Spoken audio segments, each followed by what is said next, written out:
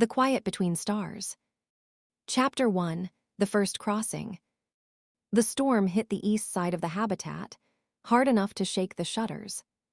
Syra kept her eyes on the relay bed. If the test failed tonight, Outer Loom would seal the records before sunrise and call the last 2 years a mistake. No one in the room spoke.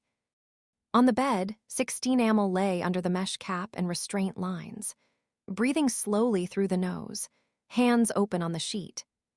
Contact threads ran from the cap into the bed frame, and down into the ceramic housing beneath it, where the mineral core sat fixed in its mount.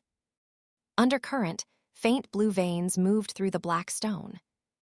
The off-world chamber was 13 light-years away. The air-gapped deck beside her was there for that reason. The test window itself had been arranged years earlier by courier packet and beam traffic. If the FAR operator had missed it, nobody here could know, until Amel woke. Syra checked the console again. REM threshold tracker live. Q channel armed, mineral housing stable, biological matrix within tolerance, wake recording active, local chamber within range. She already knew every line. She checked them anyway. Her wristband pulsed for confirmation. She pressed her thumb to it. The lights dipped and came back colder, backup spectrum, storm load. Still, nobody looked up. At the far wall, a narrow section of window remained uncovered. Beyond it, Raheel 4 filled half the sky, banded gold and iron under high cloud, its upper weather lit now and then by silent lightning. Below it, Oruna's own storm front rolled over the jungle canopy in thick black layers. The whole system looked unstable. It was one reason Outer Loom had come here. Another was profit. The contamination lock cycled open.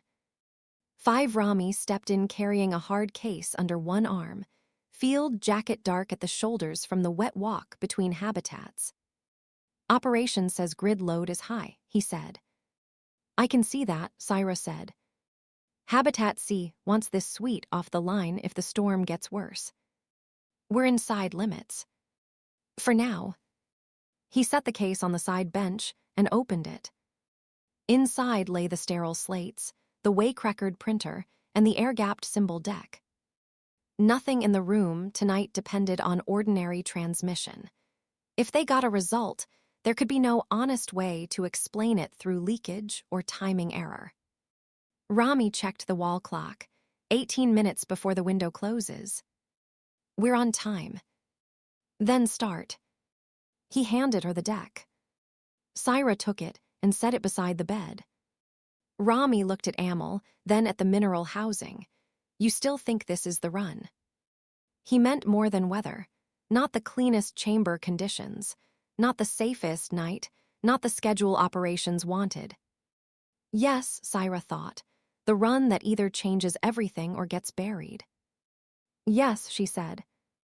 Rami held her gaze for a second, then nodded and stepped back toward the wall. At the central console, the assistant tech finished the final line test and cleared his throat. Local chamber clean, he said. Q latency within range. Housing draw stable. Basin batch holding. The young man's name was Darren.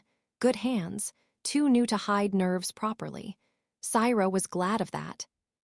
People who still looked nervous in relay rooms were usually paying attention. She opened the symbol deck. Tonight's task had to be simple. No speech, no complex pattern. Nothing an exhausted operator could almost remember and then accidentally improve. The slate flashed under her fingers. 3 broken circles inside a square with one open corner. Good. Easy to draw, hard to guess. She angled the slate so only Amel would see it when the time came. Amel shifted once on the bed. Darren raised 2 fingers from the console. Close. Syra moved to the bedside. They had been running Oruna local guided windows for months. Enough success to stop laughing at the work. Enough failure to keep sane people from celebrating. But tonight was different. If this worked, A decision could cross the gap faster than any contract update, convoy signal, or distress beam ever had. The thought dragged up an older room. 2 years earlier, field clinic, heat trapped under plastic, mud on the floor, a roof loud with stormwater. 3 surveyors back from a basin run near the storm belt, all of them tired enough to be angry. The same dream, they kept saying. Not the same type of dream, the same place. Black water under a concrete stair, a short rail with one section missing. Something overhead that made no sound, but changed the pressure in the room. Syra had dismissed it at once. Field stress, local contamination, suggestions spreading through a tired team. Then a medic had shown one. Surveyor a memory marker during a private scan. The next morning another surveyor, who had not been present and had not heard the marker described, reported seeing it in the dream above the water. That was the first time the overlap report stopped sounding ridiculous. Darren's voice cut through the memory. REM lock. Syra bent over the bed and lowered the slate in front of Amel's closed eyes. Target now. A quick flutter under the lids, recognition. She gave Amel 4 seconds and took the slate away. The Q channel fired, a soft 3-note sequence designed to enter the dream without tearing it open. Hairline seams inside the mineral darkened, then lit in a thin, buried blue, as if current were finding old fractures in stone. Window opening, Darren said. Syra stepped back. From the outside, relay work never looked like much. No flash, no miracle. A sleeper, a bed, a processed mineral held inside narrow tolerances, and a brain trained to recognize one artificial room inside the flood of sleep. 10 seconds. 20. Rain hammered the habitat shell hard enough to blur the jungle beyond the window. Amel's fingers curled once against the sheet, then released. 30 seconds. Raheel 4 vanished behind another wave of storm cloud. Syra folded her arms to stop herself from touching the side rail. Waiting did bad things to relay rooms. It made people hopeful too early, then stupid. She had spent too much of her life in rooms where bad data became belief because no one could stand silence. 42, Darren said. The REM trace jumped. The relay housing gave a sharp, dry crack under the ceramic shell. Darren swore and leaned toward the board. Q drift, housing seam. Rami pushed off the wall. If that core splits, that's the last clean basin cut on station until the next storm season. Correct it. Correcting. Amel's breathing changed, slower for a second, then shallow. Syra took one step toward the bed. The numbers steadied, not proof, only survival. For the next minute and a half, they watched the window hold. The metrics climbed into patterns Syra knew from successful local sessions. Synchrony, Q acceptance, strain load. Then the first hard strain markers appeared. Amel's pulse rose too fast. The breathing line flattened. A tremor moved once through the left hand and stopped. Operator strain climbing, Darren said quietly. How far? Syra asked. Still inside tolerance. Inside tolerance meant almost nothing in a room like this. It only meant the collapse had not happened yet. Amel made a low sound in the throat, not pain, effort. Window decay in 15, Darren said. Prepare wake. The Q tone shifted. The blue seam inside the mineral faded. The REM trace began to fray at the edges. Amel woke with a violent inhale. For one bad second, Syra thought the recall had failed. Amel's eyes were open but unfocused, body caught halfway between dream and panic. Then training took hold. They rolled toward the side bench, grabbed the stylus, dragged the slate close, and started drawing. Don't speak, Syra said. The stylus scratched hard enough to leave black dust. One vertical line, then a second, slightly too close to the first. Amel stopped, cursed under the breath, drew the diagonal bar, then corrected the spacing with a shaking hand. A crescent followed at the lower right, but not cleanly. The cut was shallow, almost a notch. The return symbol. Not perfect, not random either. Darren stared at the slate, then at Amel, as if trying to decide whether imperfect proof still counted as proof. Rami said nothing at all. That was worse. Timestamp, Syra said. No one moved. Darren. That jolted him. He entered the mark. Amel sagged back against the frame, skin wet with sweat now, pupils too wide, one hand trembling against the sheet. What did you get? Syra asked. Dry air, Amel said hoarsely. Metal under the floor. A table between us. Someone there was trying not to panic. They shut their eyes, trying to hold the memory in place. And the mark. On the table, not spoken, just there. That fit the room rules. Shared space, shared placement, not a clean recording. Syra took the slate. Her hands stayed steady, because she had spent years teaching them to do that. For one beat the room held. Syra looked from the slate to Amel's shaking hand. Another room had answered. The wall console chimed. Every head turned. A new channel opened, orange-banded and local. Not off-world. Internal authority override. Outer loom seal in the corner. Charter board routing. Priority immediate. Rami. Slash turned R stress letter 251 lengthened MI slash. Muttered, there it is. Of course it was fast. The board did not need a message from another system. They only needed the relay room's internal trigger conditions. Those had just been met. Syra crossed to the console and opened the notice. By authority of Outer Loom Charter Emergency Clause 9, relay suite access is now restricted. All session records are sealed pending board review. No external transmission, sample movement, or personnel transfer without local board authorization. Compliance team en route. For a few seconds, nobody said anything. Then the relay suite answered for itself. The main data ports sealed with a hard mechanical click, and the contamination lock at the far end of the room began to cycle. One system had taken custody before a human voice in the room could. Amel tried to sit forward, then stopped and pressed a hand over one eye. Easy, Syra said. I'm fine. You're shaking. I know.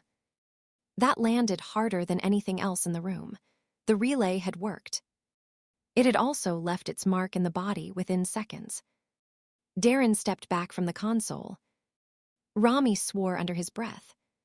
Syra still held the slate. The distorted return symbol sat on it in rough black lines. Nothing in the room could explain it away now. She had expected triumph if it worked. The feeling came. It lasted maybe 2 seconds. What followed was sharper. Not wonder. Exposure. Outside, the storm hit the habitat hard enough to rattle the light fittings. Beyond the sealed walkways, the jungle kept taking the weather without asking permission from anyone. Then the inner door opened, and local security stepped into the room. The quiet between stars. Chapter 2, Clause 9. First, Clause 9 had not simply triggered. Someone had prepared for it. Second, Kian had been waiting nearby. The shell was dry. The boots were not. Whoever had staged this had kept him in an inner corridor or a neighboring habitat lock until the suite tripped its own alarm. Then they had sent him through the storm with security at his back and paperwork already live.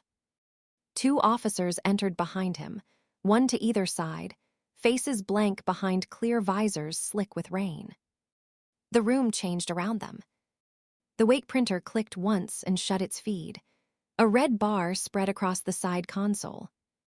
The data ports along the wall sealed under retracting covers, with a line of soft metal snaps.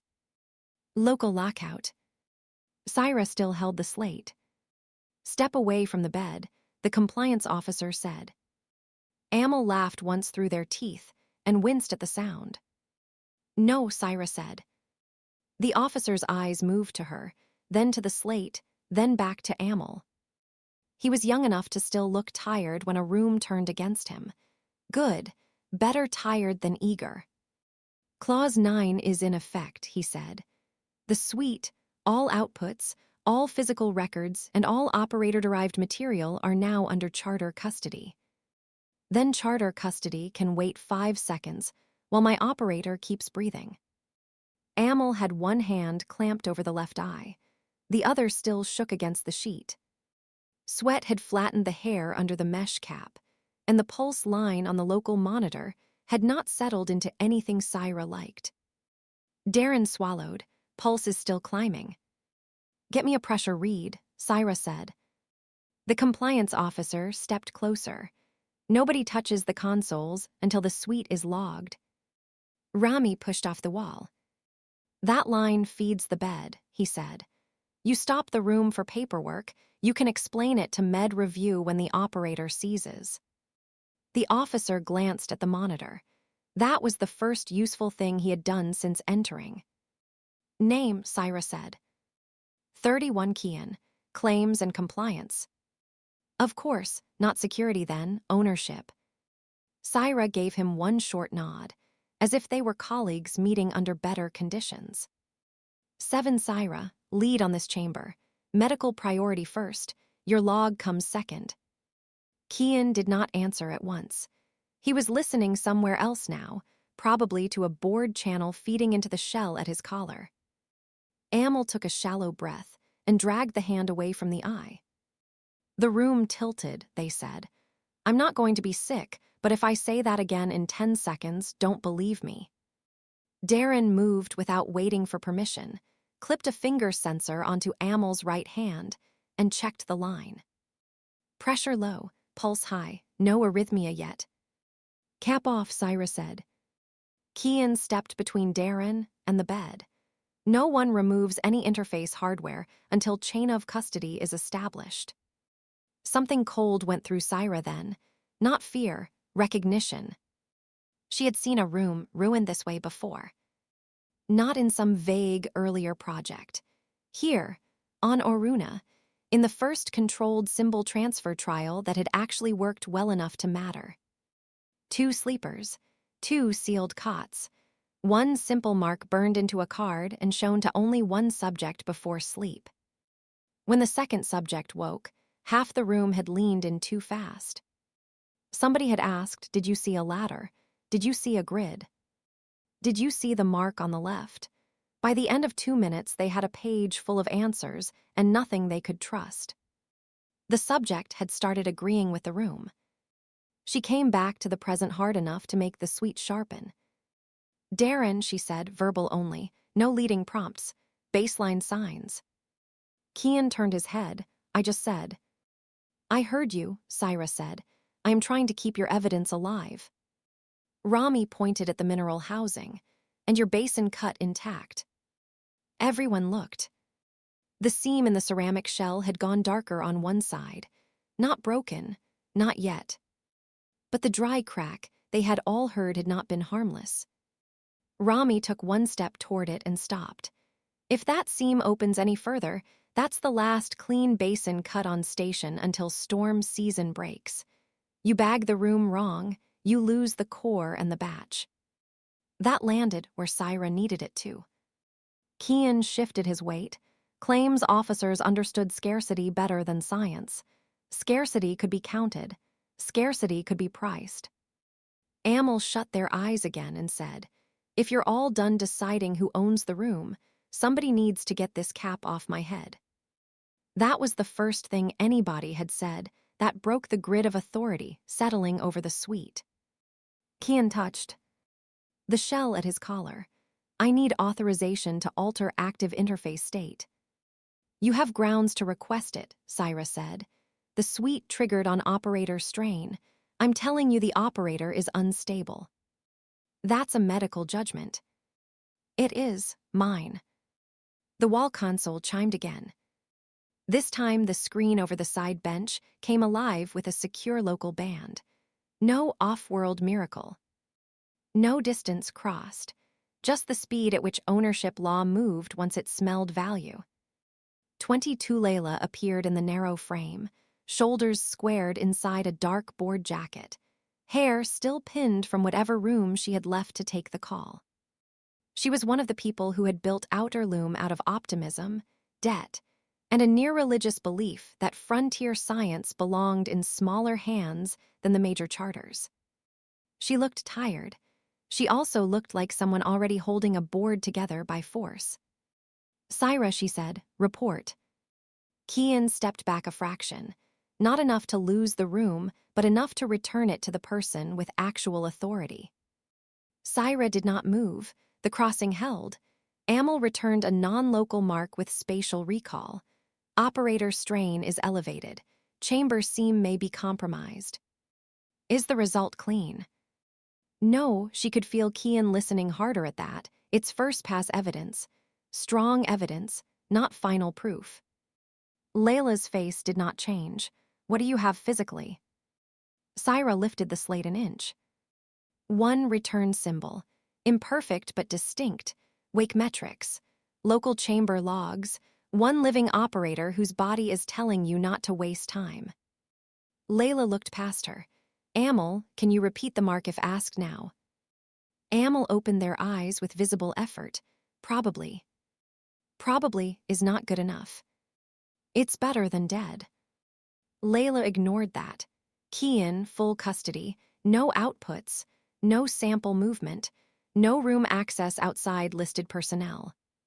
Syra took one step toward the screen. If you freeze the room now, you turn one strong result into a legal object before it becomes scientific evidence. Layla met her eyes. It became both the moment clause 9 triggered. Then you are making the wrong choice first. No, Layla said, calm enough to be dangerous. I am making the first choice that keeps the discovery attached to Oruna at all. That stopped even Rami for a second. Layla kept going. I already have a patent hold motion on the board and another to bury the result. If this leaves the suite as rumor instead of record, meridian span moves before morning. Lock it down now. It was not villain language. That was the problem. It was the language of risk, precedence, and the exact logic that had made Outer Loom possible in the first place. Rami was the first to answer. Lock it down too hard, and you lose the operator before you lose the site. Layla turned to him. You are operations. I'm also standing in the room. Then tell me whether the chamber can be stabilized under seal. Rami looked at the seam again. Maybe, if nobody treats it like transport cargo. Kian lifted a tablet from his shell sleeve. The display glowed with layered custody forms, auto-populated incident tags, and a biometric chain already hungry for names. Sweet lock is holding, he said. Printer feed is frozen. 2 physical slates visible. 1 active operator. 1 chamber core at risk. I need evidence allocation and medical authority. The phrase was almost funny, as if the room could be sorted by categories without changing what it meant. Syra set the slate on the side bench, but kept her hand over it. You do not bag that until I get a duplicate impression. Kian looked at her hand. That is now charter property. It is still unstable evidence. If you mishandle the graphite, you lose edge definition. We can image it. With what? Rami snapped. The room port's just sealed. Darren spoke for the first time in almost a minute. The optical bench, it's local, he said. Every head turned toward him. He went still, realizing too late that he had just become part of the argument. Syra seized it. Good. Then we use the bench, local only, no network.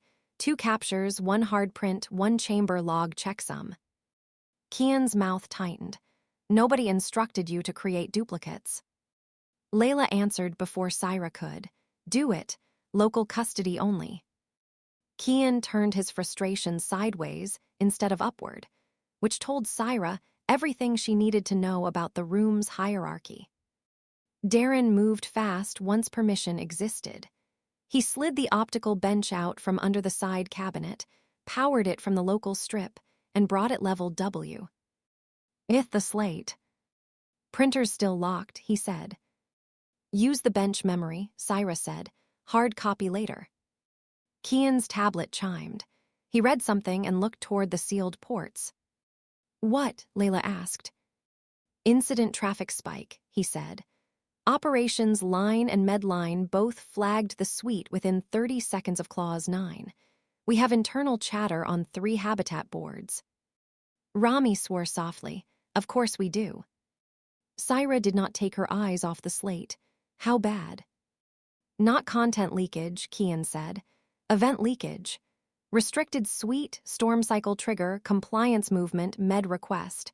Enough for speculation." Rami gave a short, grim nod. Habitat C sees power shifts.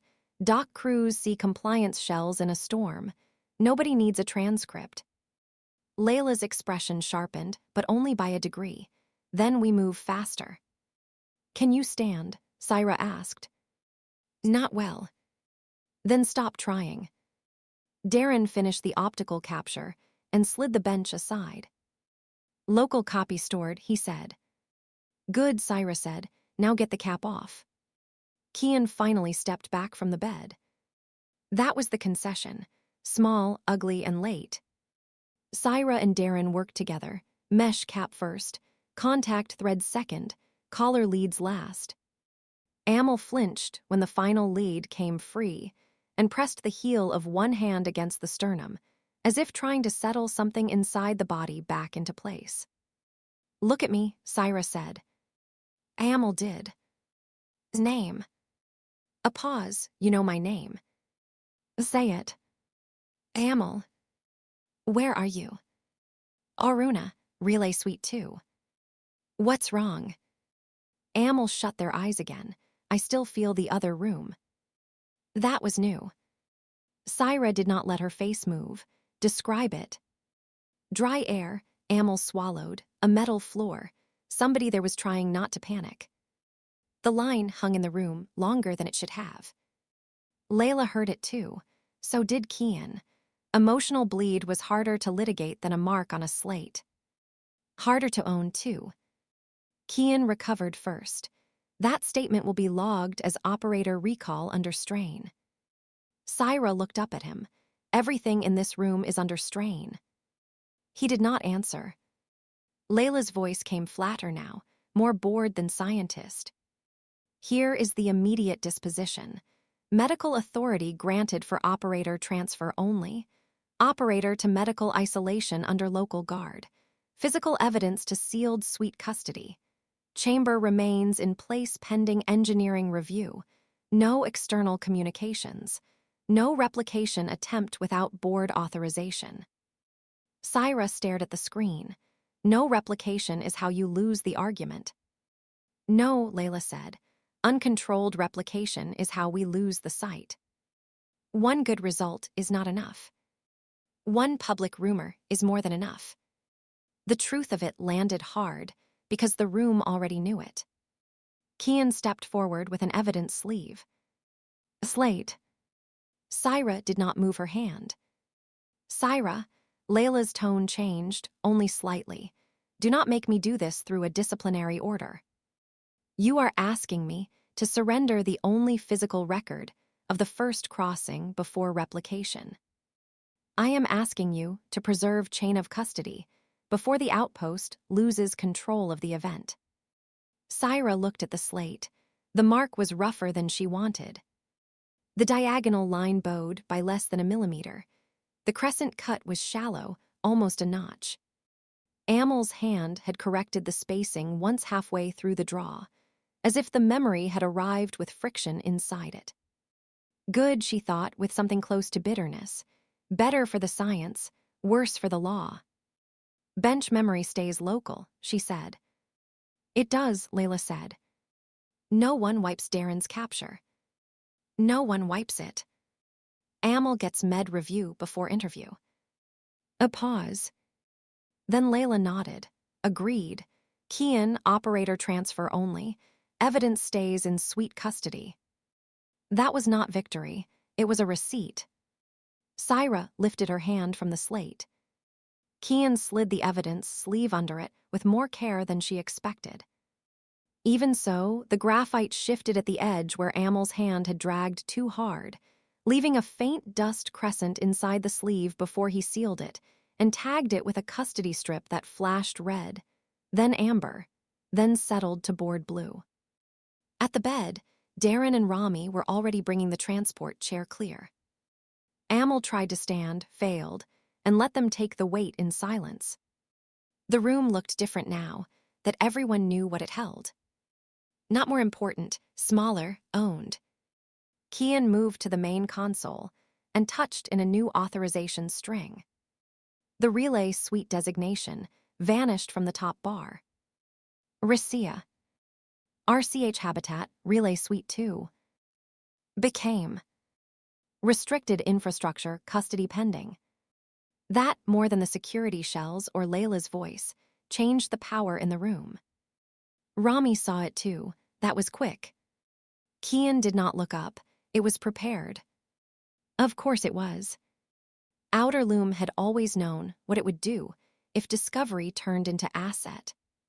It had probably rehearsed the paperwork before the first basin batch ever reached the lab. Syra looked once toward the shuttered window. Rain hammered the shell. Amel was halfway to the door when Layla spoke again. Syra, you are not relieved. That surprised her enough to show on her face. You are restricted, Layla said, not removed. I still need the person in this room who knows what happened inside that chamber better than anyone else on the moon. Syra almost laughed, but the impulse passed before it reached her mouth. The contamination lock opened. Cold, damp air brushed in from the corridor beyond. Kian sealed the slate into a hard case. Darren pulled his hands away from the console as if it might bite him. Rami watched the chamber seam and the failing core as though that, not the board order, were the real emergency. Security took positions by the door. The first crossing had lasted less than 2 minutes. The lockout had taken less than 1. By the time the transport chair crossed the contamination lock, the door was already sealing behind it. Chapter 3, Weak Ground.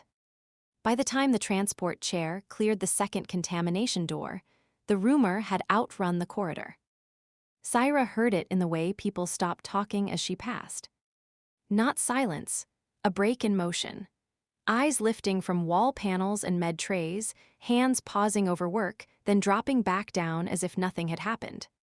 The outpost was too small for secrecy to travel cleanly. Once compliance shells crossed a habitat in storm weather, everyone knew something had broken loose somewhere. Amel lay back in the transport chair, with both hands gripping the arm rails hard enough to show tendon. The relay cap was off now, but the imprint of the mesh still marked the skin at the temples. Their breathing had settled from panic into something merely bad. Look at me, Syra said. Amel opened one eye. Still here. Name. Amel. Where are you? Medical Corridor 3. What hurts? The answer changes every 15 seconds. That was better than encouraging. It was at least oriented. The med bay door irised open. The room beyond was smaller than Syra wanted and more familiar than she liked.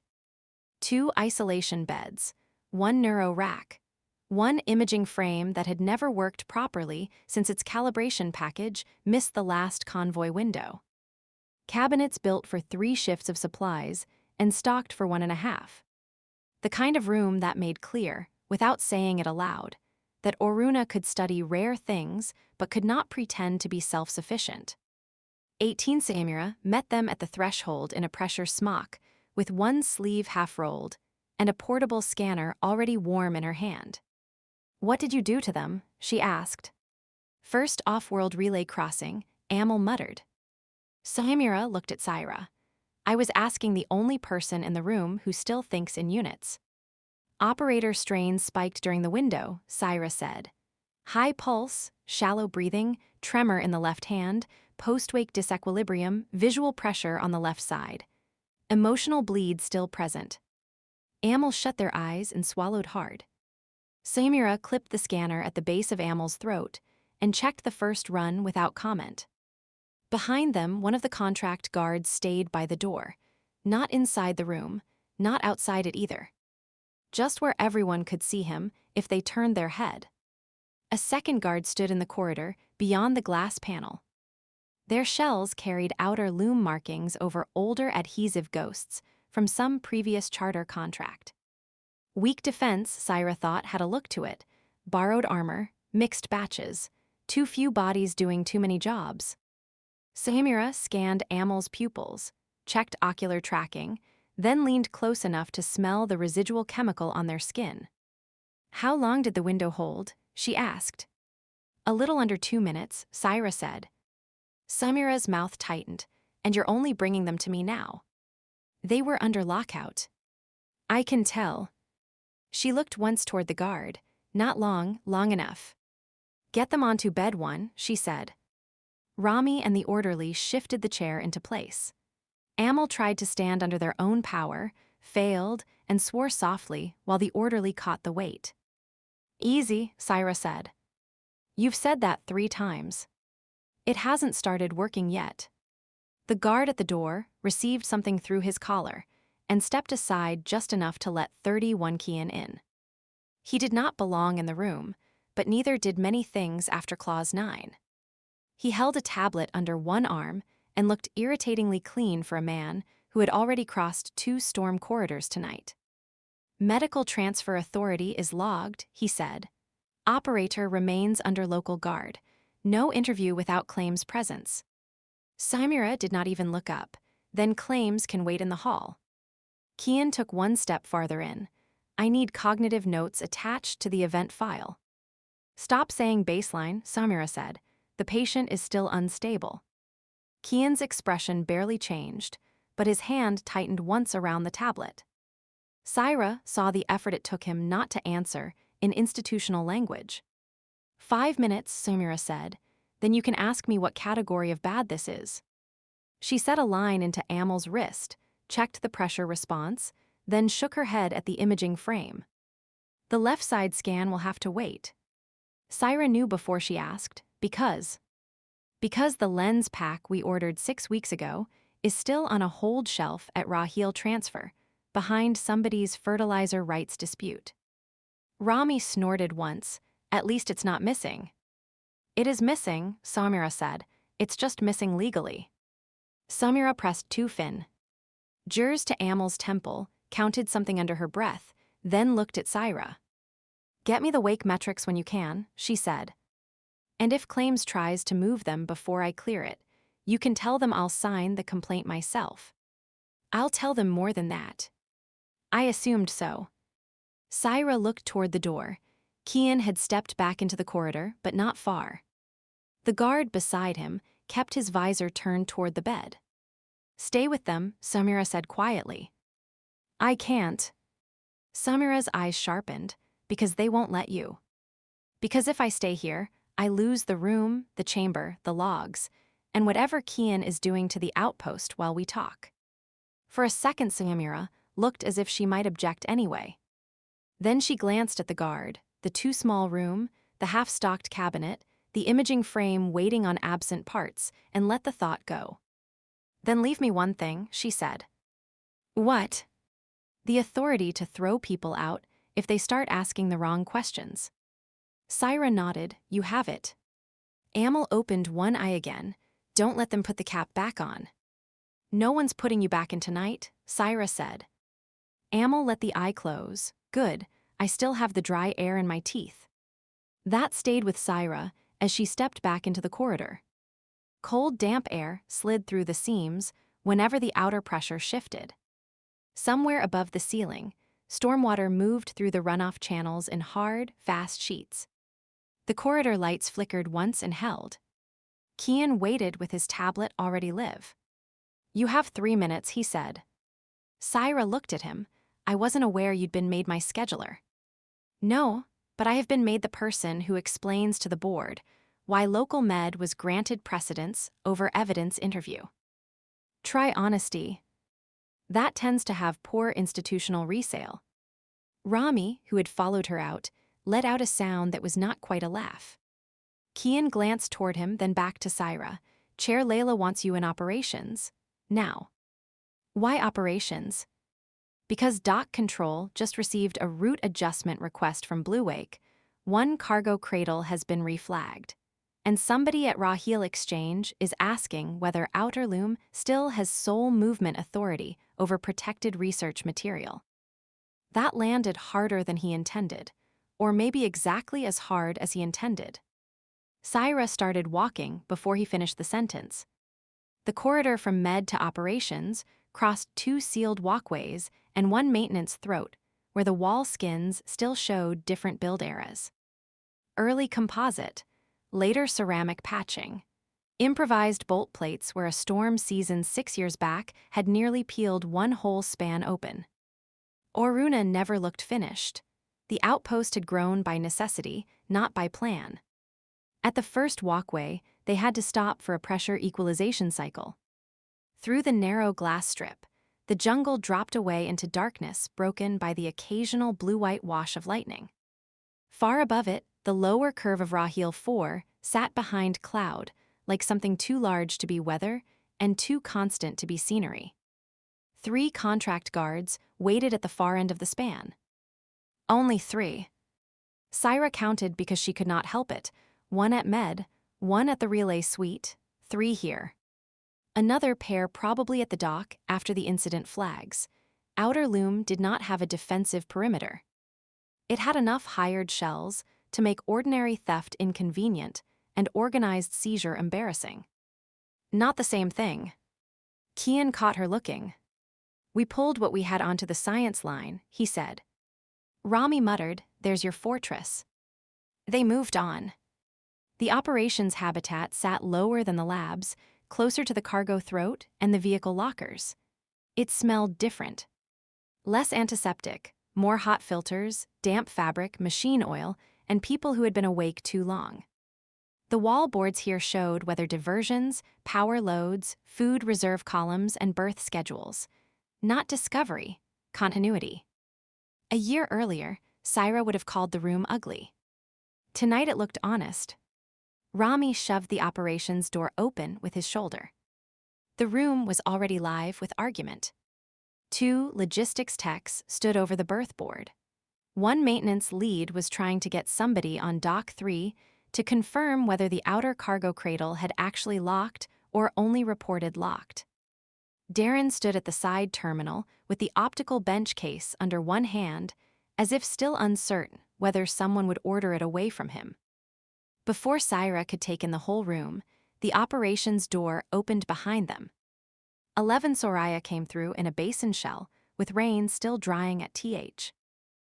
Cuffs. That surprised Syra less than it should have. If the Stormbelt access lines were about to change, Soraya would know before most of the scientists did. Half her field teams worked the basin margins, and more of them than the board liked understood exactly what Outer Loom meant when it called something protected. Layla appeared again on the central wall band, now with a legal packet open beside her face. You're late, she said.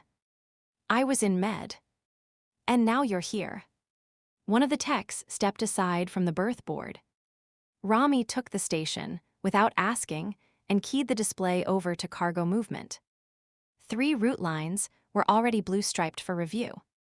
1 outgoing materials, shuttle to Raheel transfer, hold pending claims authorization. 1 inbound freezer pallet from Blue Wake Freight, berth shifted to central warehouse lock. 1 routine spares drop for med and filtration systems, delayed, manifest reconciliation. Syra stared at the 3rd line. They delayed med spares over an incident flag. Not officially, Rami said. Officially, they delayed them because the routing stack reprioritized secure movements. Same result either way. Soraya came straight to the berth board and slapped a damp access tag against its frame. My field crews just got turned around at Basin Gate 3. Layla's eyes moved to her. No one suspended access. You froze the route under safety language, Soraya said. They're still standing in storm gear waiting for a corridor that won't open. Kian touched his tablet and pushed a cached packet from the local operations store to the side screen. "This is the oversight request," he said. The header carried Raheel Exchange arbitration marks, a blue wake attachment, and beneath both of them the clean, narrow emblem of Meridian Span Systems governance. Not from 13 light-years away, not from some magical instant audience beyond the stars. From people already in system, because trade had been here before discovery. Layla read it aloud without inflection. Provisional observer status requested for any protected research designation likely to affect system freight risk, charter solvency, or intersystem contractual exposure.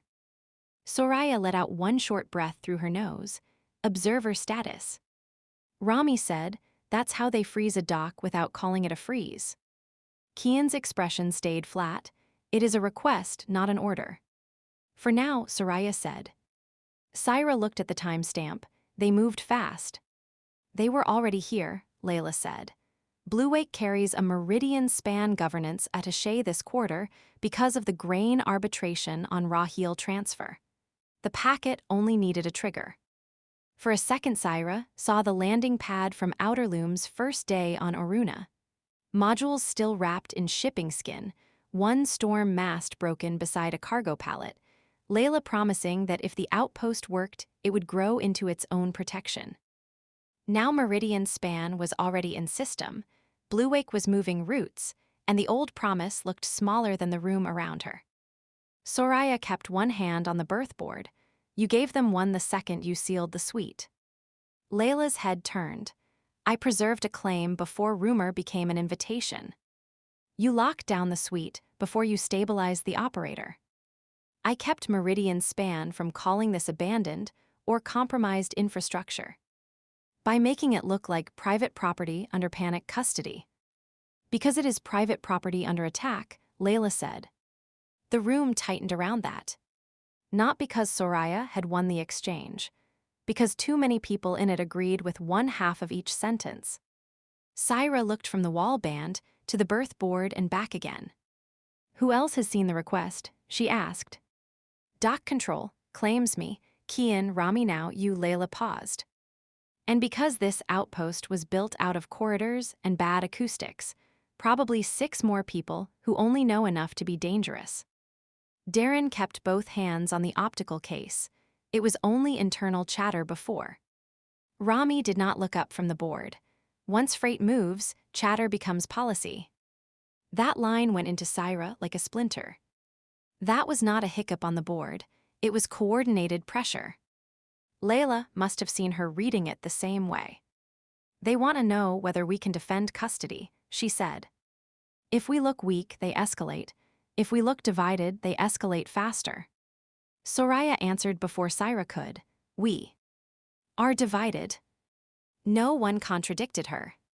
One of the logistics techs glanced at Rami, then at the wall band, then decided to become invisible instead. Darren looked down at the optical case.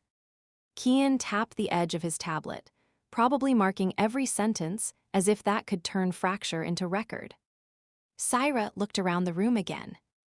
3 changed freight lines were enough to make it feel smaller. What do you want from me? She asked Layla. The same thing I wanted 2 hours ago, precision. Try again. Layla did. I want an internal technical position by first light. What exactly happened? What can be repeated? What can't? What fails if the chamber seam worsens? What the operator cost means? And whether the basin line can be protected without shutting the whole moon down. Because the board is split. Because the board is split, Blue Wake is nervous. Meridian Span smells weakness. And I need one document in this system written by someone who still cares whether the thing is true. That, more than the speech in Chapter 1 or the lock in Chapter 2, sounded like the outer loom Syra had agreed to work for. Dangerous because it still carried a piece of the old ideal inside the new appetite. Soraya looked at Syra now instead of Layla. And what do the basin teams get while you write your document? She asked. The question was fair enough to hurt. Rami answered before Syra could. If the seam on Suite 2 opens, they get nothing. We already burned the last clean cut on that batch. Soraya's jaw shifted once. So we freeze field access because science broke its own chamber. No, Syra said. Everyone looked at her. No one freezes the whole basin line because one chamber cracked. But no one goes back into the storm belt margins until I know whether the seam failure was chamber stress, batch weakness, or something in the processed cut itself. That sounds like a freeze with better language, Soraya said. It sounds like not treating an untested source cut like warehouse stock. Rami glanced over at her, not agreement exactly, recognition. Layla said, put that in the position paper. Syra ignored her for a moment and kept her eyes on Soraya. I need 6 hours, she said. You get that?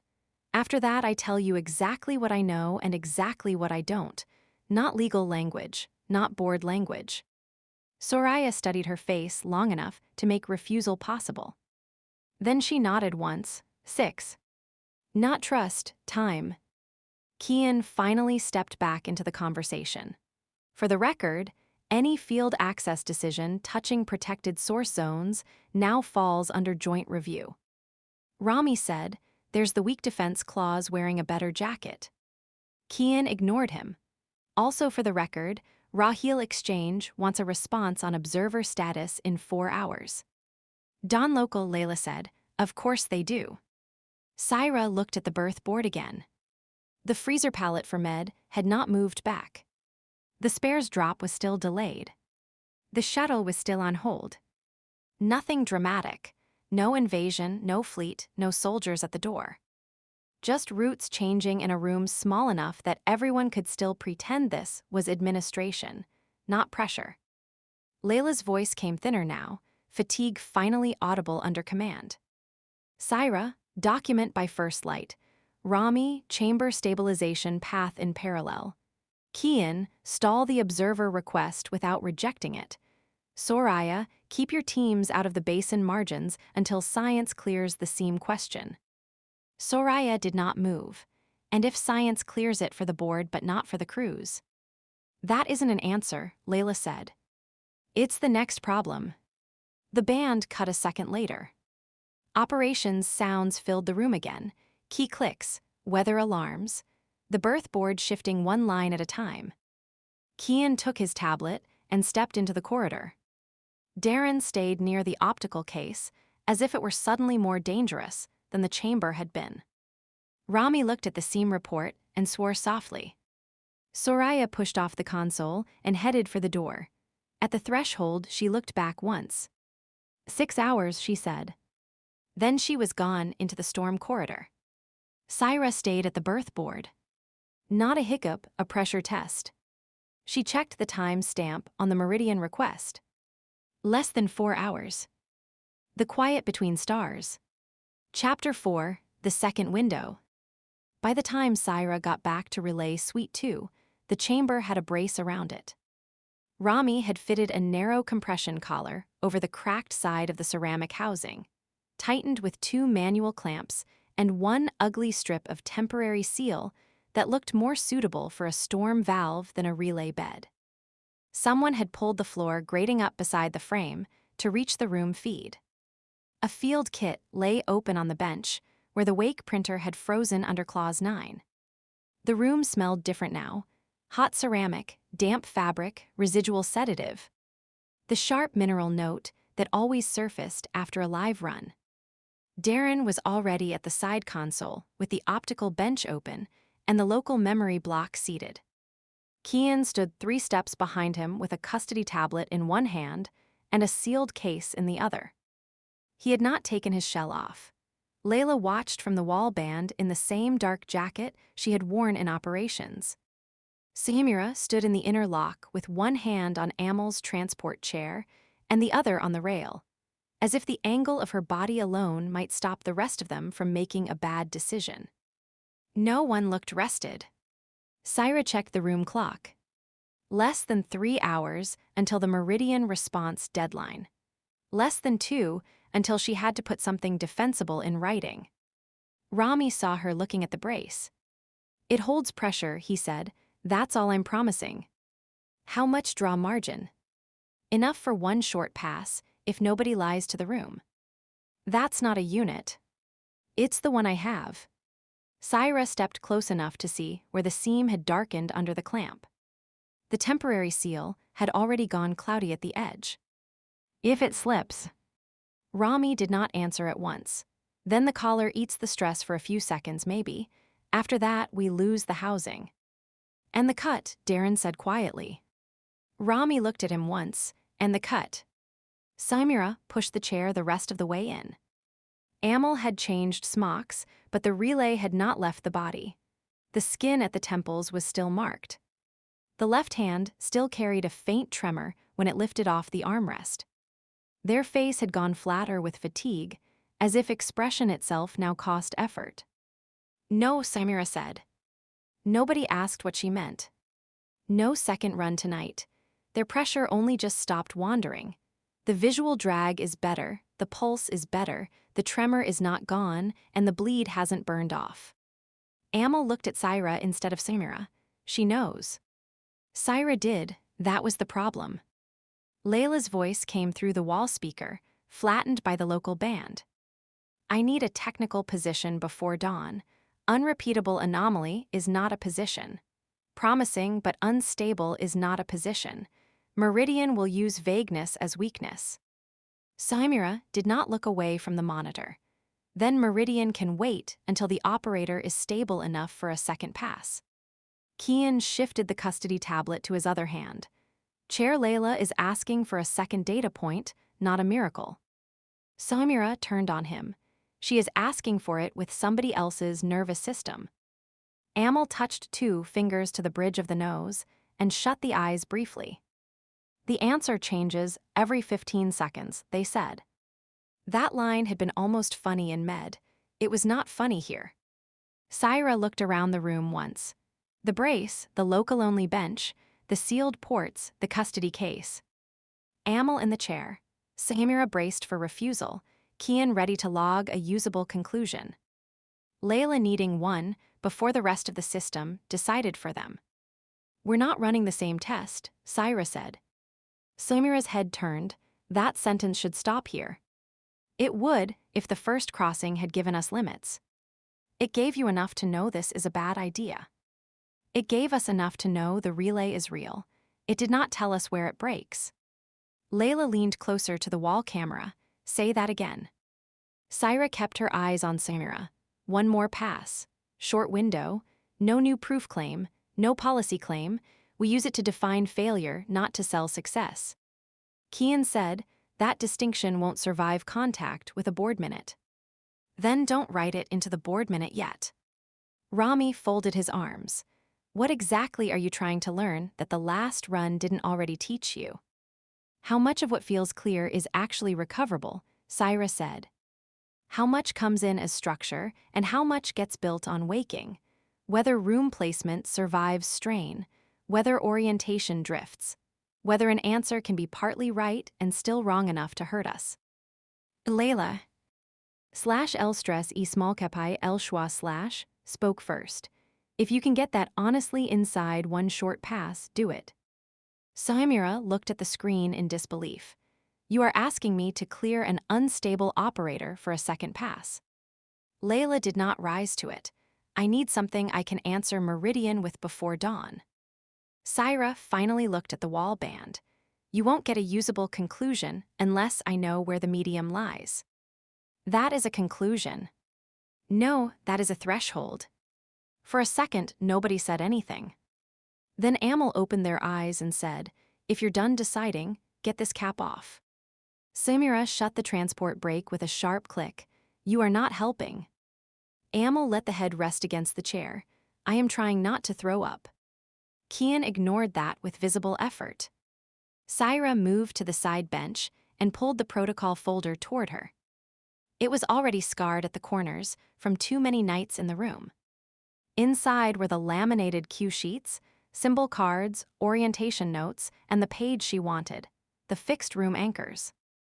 Table, stair, broken rail, hanging shape. Same architecture, same repeated space, no guesswork if the room held. Her fingers rested on the page long enough to bring back the first time it had worked. Not the first overlap dream, not the first shared image under sedation, the first stable room. The lab had been smaller then, one habitat module earlier, before the chamber housings got proper shells, and before anyone understood how much a repeated space could seduce a team into confidence. 2 local sleepers under light supervision. Syra on the floor beside the bed with a notebook on her knee because the room systems were still unreliable. The first subject had woken pale and sweating and described the black water, the stair, the rail, the table.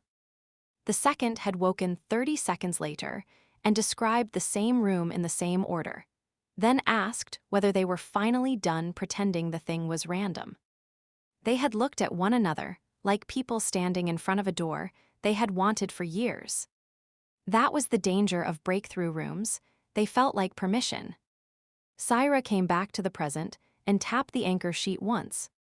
No open content, she said, no improvisation. Remote operator receives one protocol choice only, 3-part structured packet. Symbol, placement, urgency band, that's all. Darren straightened a little. Which packet? Syra took the grease pencil and marked the sheet. Packet 2. Rami leaned closer. That's the hold packet. It is the ambiguity packet, Syra said. It forces placement, not just symbol. Darren nodded slowly. Kian did not explain. Syra did not look at him. Symbol without placement invites overread. Placement without urgency invites confidence. Packet 2 uses all 3. Samira still had one hand on the transport chair, and if the operator drops the third element, then the session proves my point faster. Layla's voice came back through the band. What is the actual question? Syra set the pencil down. Can the relay produce content that looks usable before it is verified? Kian looked at the page. The board will read that as a hold. Then log uncertainty, not instruction, Syra said. Samira looked from one face to another and realized no one in the room was going to stop unless she did it herself. She crouched in front of Amal instead. Look at me. Amal did. You tell me now if the room is still in your body. A pause. Less than before. Do you still have the dry air? Yes. The left eye. Pressure, not drag. The hand. Amal lifted it. The tremor answered for them. Samira watched the hand and made a decision she disliked. 1 minute, she said. No more. If pulse spikes hard, if breathing flattens, if the eye pressure returns, I pull them out whether anyone in this room likes it or not. Kian started to object. Layla cut him off. Logged, she said. That irritated him more than refusal would have. Darren cleared a space on the bench and slotted the local memory block into the optical bench. Syra handed him the anchor sheet. Bench capture only, no room line.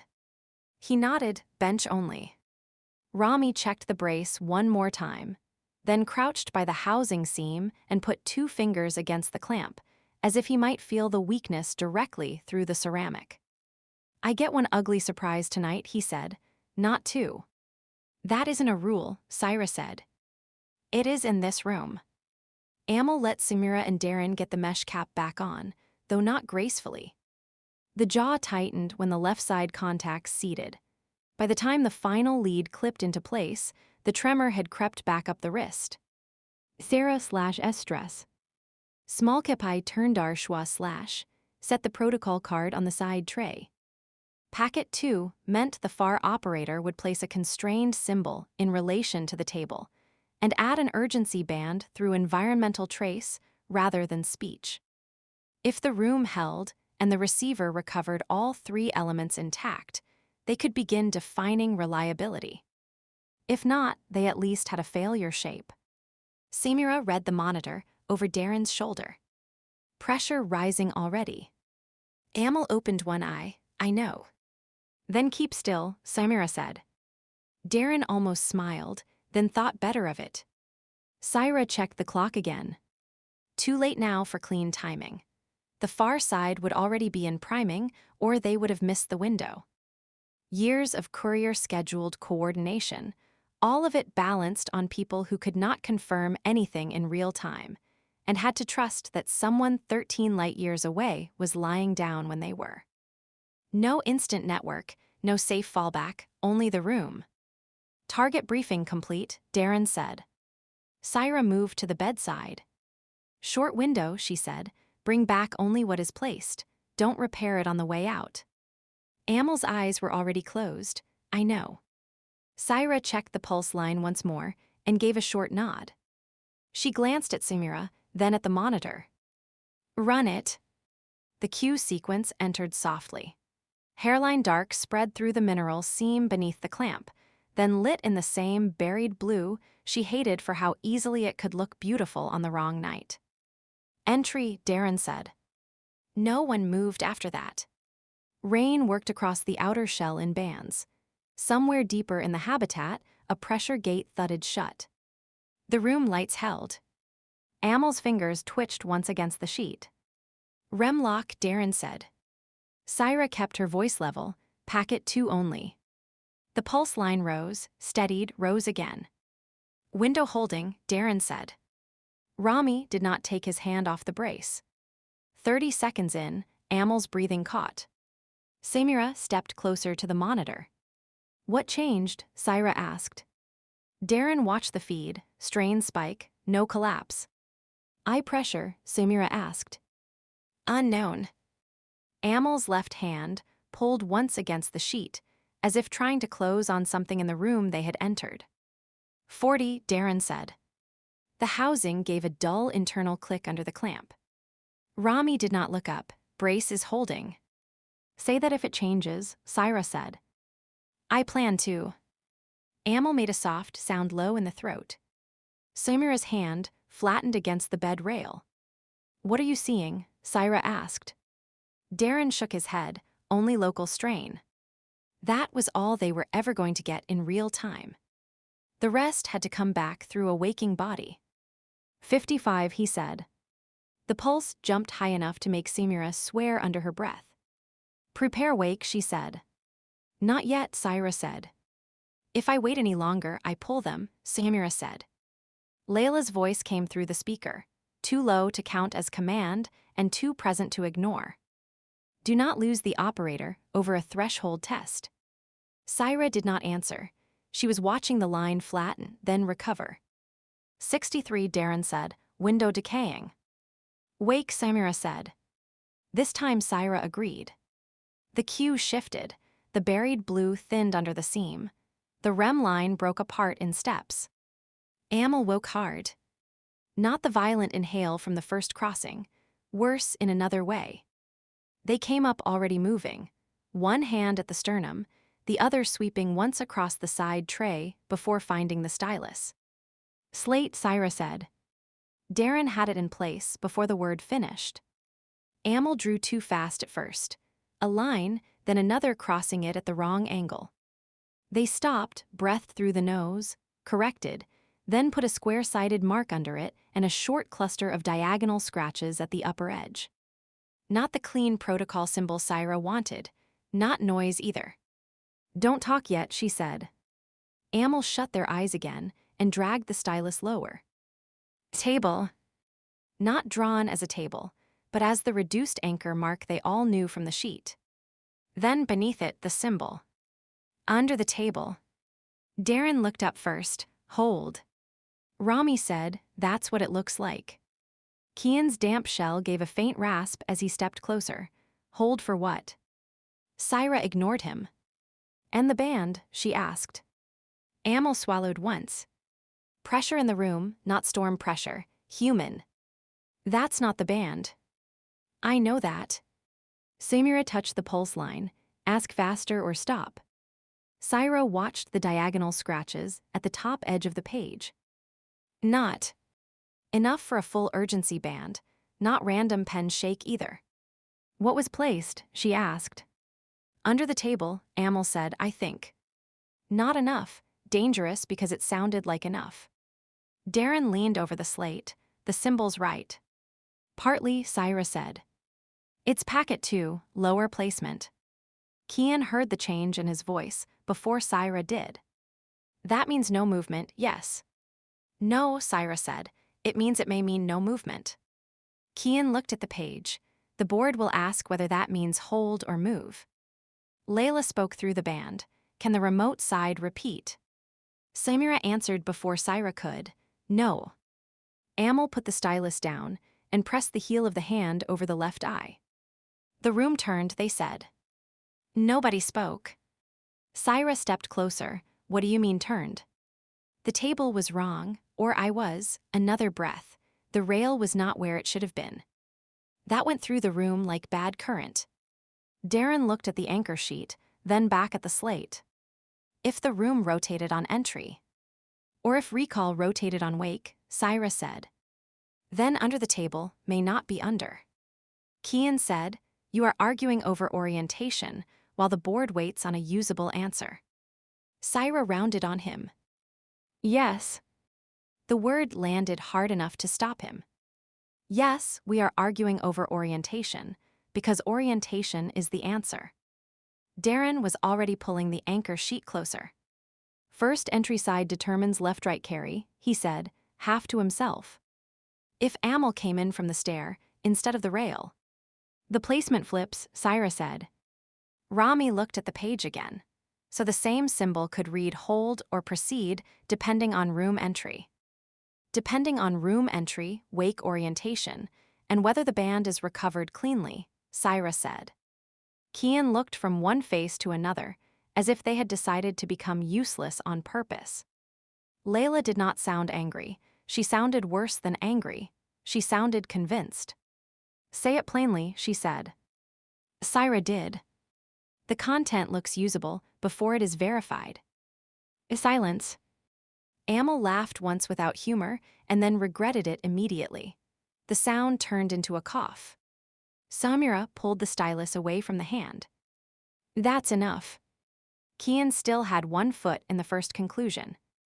The base symbol is still recognizable. So is a face in bad weather, Syra said. That does not make it testimony. Layla's image held on the wall screen for a full second longer than anyone liked. If the board asks whether the second pass confirms operational use, she said, what is your answer? Syra looked at the slate. Under table placement, damaged urgency band, human pressure instead of clean environmental trace. A room that had turned or been remembered turned. No, she said. My answer is that it confirms the relay can produce action-shaped errors. Kian made a small sound of frustration. That phrase will spread. Good, Syra said, maybe it should. Rami straightened slowly from the housing seam. What does that do to the paper? Syra kept looking at the page. It changes the first rule. Say it, she said. Syra took the stylus back from Samira, flipped the protocol folder to the blank incident page, and wrote in block letters because nobody in the room was calm enough for elegant script. No relay output becomes action, policy, or broadcast without verification. She wrote beneath it before anyone could object. Verification minimum. Repeated send, dual operator confirmation, or external material check. Layla exhaled once across the speaker. It will also make every board member in my life furious. Kian looked at the line, then at Syra. Syra tore the page free and handed it to him. He did not take it immediately. Then he did, because Layla had not told him not to. Samira was already taking the cap off Amal for the second time. Faster now, less argument. The left side contact came free, and Amal flinched hard enough to show how thin the margin had been. No more tonight, Samira said. This time, nobody challenged her.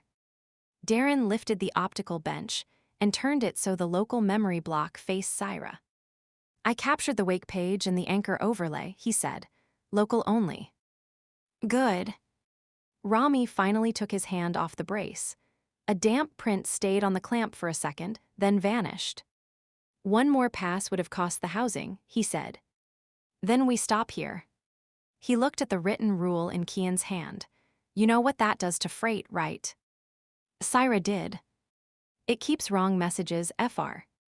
Moving faster than parts, she said. Rami considered that and did not disagree. On the wall band, Layla's face had gone tired again.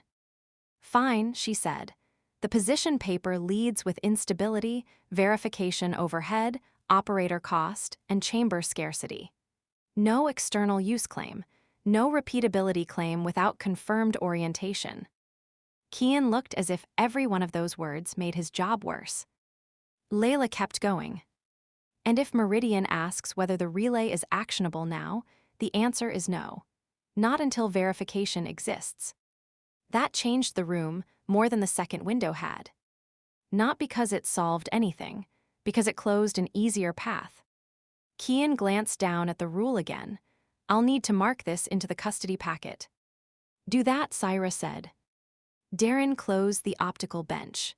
Samira led the transport chair back toward the inner lock with one hand on the rail and the other at Amel's shoulder.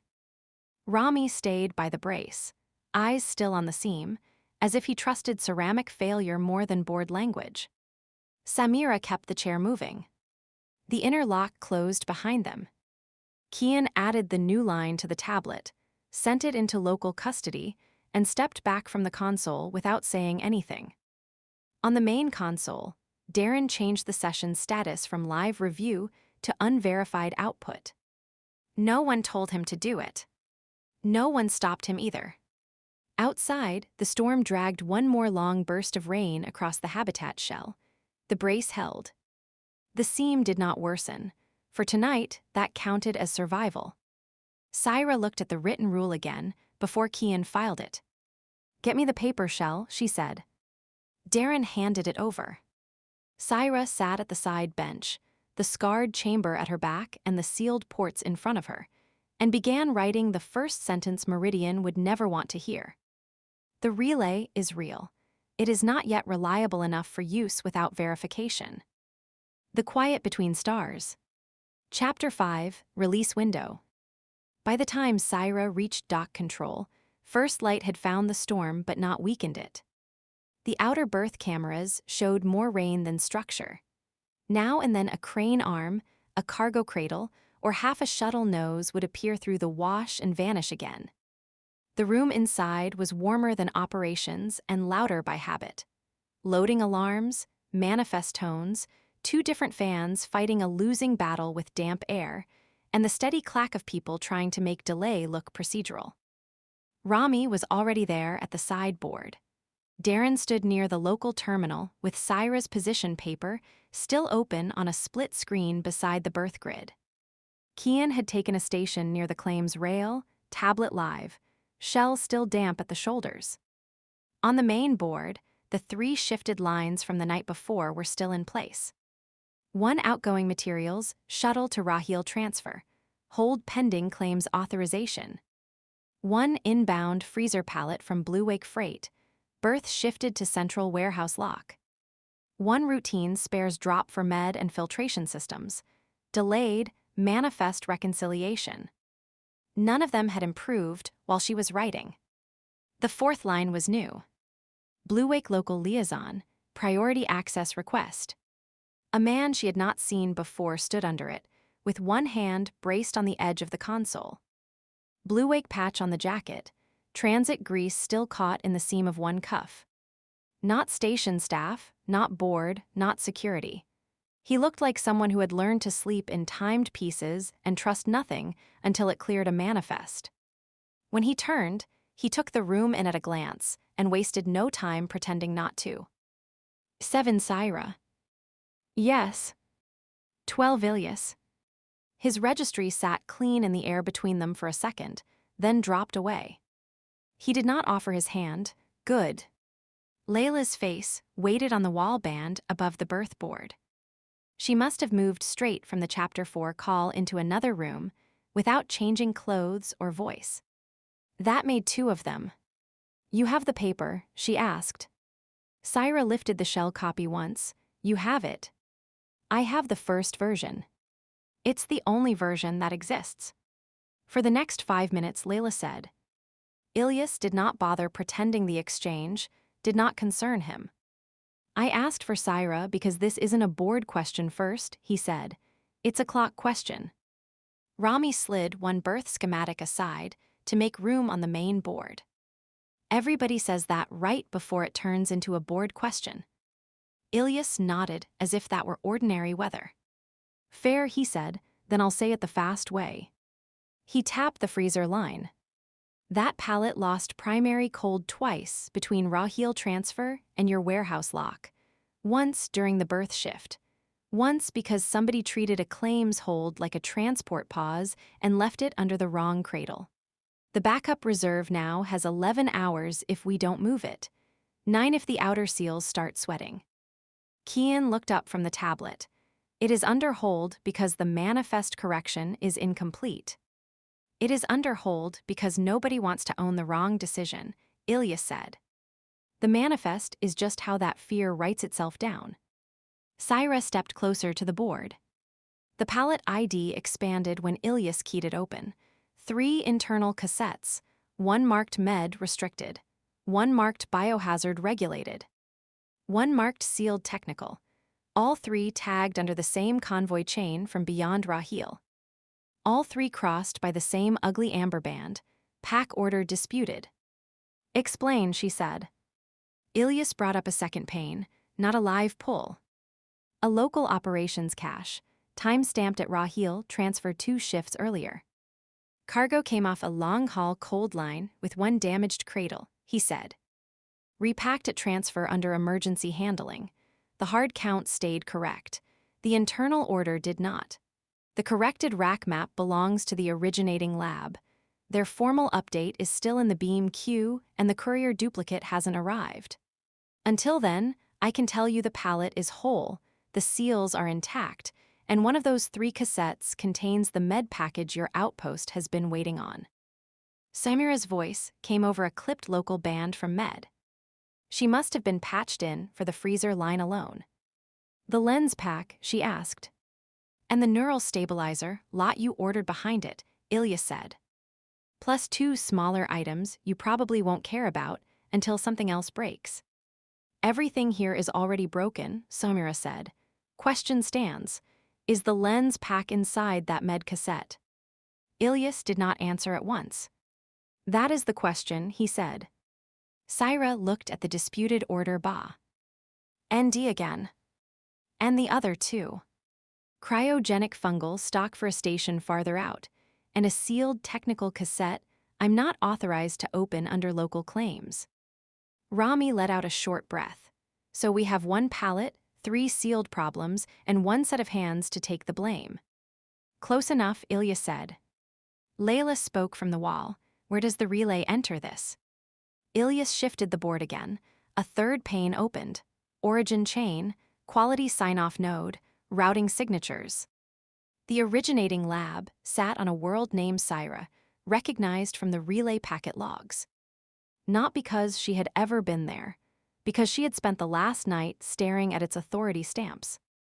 The quality sign-off for the pallet is tied to the same remote research complex handling your scheduled relay windows, he said. Not the same room, same site cluster. If you can ask 1 verified question there before reserve cold fails here, I can release the right cassette without cracking the whole chain open blind. Kian said, you are asking for relay use on commercial freight. I'm asking whether 1 answer can arrive before 11 hours disappears, Ilyas said. Call the cargo, whatever helps. Layla's face did not move, but her attention sharpened. Syra heard the danger in the room before anyone named it. Samira did it for them. Amal is not going back under, she said. That was not the question, Kian said. It was always the question, Samira said. I prefer not to clear a second pass on an unstable operator. Ilyas looked at the berth board, not the wall band. How many local operators do you have? He asked. Not enough, Syra said. 1 if Samira changes her mind. None if she doesn't.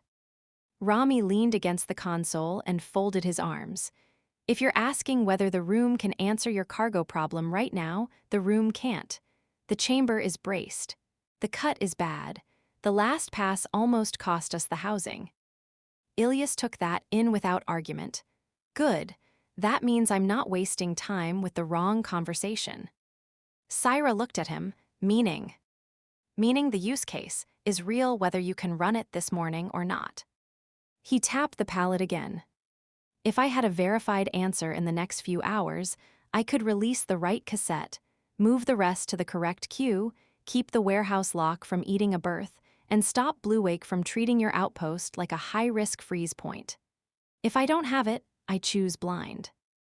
What does blind mean? Syra asked. Ilyas brought up the reserve cold graph, a downward line, a narrower downward line beside it for the warehouse rack. A third for local med cryo. Blind means I move the med cassette first because that carries the highest human cost and the shortest internal liability path, he said. It also means the fungal stock may go warm before the Origin lab can contest the decision, and the sealed technical cassette stays frozen on expensive caution while the queue behind it backs up. Rami looked at the clock, so one wrong hold eats 3 lines. Now you're speaking freight, Ilyas said.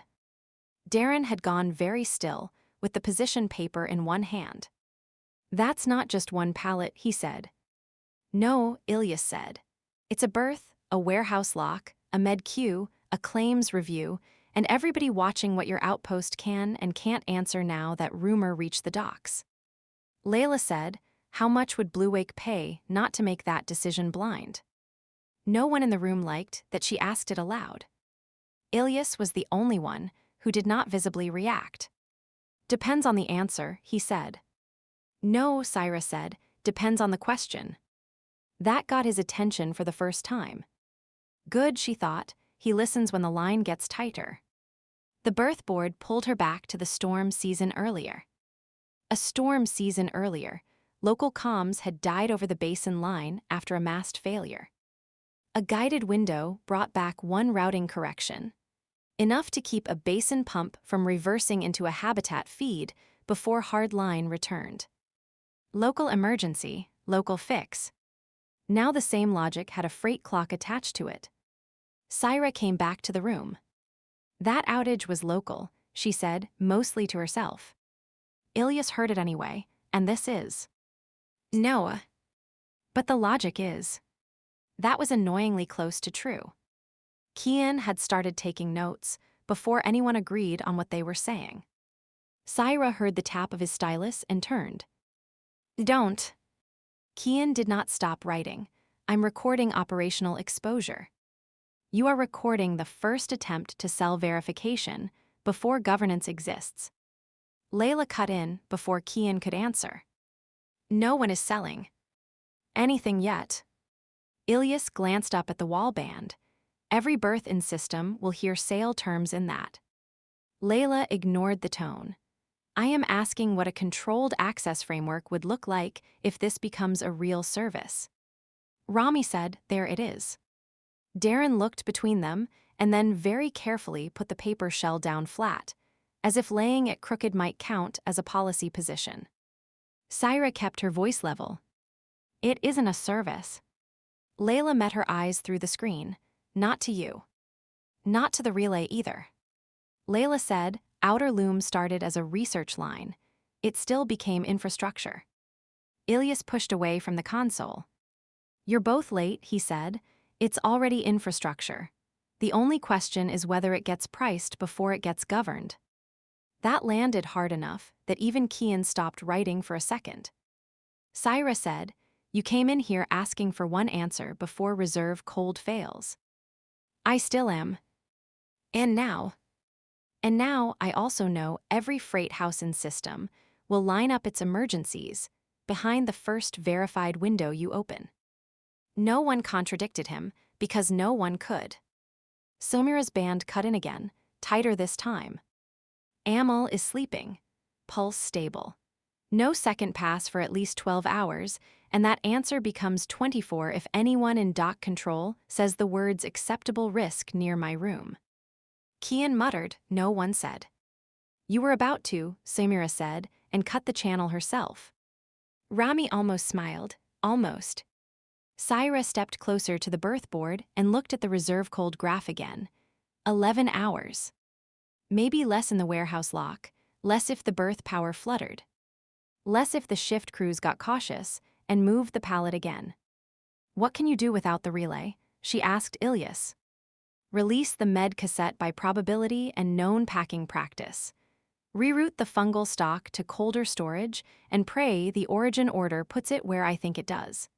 Keep the sealed technical cassette untouched because claims will start screaming the second I cut into the wrong one. And if your guess is wrong, then Oruna gets the wrong cassette, Med still waits, the culture dies, and Blue Wake learns the cost of trusting a weak lock under disputed authority. He said it without drama. That made it worse. Layla looked at Syra. This is what Meridian will understand before noon, she said, not the ethics paper, the Q effect.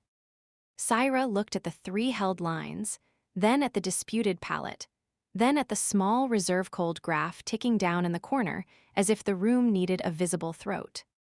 You are not getting a window this morning, she said. Ilias nodded once. I know. That doesn't surprise you. No. Why ask then? Because I need to know whether you understand what the relay changes, even when you can't run it. Rami barked out a short sound that was as close to approval as he usually gave strangers. Layla said he also needs something to take back to Blue Wake. Ilias corrected her without heat. I need something that lets me make a narrower wrong decision. That was the first line in the room Syra trusted completely. She took the paper shell back from Darren. What exactly do you need from me? She asked. Verification thresholds, Ilias said at once. Not promises, not a board statement, a usable operational answer. If a future window exists, what question shape survives the relay, what doesn't, how many confirmations it takes, and what kinds of cargo decisions should never wait on dream output at all. Kian started writing again. This time Syra let him. Layla said, and while she writes that, Blue Wake releases the med cassette. Ilias looked at her. That would be a concession, he said. It would be rational. It would be leverage. Layla did not deny it. Yes. Rami pushed off the console. You give them exclusive access and Meridian files, observer status plus anti-competition in the same breath. Ilias nodded. And every other freight network and system will treat Oruna like a private customs gate. Kian said, exclusive preliminary access could still be framed as emergency coordination. Syra turned on him. You have managed to make the worst version of this sound temporary. Emergency coordination has charter precedent when exposure is system-wide. Say emergency coordination at dock and every berth stops moving, Rami said. Layla cut across them. No one is signing exclusivity in a dock room. Good, Syra said. Yet Kian said, too quietly. This time it broke under work instead. F argument. One of the logistics techs came over to ask Ilias whether the warehouse lock could hold reserve cold if the pallet was moved now. Another wanted Rami to confirm whether the local med cryo could take a partial transfer without tripping berth power. Darren stood beside Syra waiting, not for instructions exactly, but for a system to become legible again. Ilias looked at the berth board and made his choice. Move the pallet to med cryo transfer, he said. Open only the med cassette. Keep visual record on every seal. Claims witness present. Fungal stock stays in cold lock and rolls to second priority. Technical cassette untouched. Kian said, noted under dispute. It was always under dispute, Ilias said. Rami keyed the berth shift. One held line changed color, not solved, just moved. On the wall band, Layla watched the board update as if she were watching money choose a direction. Syra wrote fast while the room moved around her. Verification use note provisional, internal only. Relay output may assist cargo triage, only when all of the following are true. 1. The question is constrained to one structured packet. 2. The answer changes a decision before ordinary confirmation can arrive. 3. Material verification exists downstream. 4. No operator is pushed beyond medical clearance. 5. No exclusive routing or access claim is attached to the relay window. Kian saw the fifth line as she wrote it. "You don't get to put that in a technical note," he said. "I just did. That is governance language. It is contamination control." Ilyas looked over from the birth board. "No," he said, "that one stays." Layla turned back toward him. "You don't work for Outer Loom." "No," Ilyas said. "I work where cues become blame. If you tie the first useful window to one freight house, every routing call after that becomes a political call before it becomes a cargo call." Rami gave him a brief side glance. Not agreement, more expensive than that, respect. Syra finished the note and tore the page free. "Take this to Bluewake," she said. Ilyas did not take it immediately. "This is not a release authority," he said. "No. It doesn't help the palate now. It tells you what the relay can't ethically become before lunch." He read the fifth line again. Then he took the page. The birth board updated once more. Med transfer, active. Freezer lock reassigned. Claims witness required at release. The numbers did not get kinder. They only got specific. Ilyas folded the note once and slid it into the inside seam of his jacket. "If you get another window before that fungal stock dies," he said, "Dock Control needs to know before the board does." Kian said, "That will not happen." Ilyas looked at him and said nothing. He turned and started for the corridor. Syra watched him go until the dock door cycled open, and the storm sound swelled into the room. 12 Ilyas, she said. He stopped. "If I give you a verified answer later, and it saves a line, what does Bluewake call that?" He thought for less than a second. "Routing power," he said. Then he was gone into the dock corridor. Rami was the first to move. He keyed the med transfer confirmation and checked the birth load twice before signing off. Layla said, "Well." Syra did not look at the wall band. "Don't. Someone has to." "Then say it to Kian." Kian was already building something on the tablet. She could tell by the stillness in him. "What are you writing?" she asked. He did not bother hiding it. "Charter exposure note," he said. "Emergency routing precedent. Internal only." Rami swore softly. Darren looked at Syra, then at the birth board, then back to the sealed local terminals as if the room had just grown another hidden machine inside it. Syra took the note shell back, opened to a clean page, and wrote a single line across the top before Kian could finish whatever he thought he was formalizing. "No relay window may be sold, assigned, or reserved before governance review." Layla saw it and closed her eyes for 1 second. "That sentence," she said, "is going to cost us." "Yes," Syra said. Inside, the birth board no longer looked like a local problem.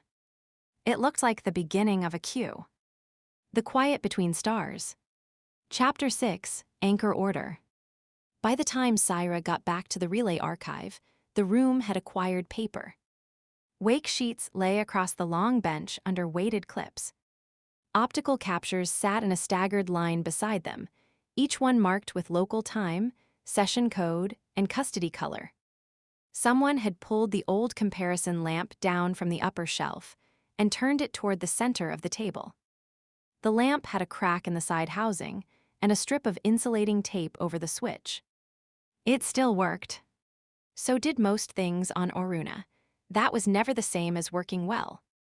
Darren stood at the far end of the bench with the local memory block from the optical bench docked into a reader. Kian had taken the narrow station beside the archive rail, tablet live, a second shell copy of Syra's position paper resting under one hand. Rami was near the relay room side door, with the brace report folded in the back pocket of his field jacket. Ilya stayed by the wall board, close enough to the freight screen to see if any of the held lines twitched. They had not. The board above them still tracked the 3 held lines in different colors. Layla's face held steady on the wall band. What I need, she said, is the smallest possible standard that stops this room from becoming an argument every time someone asks a relay question. Syra looked at the wake sheets instead of the screen. What you need is a doctrine. Layla did not disagree. That was the problem. The relay suite door cycled open behind Rami. 3. Tenzin came in carrying a hard archive case under one arm and a stack of translucent notation overlays under the other. They were smaller than Syra remembered, and somehow managed to look both half awake and perfectly sorted. The sleeves of the field gray jacket were buttoned all the way down despite the heat in the room. Water beaded at the shoulder, seams from the walkover. The case itself was older than most of the equipment in Relay Suite 2, with the corners polished smooth by years of being opened in a hurry. Tenzin set it on the bench without greeting anyone first. Which sheets are already in custody? They asked. Kian answered before Syra could. All off-world wake pages and all second window records. Tenzin slid one overlay out from the stack and placed it over Amel's second-pass slate. That wasn't the question, they said. Which sheets can still be touched without your board filing an injury report? Rami looked away to hide whatever that line nearly became on his face. Kian gave Tenzin a long look, then tapped 2 files on his tablet and pushed their release status to the local reader. Bench review only, he said. No copies without log. Tenzin nodded once, as if that was about as much institutional usefulness as they had expected from him. Syra watched them take in the room. They saw the brace report first, then the amber status board, then the wake pages. Then the shell copy of her paper, pattern before politics, sequence before accusation. It matched the archive work she remembered. Good. She needed a mind that treated interpretation like a tool problem, not a performance. Tenzin opened the hard case. Inside were more wake sheets than Syra wanted to see at once. Early local sessions, anchor cards, trial notations. 3 faded prompt decks from the basin years.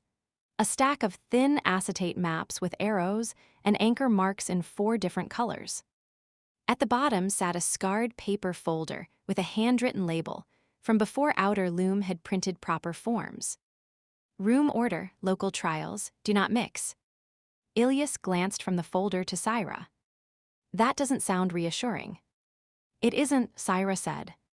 Tenzin took out 2 wake pages and laid them side by side under the lamp. At first glance, they looked the same. Both showed the reduced table mark low on the page. Both placed the same square-sided symbol beneath it. Both carried diagonal pressure scratches at the upper edge. Both had been logged as hold-style returns. Darren leaned in. That's packet 2 twice. No, Tenzin said. That's what people said after looking at them too fast. They tapped the left sheet. Basin outage, local, storm season 9, pump routing correction. Then the right. Second window, off-world, last night. Ilias pushed off the wall and came closer. They look the same. That is the problem, Tenzin said. Layla's voice came through the speaker. That is not yet a difference. Tenzin did not even look at the screen. No, they said. The difference is in what got recorded before the mark. Syra felt the argument begin to find its actual shape. Good, finally. Tenzin pulled one acetate overlay free and set it over the basin outage sheet. The page changed under the plastic. A narrow arrow appeared at the lower left edge. Then anchor labels, stair, rail, table, hanging shape, then a small circle at the arrow point. Entry side recorded before symbol, Tenzin said. Clockwise anchor recovery. Room orientation stable on wake. They moved the overlay away and replaced it with another on the off-world second window sheet. This overlay rotated the anchor labels almost a quarter turn. Entry side not recorded before symbol. Anchor order recovered after placement report. Wake orientation unstable. Darren frowned. Syra saw the moment he got it. The same page mark isn't the same room instruction, he said. No, Tenzin said, it only looks like one. Rami came off the door and stopped opposite the bench. So say it plainly. Tenzin pointed to the basin outage page. This one meant keep the pump cut off under the table anchor until line pressure returned. It worked because the waking operator gave entry side first. We knew which side of the room held. Then the off-world page. This one may mean hold. It may also mean approach from the lower anchor and keep the symbol under your own body line on wake. The page alone does not tell us which. Kian said, you are splitting a mark too finely. Tenzin looked at him for the first time. No, they said, the room already split it. We are only late to the fact. Ilya studied the 2 pages again, then the overlays. If that second sheet had been freight, he said, one reading stops movement and the other sends people in. Yes, Syra said. And the page alone cannot choose between them. No. Ilyas nodded once. That was all, no drama, no complaint. Just the sound of someone taking one more dangerous fact and finding where it sat in the system. Tenzin drew another sheet from the folder. This one held only wake order notes. Body status, eye pressure, entry side, anchor order, symbol, placement, band, free recall. Whoever wrote this, Ilya said, was trying to build a machine out of sleep. Tired people build rules, Tenzin said. Kian stepped closer to the bench, damp shell, rasping faintly at the shoulder seam. What exactly are you proposing? Tenzin answered without hurry. That no relay page be read without recorded entry side, anchor order, and wake sequence. That packet family be logged before sleep. That freeform speech recall be archived, but not treated as high-confidence traffic. That pages with missing orientation be tagged incomplete even when the symbol is recognizable. Kian frowned at the second pass sheet. The symbol is still recognizable. So is a birth camera in bad weather, Rami said. You still don't move on it blind. Syra turned toward the wall band. This is what the second pass proved, she said. Not that the relay fails. That usable-looking output can still be wrong enough to move the wrong thing. Layla's face stayed unreadable. And Blue Wake is still waiting on whether any of this becomes operational before the next queue forms. Ilyas answered that one. Blue Wake is waiting on whether you know what counts as readable. That landed harder than the board language had.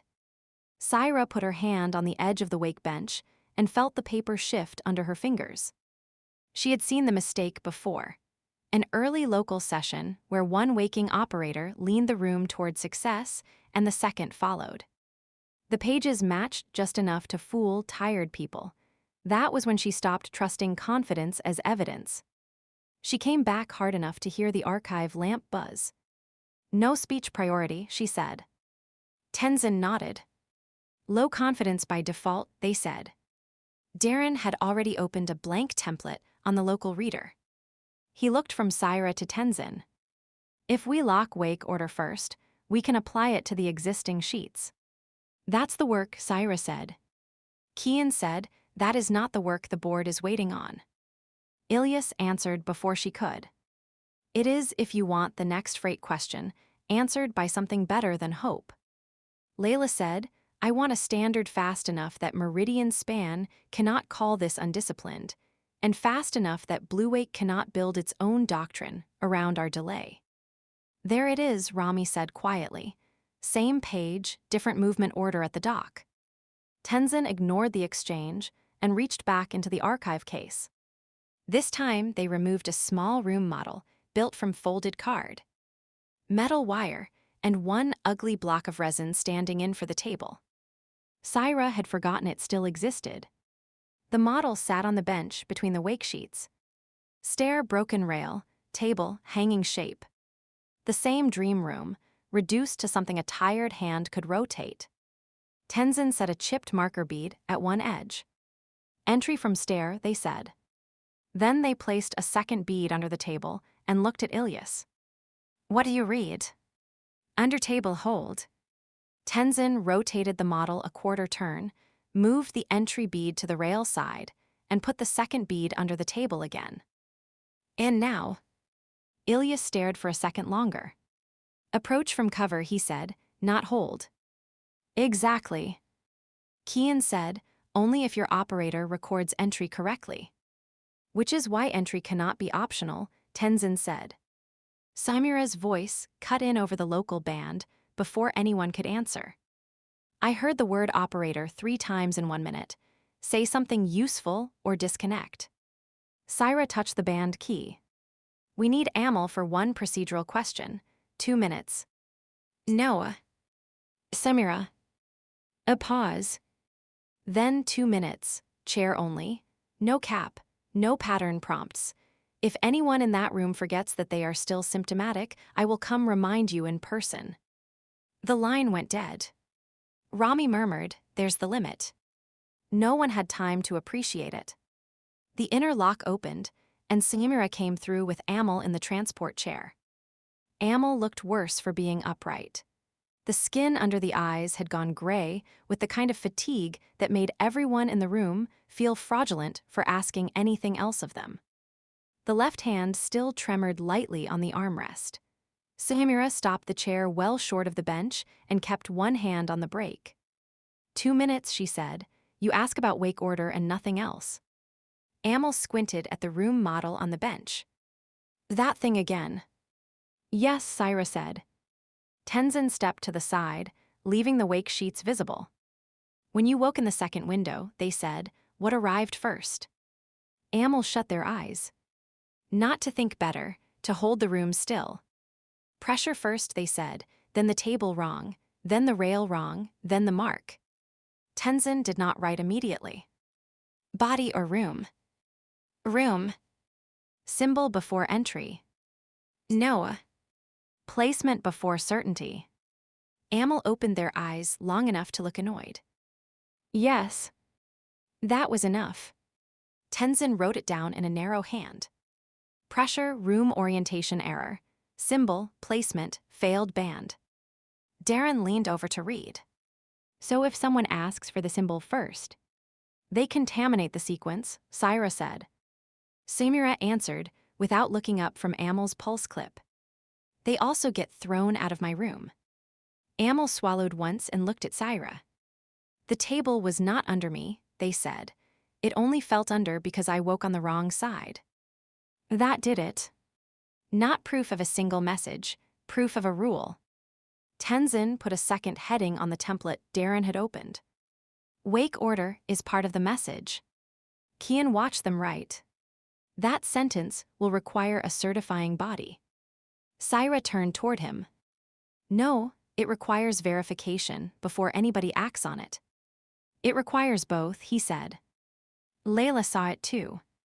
Keep going, she said. Write the narrowest version that still holds. Tenzin began calling the list, while Darren entered it into the local template and Syra checked every line against what the room had actually earned. First, fixed room anchors. Darren typed. Stair rail table, hanging shape. Second, packet families only, Tenzin said. No free composition under load. Meaning, Ilyas asked. Meaning, Syra said, operators get constrained symbol sets and placement tasks. No one improvises freight grammar at 3 in the morning because they feel clear.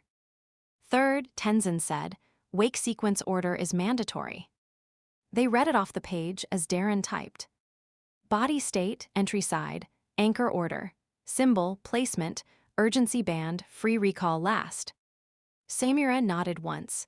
That was enough endorsement for now. Fourth, speech is archive residue unless duplicated structurally. Ilyas looked at the line. Say that like a dock worker. Syra did. If someone says it but can't place it, don't move cargo on it. That works. Fifth, Tenzin said, uncertainty grades. Kian's stylus touched the edge of his tablet. Now he was interested for the right reasons and the wrong ones both. What grades? Tenzin drew 3 letters on the paper shell in front of them. A, B, C. A is structured and orientation stable. With full wake order, B is structured but incomplete, C is narrative only. Rami looked at the second pass sheet. That one's B. No, Syra said. That one is B- with operator strain high enough to poison any overconfident reader. Tenzin tilted their head. We can add medical condition as a confidence modifier. Samira said, you will. Ilyas leaned over the table again. What grade moves freight? Syra answered before Layla or Kian could. None alone. Ilyas looked at her, then at the draft rule from the second pass, still clipped at the side of the lamp. No relay output becomes action without verification, he said. Yes. So what does verification mean now? Tenzin wrote beneath the grades. Repeated send, dual operator match, external material check. Darren read it back softly. Repeated send, dual operator match, or external material check. Rami folded his arms. That slows everything. It slows wrong answers, Syra said. Layla spoke from the wall band. It also creates a market for whoever can provide those checks fastest. No one liked that she was right. Kian had stopped pretending the issue was only technical. If we need packet families, uncertainty grades, and certification of wake order, he said, then someone has to hold the archive, issue the training decks, and define who is qualified to read a page. Tenzin put the pen down. The archive cannot sit under one certifying office, Tenzin said. Kian looked at them. Someone still has to hold the record. Hold it, yes, Tenzin said. Own the reading path, no. Ilya said, Bluewake will not accept a freight answer, certified only by the same board trying to price the answer. Layla did not rise to the bait. What Bluewake accepts can be negotiated. What Meridian Span accepts will be governance, Ilya said. And what the source world accepts, Soraya asked from the doorway. Everyone turned. She had come in wet again, basin shell still streaked with the storm, one glove tucked into the belt and one still on. No one had heard the outer door over the archive fan and the weather alarms. Good, Syra thought, the outpost was still itself. Soraya crossed to the bench, looked once at the wake sheets, once at the room model, then at the draft headings on Darren's screen. Looks expensive, she said. It will be, Rami said. Good, Soraya said. Then maybe somebody will stop talking like the relay arrived free. Kian straightened. This is not a labor review. No, Soraya said. It's a standards meeting about a medium built on a source system your field crews are already being asked to treat like a protected inventory line. That shut the room more effectively than silence ever did. Layla looked at the new heading on the screen. Training Doctrine, Provisional Local. Then say your point, she said. Soraya pointed at the wake sheets with a wet finger and left a small crescent of rainwater near the edge of the page. If grammar becomes ownership, basin access gets rewritten in the same file, she said. Packet decks, operator rights, source cut limits, archive custody. You don't get to call one science and the rest administration. Tenzin looked at her with the kind of attention they usually reserved for damaged records. That should be in the doctrine notes, they said. Kian made a small dissatisfied sound. Doctrine notes are not governance. No, Syra said. They become governance when someone files them before the rest of us finish the page. Rami pushed the brace report across the bench until it knocked lightly against Kian's tablet. And while you're filing pages, the chamber is still one bad clamp away from ending this whole argument. That brought the room back to the body of the problem. Good, again.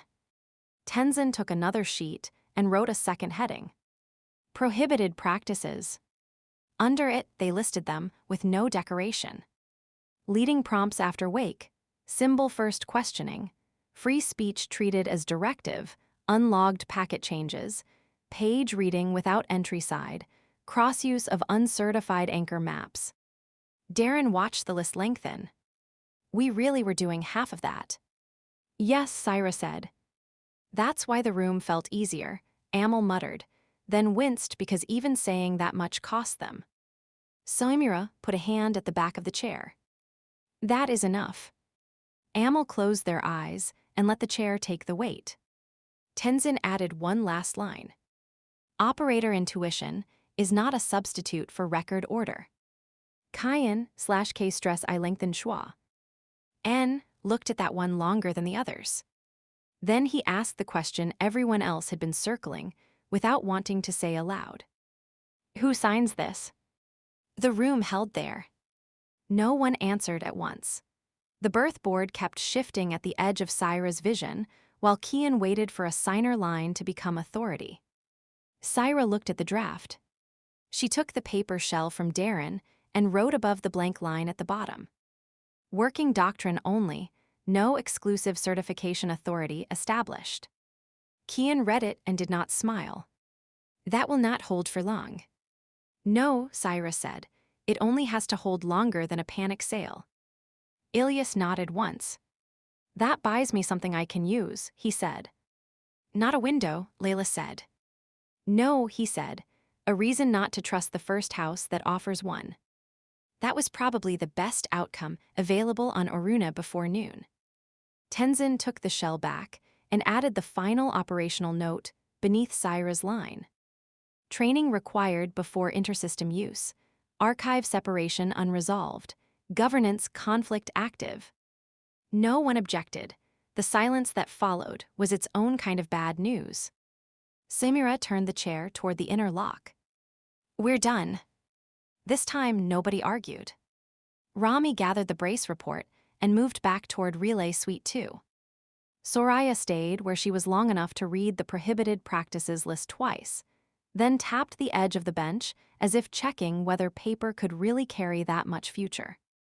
Kian logged the doctrine draft into local custody, but did not attach a certifying field. Not yet. Darren saved the file under 3 names, because he had learned caution from Syra and fear from everybody else. Ilyas looked once more at the freight board, then at the doctrine draft. When you have your first trained readers, he said, doc control will need a version of that without the archive language. You'll get one when there is one, Syra said. He accepted that and stepped away from the console. Outside, the storm kept working the shell. Inside, the wake sheets stayed under the lamp, the room model sat rotated half a turn, and the first doctrine page waited to become either a safeguard or a border. Syra looked at the blank signer line one last time. Then she wrote the only instruction she trusted enough to move before the next queue formed. No ad hoc relay interpretation, beyond local training review. Chapter 7, Protection Offer. By the time Syra got back to operations, the room had acquired a second kind of guard. The first kind she already knew. Tired contract shells in mixed plate, standing where law wanted a body and actual defense should have wanted 3. The second kind wore clean gray transit suits with no visible charter patch. They carried hard cases instead of rifles and looked first at hinges, sight lines, access ladders, and the berth board before they looked at anyone's face. That was how 09 Nura entered Oruna. She stood near the wall map with one hand on a folded shell and the other on a local traffic printout Kian had probably shoved at her the moment she came through the lock. Her hair was still damp from the walk between habitats. Her boots had basin mud on the outer edges, which meant she had not taken the clean science route to operations.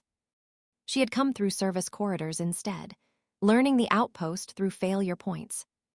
Good, Syra thought, that at least made one of them. Outside the narrow glass strip, stormwater raced down the walkway skin in hard silver lines. Inside, the berth board still held the same damage in 3 colors. One line still held the raw heel shuttle. One tracked the disputed freezer remainder after the med transfer. One kept the med and filtration spares delayed. None of it looked better in daylight. Nura did not greet her. How many shells do you actually have? She asked. Rami answered before Syra could. 7 on the science line if nobody eats. 5 if dock control calls a birth incident. 3 if you want anyone awake by next shift. Nura nodded once, as if that confirmed the shape of a problem she had expected. So not a perimeter, she said. A delay. Kian said, Outer Loom requested a risk review, not commentary. Nura looked at him for the first time. You requested a risk review, Nura said. The cost estimate comes with it. That should have irritated him. It did, but not enough to make him careless. Layla waited on the wall band above them.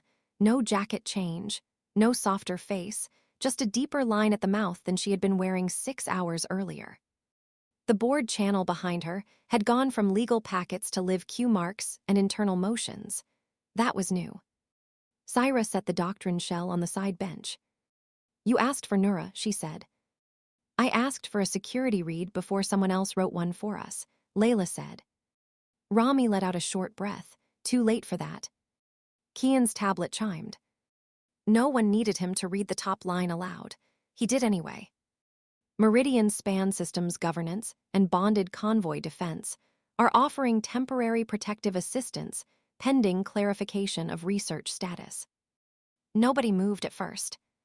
The language was careful enough to sound procedural and clean enough to pass for help. Kian pushed the packet from his tablet to the side screen. It filled half the wall beside the birth grid. Temporary protective assistance, perimeter advisory team, dock security augmentation, certified custody shells for restricted infrastructure, operator housing protection, emergency convoy defense coordination. Below it, in smaller lines that mattered more. Observer access to source zone protection reviews, joint sign-off on restricted movement, archive visibility for relay-related freight risk, provisional local command liaison at dock level. Soraya stepped through the operations door before anyone could speak. This time she was not alone. 2 basin techs stayed in the corridor behind her in storm shells with the visors up and rain still on their sleeves. A maintenance lead Syra recognized from habitat power was arguing quietly with a contract guard 3 meters back. More bodies moved behind the glass strip than the corridor should have been holding. More basin shells kept filling the corridor glass until the service line stopped looking like corridor traffic at all. Soraya came straight to the birth board, saw the Meridian packet, and did not bother hiding the reaction. You brought them in already, she asked. No, Layla said. Then why does that read like a landing order? Because Meridian knows how to draft leverage. Nura took 1 step toward the screen. It isn't a landing order, she said. It's worse. It's permission language. If you accept the first 4 lines, the last 4 write themselves. Soraya looked at her, and you are. 09 Nura, risk review. Soraya's eyes went to the folded shell under Nura's arm, then back to her face. That means security. It means I count where access breaks first. Nura said. Rami gave Syra the kind of glance that meant he would remember that line, even if he disliked the person saying it. Kian enlarged the packet again and moved to the logistics appendix. 2 hull marks appeared at the bottom. Meridian Civic Defense Escort holding at Raheel transfer. Bonded Convoy Security Shuttle ready for local approach within 5 hours. There it was, military protection rendered as schedule. Syra moved closer to the screen. They already staged a shuttle. They already had one, Kian said. The convoy defense shell is attached to the governance attaché's local package. Because of the grain arbitration, Rami asked. Yes. So a grain dispute leaves a shuttle in system, and now it sits over our dock. No, Nura said. A research moon becomes a security stop because it has something the room can't defend. That landed where it should have. Syra looked at the corridor behind Soraya. The basin techs had not left, neither had the maintenance lead. A contract guard kept 1 hand at the collar, listening somewhere else. What exactly is happening outside this room? She asked. Soraya answered first. Gate 3 closed from our side. Layla's head lifted. Who authorized that? The crews who were told they'd need secondary badge scans if Meridian shells touched the basin routes. Kian turned. No secondary scans were ordered. They were discussed, Soraya said. Around workers, that counts. Rami swore under his breath. She kept going.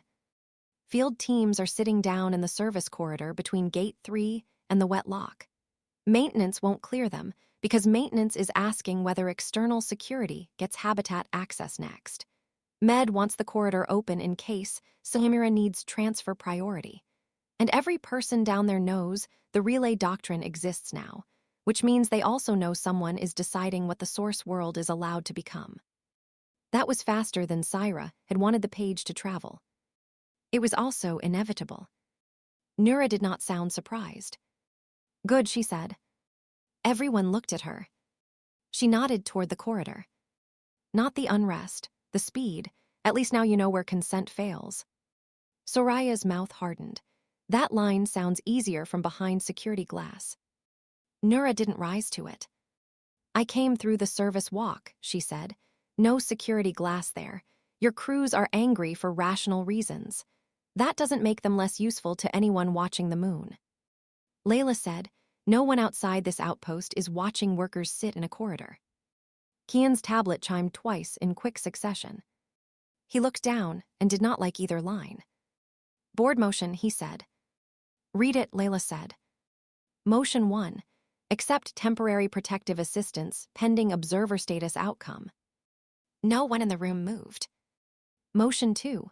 Deny all external security access and move relay operators, archive material, and source cut review under sealed board housing. Rami barked out one hard laugh. "There's your fracture." Kian kept reading. Vote split, 3 marks on each side, chair hold required. Layla closed her eyes once and opened them again. Of course it had reached that point. The board had been cracking since the first lockout. Syra looked at the screen, then at Layla. "You asked for precision," she said. "Here's some. If you accept protection, Meridian gets a voice in custody decisions. If you seal the operators under board housing, you lose worker consent and basin access. And if I do neither?" Nura answered this time. "Then the offer sits in system long enough to become its own kind of pressure." Kian touched the edge of his tablet. Protection may still deter seizure. Nura turned toward him. "Protection from whom?" "From any actor who reads weakness into last night's leak." "You don't need an actor for that," she said. "You already have freight houses, a governance block, a labor corridor, and an underdefended science line. Weakness is not a theory on Oruna. It is a timetable." That one stayed in the room. Syra looked at Nura more carefully then. Not because the words were dramatic, because they weren't. They sounded like inventory. A strip of old caution tape hung from the lower edge of the map cabinet beside her shoulder. Syra had not noticed it in weeks. Yellow, cracked at one fold, labeled for a pump access shaft the room had stopped using after Storm Season 10. That was enough to drag the old injury back.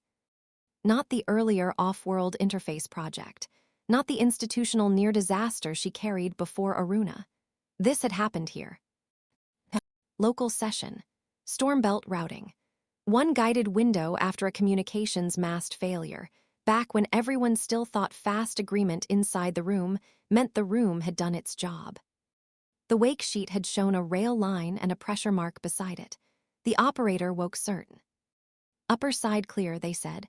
"Take the high walkway. Move now before the basin pumps reverse." Syra had believed the certainty because everyone else in the room had wanted to. The crews had gone. The rail had not been on the upper side. The wake had come in rotated. The wrong maintenance, gate opened into a flooded pressure throat. 28 Leo took the door across the left arm when the chamber equalized. Another tech almost went under the runoff line, trying to pull him clear. No deaths, not that day. But Leo never worked a basin latch again, and the room never sounded innocent after that. Syra came back to the present with the same cold feeling she always got when certainty arrived too neatly. Soraya had seen something move in her face. "What?" she asked. Syra looked at the old caution tape. "The first time the relay hurt someone," she said. No one interrupted. We had a local wake sheet that looked clean. Everyone in the room agreed too fast. A crew moved on the wrong side of a pressure gate because we treated confidence like verification. Nura watched her without blinking. "How bad?" "Bad enough." That answer would have to do. It did. Kian said, that argues for certified interpretation. No, Syra said, it argues against speed dressed as certainty. Layla leaned toward the camera. And against outside protection. It argues against acting on the first version of a threat because the room wants relief. Nura said, that part is true. Then she crossed to the board and took a marker from the side tray without asking. Not the digital screen, the old hard shell map bolted beside it. Habitat routes, service corridors, relay suite, med, dock, basin gates, external walkways. Rami used it, and the live overlays lagged in storms. Nura marked 3 circles in quick strokes. Relay suite 2, med corridor 3, dock control. Then a 4th around gate 3. These are your capture points, she said. Rami pushed off the wall. You missed habitat power. No, Nura said. Power is failure, these are leverage. Soraya stepped closer, and the people sitting at gate 3. Also leverage. From whose side? Anybody who wants the moon, unstable enough to justify terms. That shut the corridor noise out of the room for a second, even though the bodies were still there. Layla looked at the circles. What do you recommend? She asked. Nura answered, without rhetorical buildup. Refuse external shells. Collapse internal access points. Put operators under medical and local review, not board housing. Separate archive from claims. Declare source zone changes temporary pending labor consultation. Move no material off-world. And tell dock control to deny any protective shuttle hard birth rights until this outpost votes on whether it wants saving. Kian straightened. That is not a risk review. That is local counterpolicy. It is risk review writ in language your walls can survive. Layla did not speak at once. On the wall band, Layla had gone still in the face, which Syra trusted less than anger. Syra watched the board chair weighing weakness against capture and finding no clean number in it. Soraya broke the pause. If Meridian shells touch basin access, the crews won't go through them. Kian said, that is not your decision. No, Soraya said, it's theirs. I'm just the person saying it where the board can hear. Rami keyed, open a berth camera. Rain washed over the outer structures hard enough to flatten depth. Then the image stabilized just enough to show a lane light shifting from dock neutral to advisory amber. Why did that move? Syra asked. Darren was already at the side terminal. Traffic control auto-flagged the Meridian package after the protective assistance packet landed, he said. Not clearance, advisory priority. Undo it. I can't from here, it's exchange side code. Nura looked at the changing lane mark and then at Kian. That is what acceptance looks like before anyone says yes. Kian did not answer. The corridor behind Soraya surged once. Voices, a sharp metallic knock, a guard telling someone to step back, another voice saying no. Rami had the door before the second knock landed. He opened it only far enough to see the line outside. The maintenance lead was still there, so were the basin techs, 3M. Or workers had joined them, not a mob. That would have been simpler. Just enough people to make the corridor unusable without anyone in the room being. The Quiet Between Stars, Chapter 8, Paired Source. The basin's samples smelled wrong before the assay said anything. Sarah caught it the moment Darren broke the seal on the first tray. Not rot, not simple contamination. A thin metallic sweetness under the wet organic smell, like stormwater left too long in a cracked instrument bay. Wrong enough that she stopped halfway through the source review room and set her paper shell on the bench without opening it. The room sat below the relay archive and above the wetlock line, where field material could be brought in under quarantine without walking the whole habitat through basin mud. The walls were older than the relay suite, ceramic panels patched over composite, 2 vent housings that rattled whenever the storm load shifted, a sink stained dark around the drain from years of mineral wash and basin reagent. Someone had pulled the clear lids off 3 assay trays and lined them under the comparison lamp beside a stack of tagged source-cut shells. Darren stood at the bench with both hands braced on the edge of the lamp table, as if he could keep the samples honest by not touching them more than necessary. Raimai was already in the room. So was Sorya, still in a basin shell with dried mud crusted along the boot seams. Nura leaned against the wall map beside the quarantine cabinet, not relaxed enough to count as resting. Kyan came in last with his tablet under one arm and a fresh legal packet folded inside a clear sleeve. No one looked pleased to be there. "What failed?" Sarah asked. Darren looked from the trays to the cracked housing segment Raimai had set on the side cart. "Depends which answer you want first." "The true one." "That would help," Raimai said. He pushed the broken ceramic segment toward the lamp. The inner surface still showed the darkened seam line from the second pass. Beside it lay 2 processed mineral wafers tagged from the same basin batch. One had the buried blue veining Sarah knew from stable chamber runs. The other looked duller. The lines inside it blurred as though the pattern had been smeared before it ever went under current. Sorya saw her looking. "That was cut from Gate 3 stock," she said. "Same basin line, different extraction day." Sarah moved closer. The trays under the lamp held the other half of the problem. Shallow dishes of suspended basin growth, each one sealed over a mesh support. In the left tray, the organism threads lay quiet and evenly spread, faintly luminous at the edges where the lamp hit them. In the right tray, the growth had pulled into clotted whorls, leaving bare patches between them. Stress response. Damage. Or both. Darren slid the clean wafer beside the stable tray and set the dull wafer beside the stressed one. "Left pair matches the material signature from the first off-world pass," he said. "Not perfect, but inside tolerance. Right pair matches what was feeding the chamber when the seam went bad." Raimai folded his arms. "So the room cracked because the cut was bad." Sorya turned on him immediately. "Or because science leaned on a tired chamber until it broke." "That too," Raimai said. "I am not defending the room. I am asking which system failed first." Sarah kept looking at the trays. The answer was already there if the room stopped wanting a single guilty object. "Run it again," she said to Darren. "Separate first, then coupled." Kyan let out a small breath. "You brought us down here for another assay demonstration." Nura answered before Sarah did. "No, she brought us down here because everybody in the outpost is already trying to own one half of the mechanism." Kyan's face did not change. That worried Sarah more than argument would have.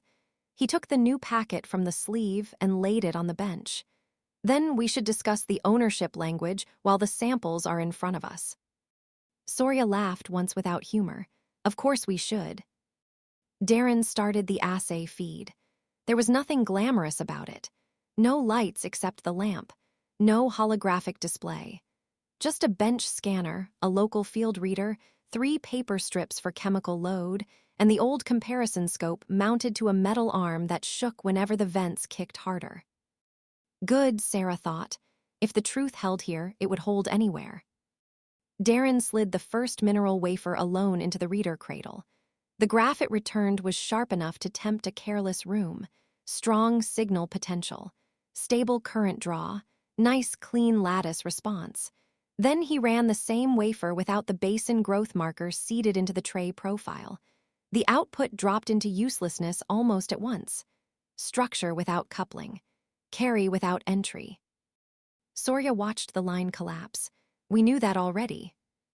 Sarah did. The room still needed to see it. "Again," she said.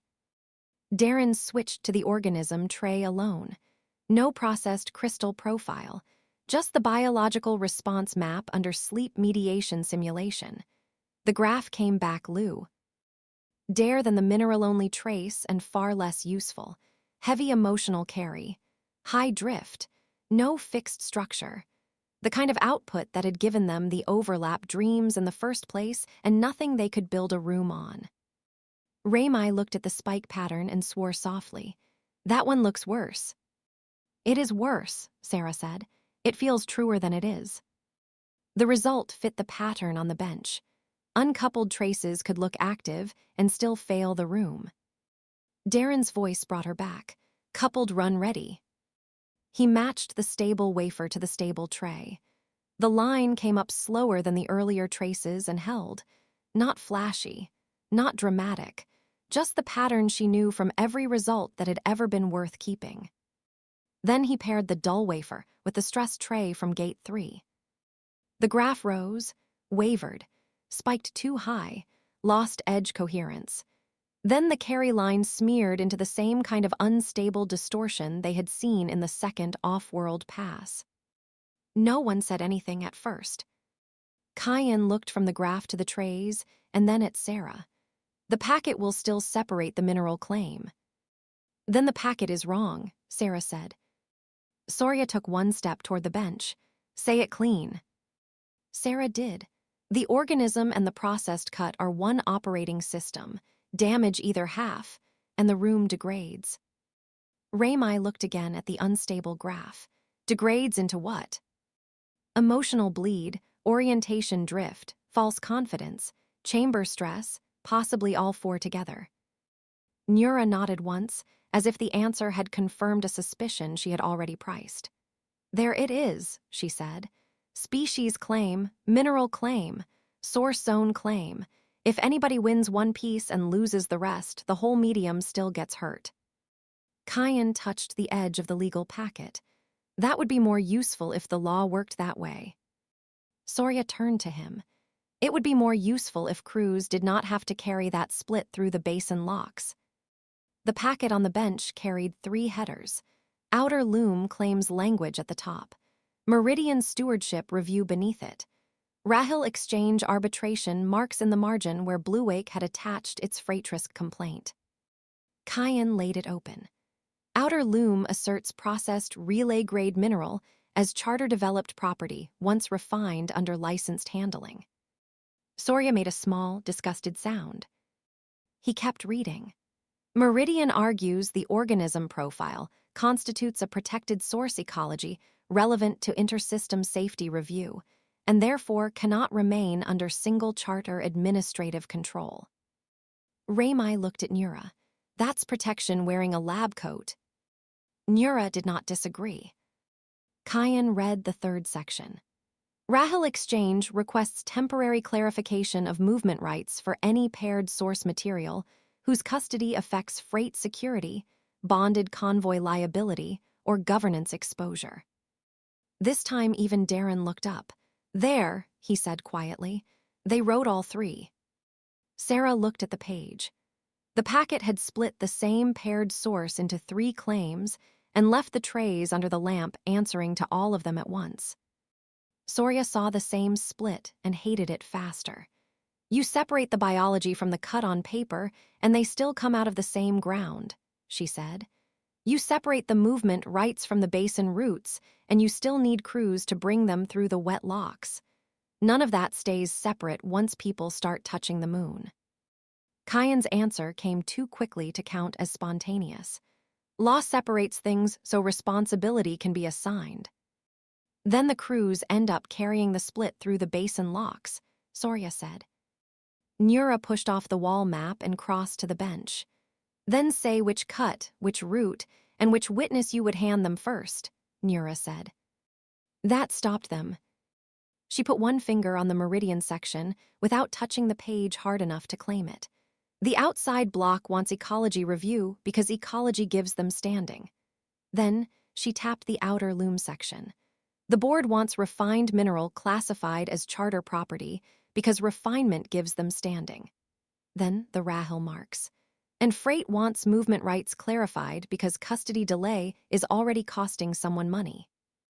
Raymai looked at the trays under the lamp. So the source system just turned into 3 kinds of paperwork. No, Sarah said, 3 kinds of leverage. Kyan's tablet chimed. He looked at the screen, frowned, and failed to flatten the reaction before anyone else caught it. What? Layla asked through the local band. Her voice came from the speaker over the sink. She had joined the room without image this time, probably from a board line too unstable for full wall projection. Read it. He did. Supplemental proposal. Quiet handling channel, not for general packet circulation. Sorya's face hardened, meaning side deal. Kyan ignored the wording and read from the tablet. Meridian Civic Defense and Rahil Exchange are PREPA. Read to suspend shuttle approach, delay observer escalation, and prioritize the remaining med spares if Outer Loom authorizes a temporary paired source review under external technical witness. Review requires access to 2 clean basin cuts, 1 live organism sample chain, and 1 sealed process record for independent stability confirmation. The room held there. Raimai was the first to translate it into the only language worth trusting. They want source access in exchange for taking their boot off the door.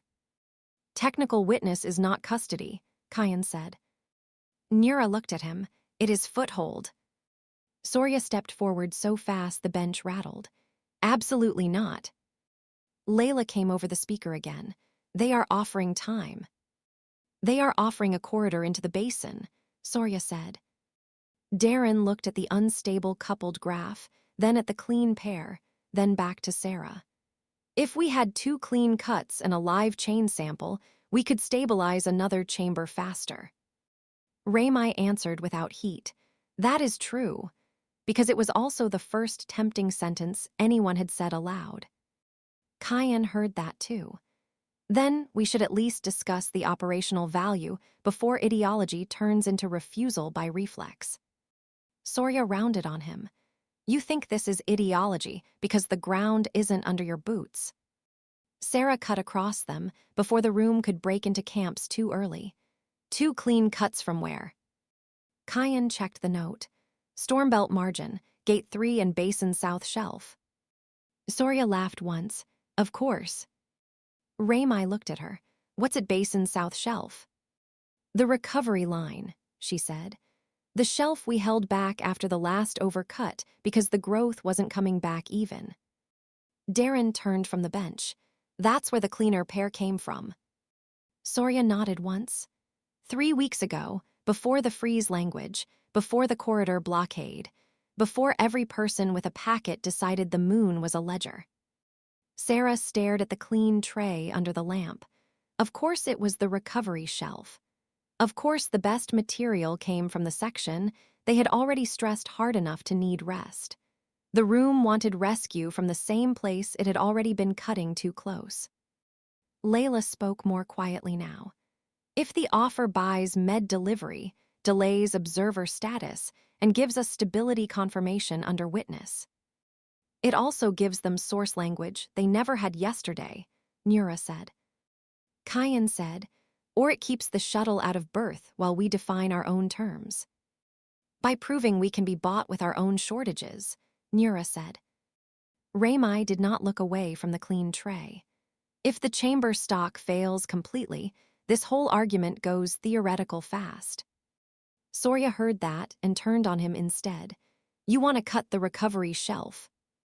I want the room alive long enough to stop other people making the decision for us. And if the shelf collapses, then the room dies slower, and the moon loses anyway. That shut them both down for a second, because it was close enough to the truth to wound. Sarah could feel the room wanting her to choose speed and call it realism.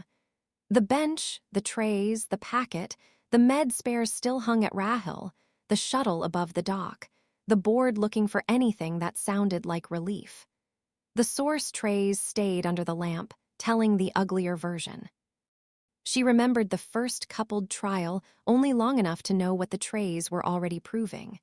The room held only when the crystal and the biology stayed together. That was the part the packet could not separate. Darren touched the edge of the stressed tray with a gloved finger. There's more, he said. No one spoke over him. He lifted the local reader strip and held it under the lamp. The stressed chain isn't just weaker. It rebounds wrong after process load. The coupling spikes hard, then drops. If you keep cutting from a recovery shelf before the organism settles, you don't get a smaller version of the same source. You get a noisier one. Raimai looked at the unstable line again. Housing stress. Yes. Relay distortion. Yes. Can it recover if you stop cutting? Darren glanced at Surya before answering. Maybe, if the shelf isn't already pushed past the point where the mats stop receding the mineral bed evenly. Surya folded her arms. That's why we held it back. Kyan still did not let go of the packet. Independent confirmation might still help establish that exact threshold. Nura answered him this time. Independent confirmation under a side agreement is how threshold becomes access. Layla's silence on the speaker lasted too long. Sarah knew what it meant. Layla was tempted not because she wanted surrender, but because the packet had found the point where scarcity, law, and fear could be made to sound like prudence. A startup charter did not get many chances to buy time. That was why time was always sold to it badly. Samira cut into the room over local band before anyone chose for her. If an Yon in source review is about to trade basin access for med priority, save the sentence, she said. The stabilizer lot I need is still 3 signatures away from release, and Emil woke asking why the walls sounded wet. That is where your miracle is this morning. The band went dead. No one moved for a beat after that. Good, Sarah thought. Let the body back into the room. She picked up the side deal packet and read the supplemental language herself. The offer was careful. Temporary review, limited witness, paired source confirmation, no transfer of title, no immediate birthrights. All the words built to keep the reader from hearing the first real exchange underneath them. Give us the ground, and we will postpone calling it ours. Sarah set the packet down. No. Kyan's head came up. You cannot dismiss this unilaterally. No, she said. I can dismiss it scientifically. Raymai watched her. Say the rest. She did. The source is not stable under accelerated extraction. The cleanest remaining shelf is a recovery line. The organism and processed cut only function relay grade together. Taking 2 more cuts under outside witness for political relief risks degrading the next chamber, the next session, and the shelf itself. That is not stabilization. It is burning source quality to buy paper. Surya exhaled once. Not relief, recognition. Nura nodded. That will hold. Kyan looked at the trays as though they had betrayed a simpler argument. It will hold if the board accepts ecological degradation as a measurable risk. It is measurable, Darren said. Layla finally spoke. Then measure it for me. Sarah looked at the clean pair, the stressed pair, the recovery shelf tags, the cracked chamber segment. All at once the shape of the next concession became clear, and she hated it before she said it. We stop cutting, she said. The room went still. Raymai was the first to understand the full weight of it, all of it. For now. That kills chamber replacement. Yes. It also kills most of the board's remaining confidence. Yes.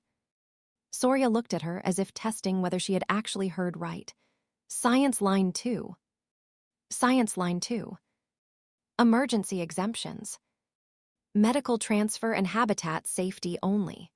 No new paired source cuts for chamber work, no off-world review samples, no independent witness chain, no shelf disturbance until the recovery margins are mapped and the coupling loss is rechecked. Kyan stared at her. You are proposing source lockdown. No, Sarah said. I am proposing source protection. Functionally, those are the same thing to every institution outside this room. Then outside institutions can learn the difference later. Nura took the marker from beside the wall map and wrote 4 words on the margin of the hard shell. Paired source. No separate claims. She underlined them once and capped the marker. There, she said. If you want a perimeter rule that survives contact with law, start with that. Surya stepped to the bench and put her wet access tag beside the clean recovery shelf sample. If that line goes in writing, Gate 3 opens for med and maintenance only. Basin crews hold the margins. No new cuts. Raymai looked at her. They'll follow that. They'll follow not being sold. That was probably the closest thing to consent available on Oruna before noon. Kyan's tablet chimed again. He read the line and did not bother hiding the exhaustion now. The board wants an answer on the supplemental packet in 20 minutes. Layla came back over the speaker without image, voice thin from too many rooms and too little sleep. Then give them mine. No one interrupted. Supplemental technical witness refused. No paired source transfer. No external review sample. Source extraction paused pending local ecological assessment and labor concurrence. Kyan rubbed once at the bridge of his nose. That will escalate. Yes, Layla said. Raymai let out a short breath. And the med spares.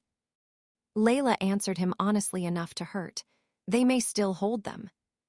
Soria looked at the stressed tray, then at the clean one from the recovery shelf, then at Sarah.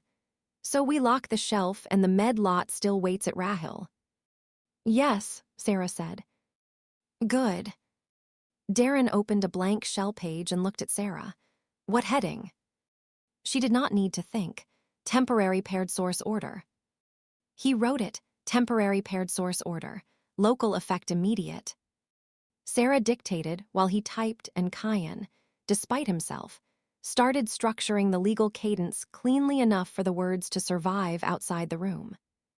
No paired source material shall be cut, processed, moved, or separated under emergency commercial, governance, or security pressure. No biological chain shall be reviewed independently of the mineral cut to which its relay function is tied. No mineral stock shall be classified as stable relay-grade property without source ecology review and labor concurrence. Existing source mate.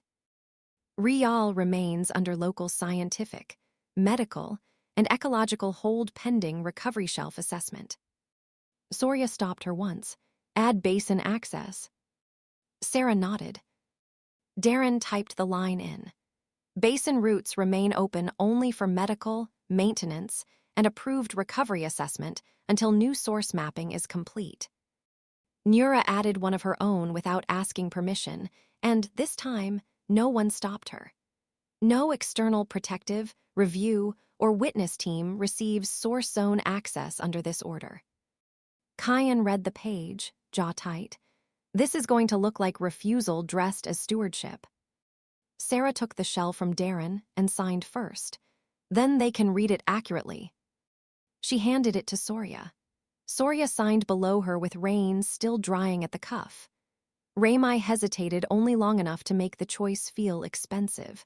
Then he signed as operations, not because he liked the outcome, but because the chamber fragment on the cart had already answered the part of the argument that mattered. Nura did not sign. She wrote reviewed instead, then added the time. Kyan watched them and finally took the shell. For record, he said. For record, Sarah agreed. Layla's voice came over the speaker one last time. Send me the page. Kyan did. Darren reset the trays under the lamp and sealed the clean recovery shelf sample back into its shell. This time, the act looked less like storage than triage. Raymai lifted the cracked chamber segment and carried it to the quarantine cabinet himself. Soria collected her access tag and stepped toward the door.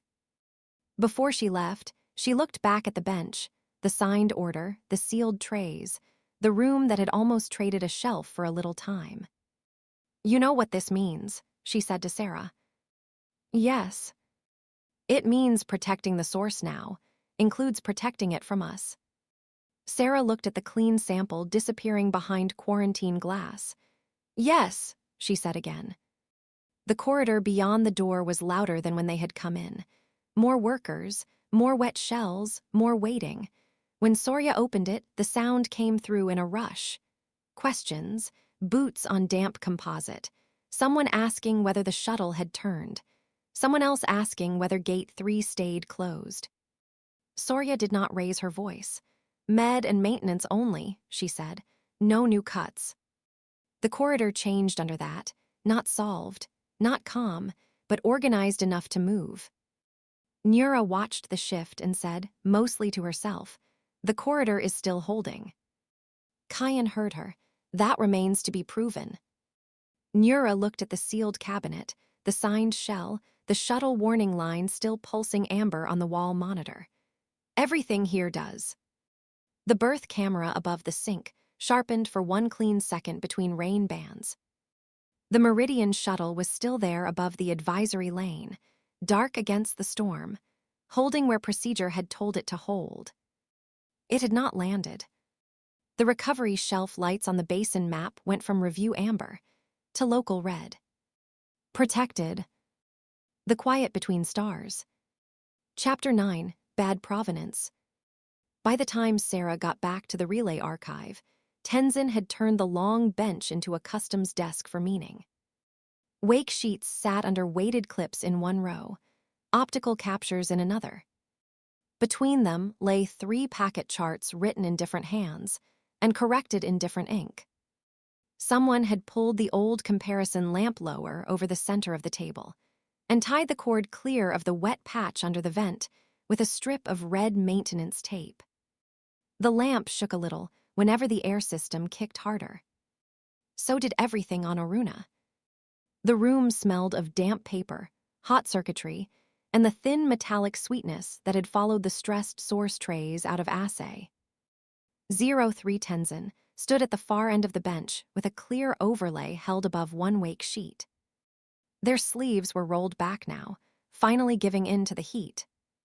Darren had the local reader open beside them, optical memory block docked and live. Kyan occupied the narrow station, by the archive rail with 2 tablets instead of 1. That meant the board had decided the room could still produce something worth owning. It also meant they were afraid of losing track of which version of a fact had arrived first. At the wall board, Twelvillias watched the freight line from Rahil transfer, as if the med lot might move by shame alone. It did not. The hold still sat on the screen in clean, narrow type. Med transfer release, pending confirmed source advisory. Kyan saw Sarah reading it. "That line changed 15 minutes ago," he said. "From whom?" "Dock control says the advisory originated through the relay archive review path." Sarah stopped where she was. "No." Kyan lifted one shoulder. "That was also my response." Tenzin lowered the overlay onto the page without looking up. "Your response had less evidence in it." Sarah crossed the room. The wake sheet under the lamp carried a clean 3-part packet in rough black strokes. Basin root anchor, supervised cut mark, low stability band.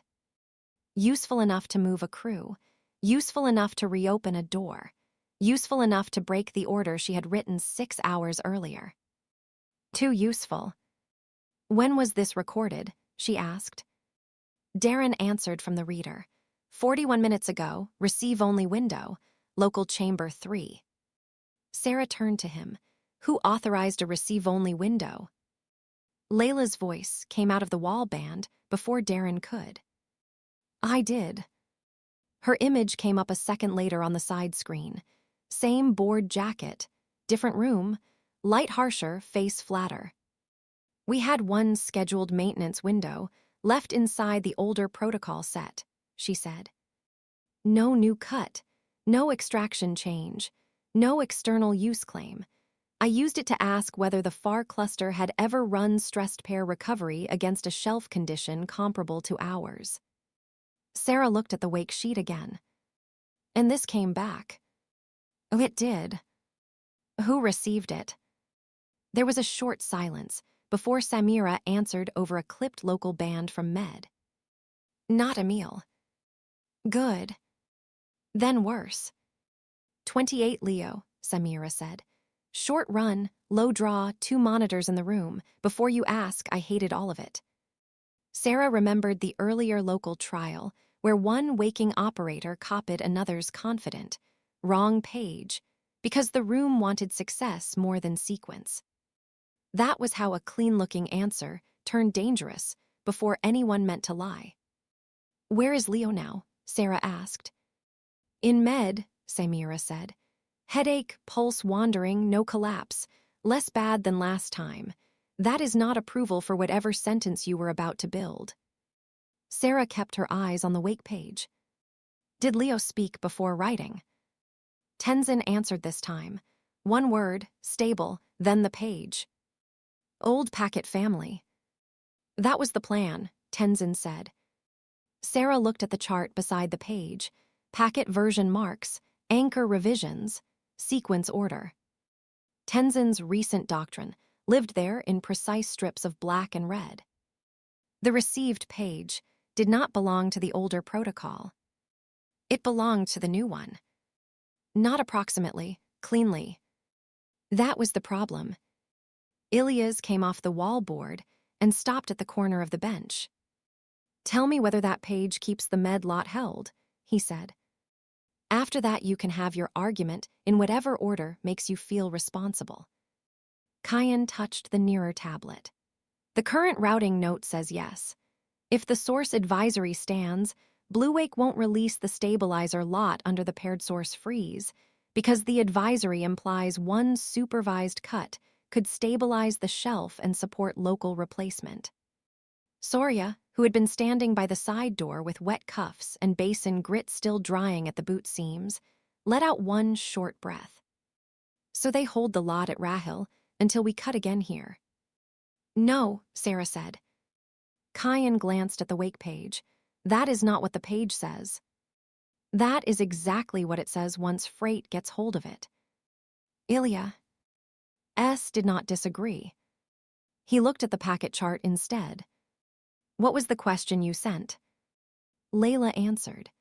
Whether any recovery shelf in the cluster had ever returned to stable paired output after a stress event without a fresh cut. And the answer. Tenzin slid the overlay half an inch to the left. The answer on this page is not the problem, they said. The problem is that this page should not exist. No one moved after that.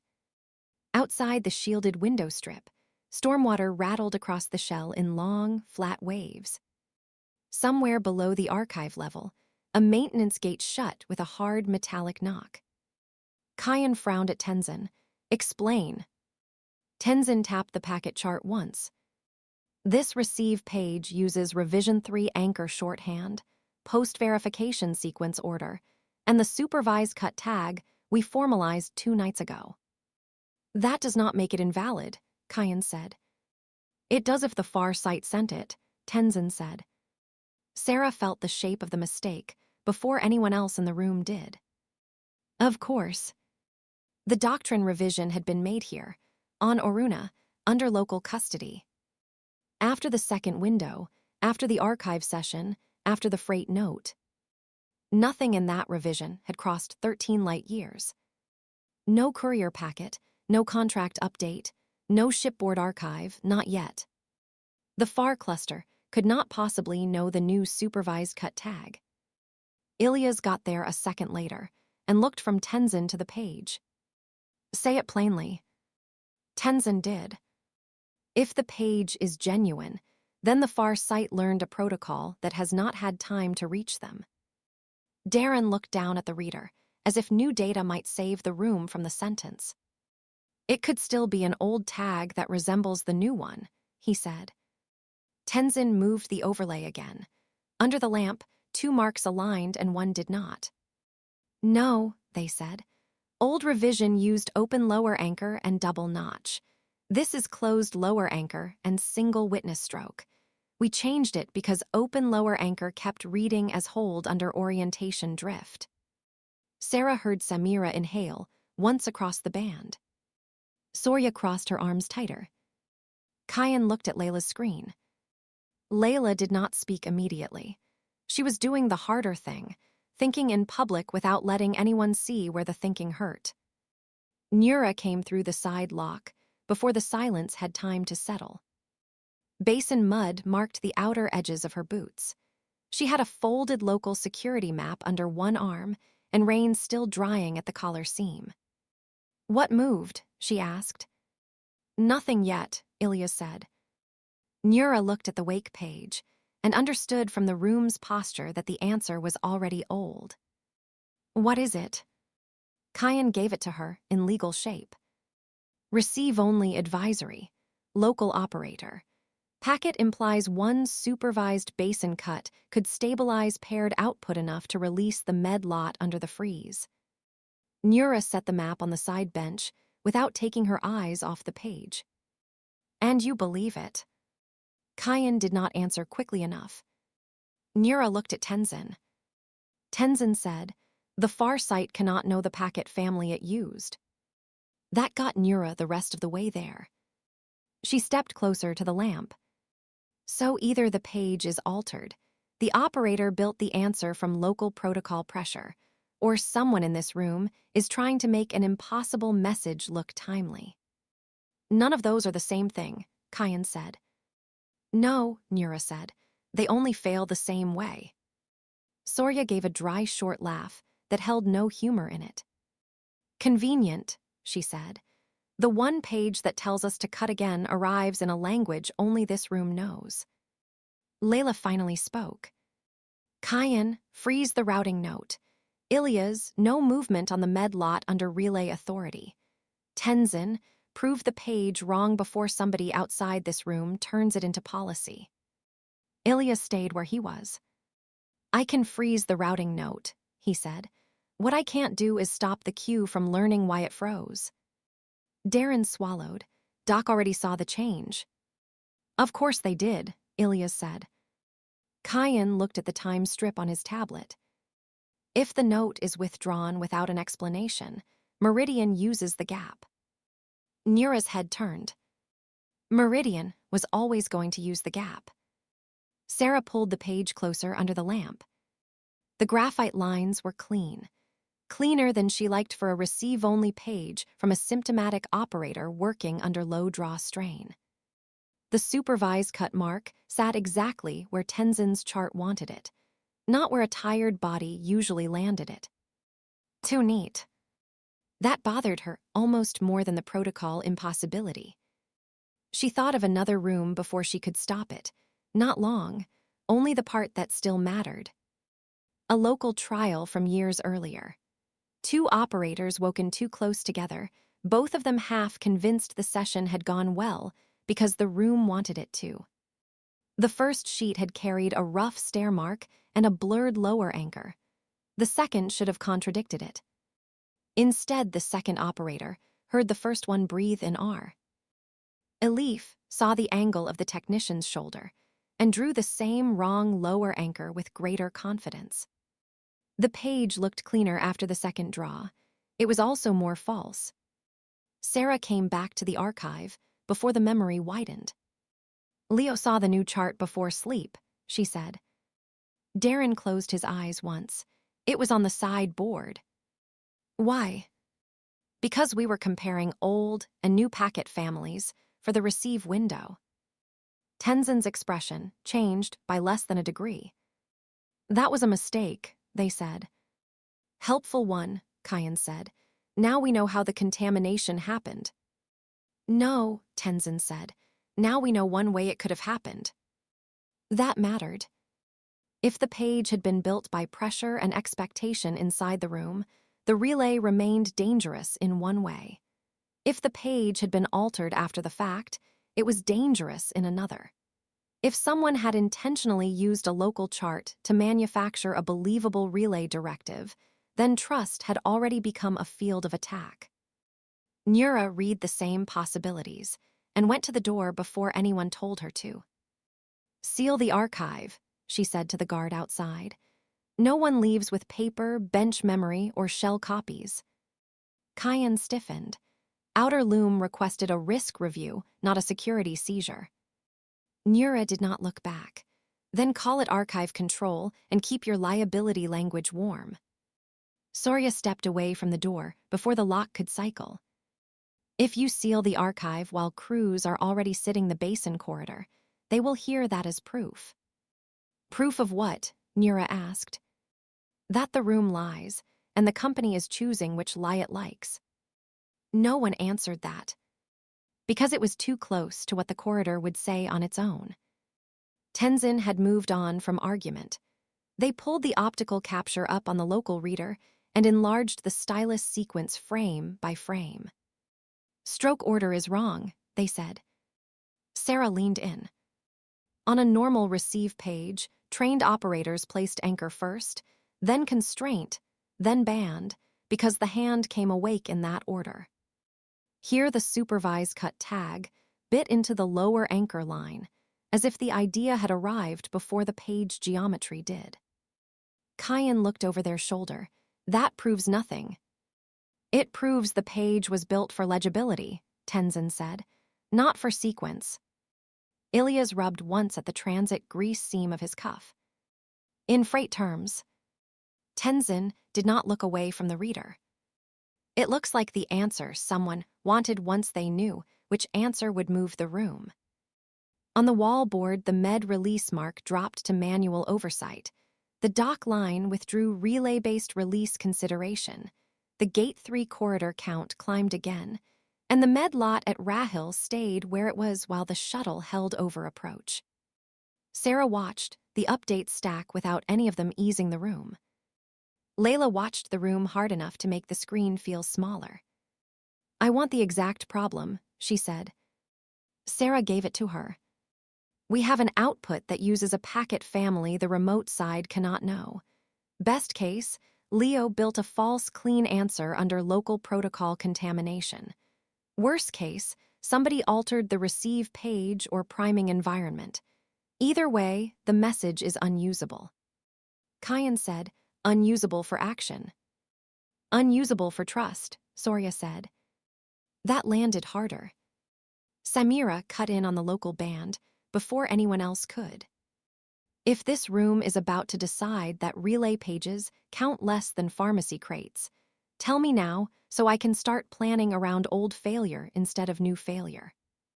Ilias answered her, eyes still on the frozen med line. "No movement on Dream Authority," he said. "Not unless this page survives provenance." "It won't," Tenzin said. Samira was quiet for one beat. "Then I stay on the wrong side of Rahil with a patient who still needs the lot." She cut the band herself. Darren looked sick. Not physically, ethically.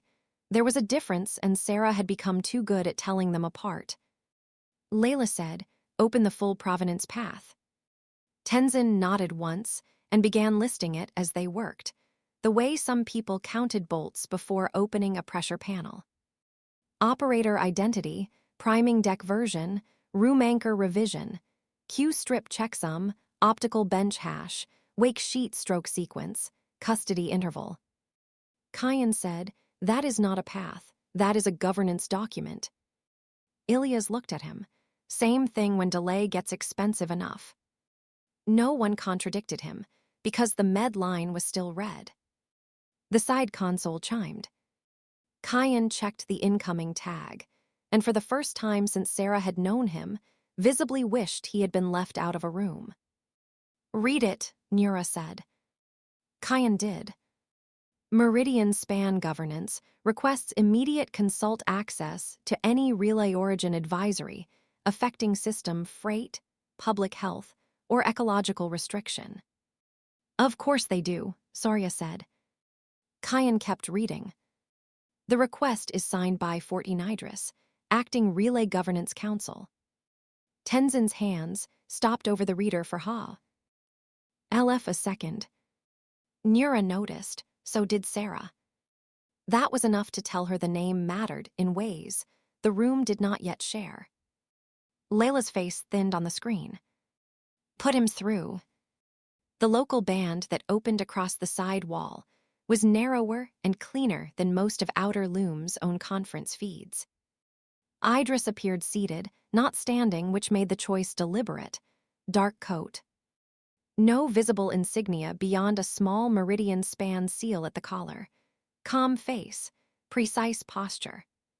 The kind of man who looked as if he trusted chairs, laws, and his own timing in exactly that order. He took in the room once, and wasted no words pretending he had not already read half of it in transit notes. "Chair Layla," he said. "Dr. Sarah, I am told you have received an impossible page." No one in the room liked that phrase coming from him. It was too accurate and too quickly useful. Layla did not invite courtesy. You are told too much. Not yet, Idris said. If I were told too much, I would already know whether the page failed through contamination, alteration, or coercion. Nura said, then log which breach you think is local, and which one opens the door to outside standing. Idris turned to her without changing expression. They are all easy to govern. The hard part is getting local institutions to admit that they are governance problems. Sarah stepped closer to the screen. You don't have custody here. No, Idris said. I have perspective. Soria muttered. That's what outside people call appetite. He did not rise to it. Instead, he looked at the page under the lamp, then at Tenzin's packet chart, then back to Sarah. This is the argument for relay law, he said. Not because the medium is worthless, because it is valuable enough that an unauthenticated output becomes indistinguishable from sabotage the moment anyone can act on it. Kyan's shoulders shifted, small, involuntary, agreement hidden as posture. Ilias saw it and did not bother being polite. Say the rest. Idris did. A channel that changes freight, ecology, medicine, or security cannot depend on private trust in local competence. It needs version control, certified packet families, licensed operators, sealed archive provenance, a recognized authority empowered to mark valid output from impossible output before action occurs. Tenzin's voice stayed level. And if the authority that marks valid output is also the authority that wants the source? Idris answered as if the question had been useful rather than hostile. Then you build oversight around it. Nura gave him nothing. That is not an answer. It is the only scalable one, Idris said. You have just proved why. Sarah hated that he sounded right without sounding triumphant. That was his gift. He did not need the page to be false because Meridian had faked it. He only needed it to be false enough that everyone in the room had to imagine a future built on that risk. He looked at Kyan next. If your board acts on impossible provenance, it loses legitimacy. Then at Ilias. If freight acts on impossible provenance, people die in orderly language. Then at Soria. If workers are asked to cross basin locks on impossible provenance, they stop believing every clean sentence that follows. That one hit because it did not come from contempt. It came from competence. Soria's face hardened anyway. And the remedy is to hand you the room. The remedy, Idris said, is to stop pretending the room can remain private and still be trusted. Nura's eyes narrowed at that. Not disagreement exactly, recognition mixed with refusal. Sarah felt the room tilt toward his logic by inches. Not because he had won, because the false page had already moved the room in his direction. Tenzin broke the slide. The far sight cannot know revision 3, they said. That is enough to fail the page. It is enough to fail the page, Idris said. It is not enough to prevent the next one. No answer came quickly enough. Because he was right about that too. Darren spoke before courage had time to leave him. We can stop the next one, he said. Every head turned. He swallowed and forced the rest out. We log what the remote side can know and when they can know it. Packet revisions, anchor changes, room updates, priming decks, all of it. If the page arrives in the wrong version, it fails before anybody reads meaning into it. Tenzin looked at him with real attention now. That is part of it, they said. Only part. Version control tells you what the far side cannot have sent.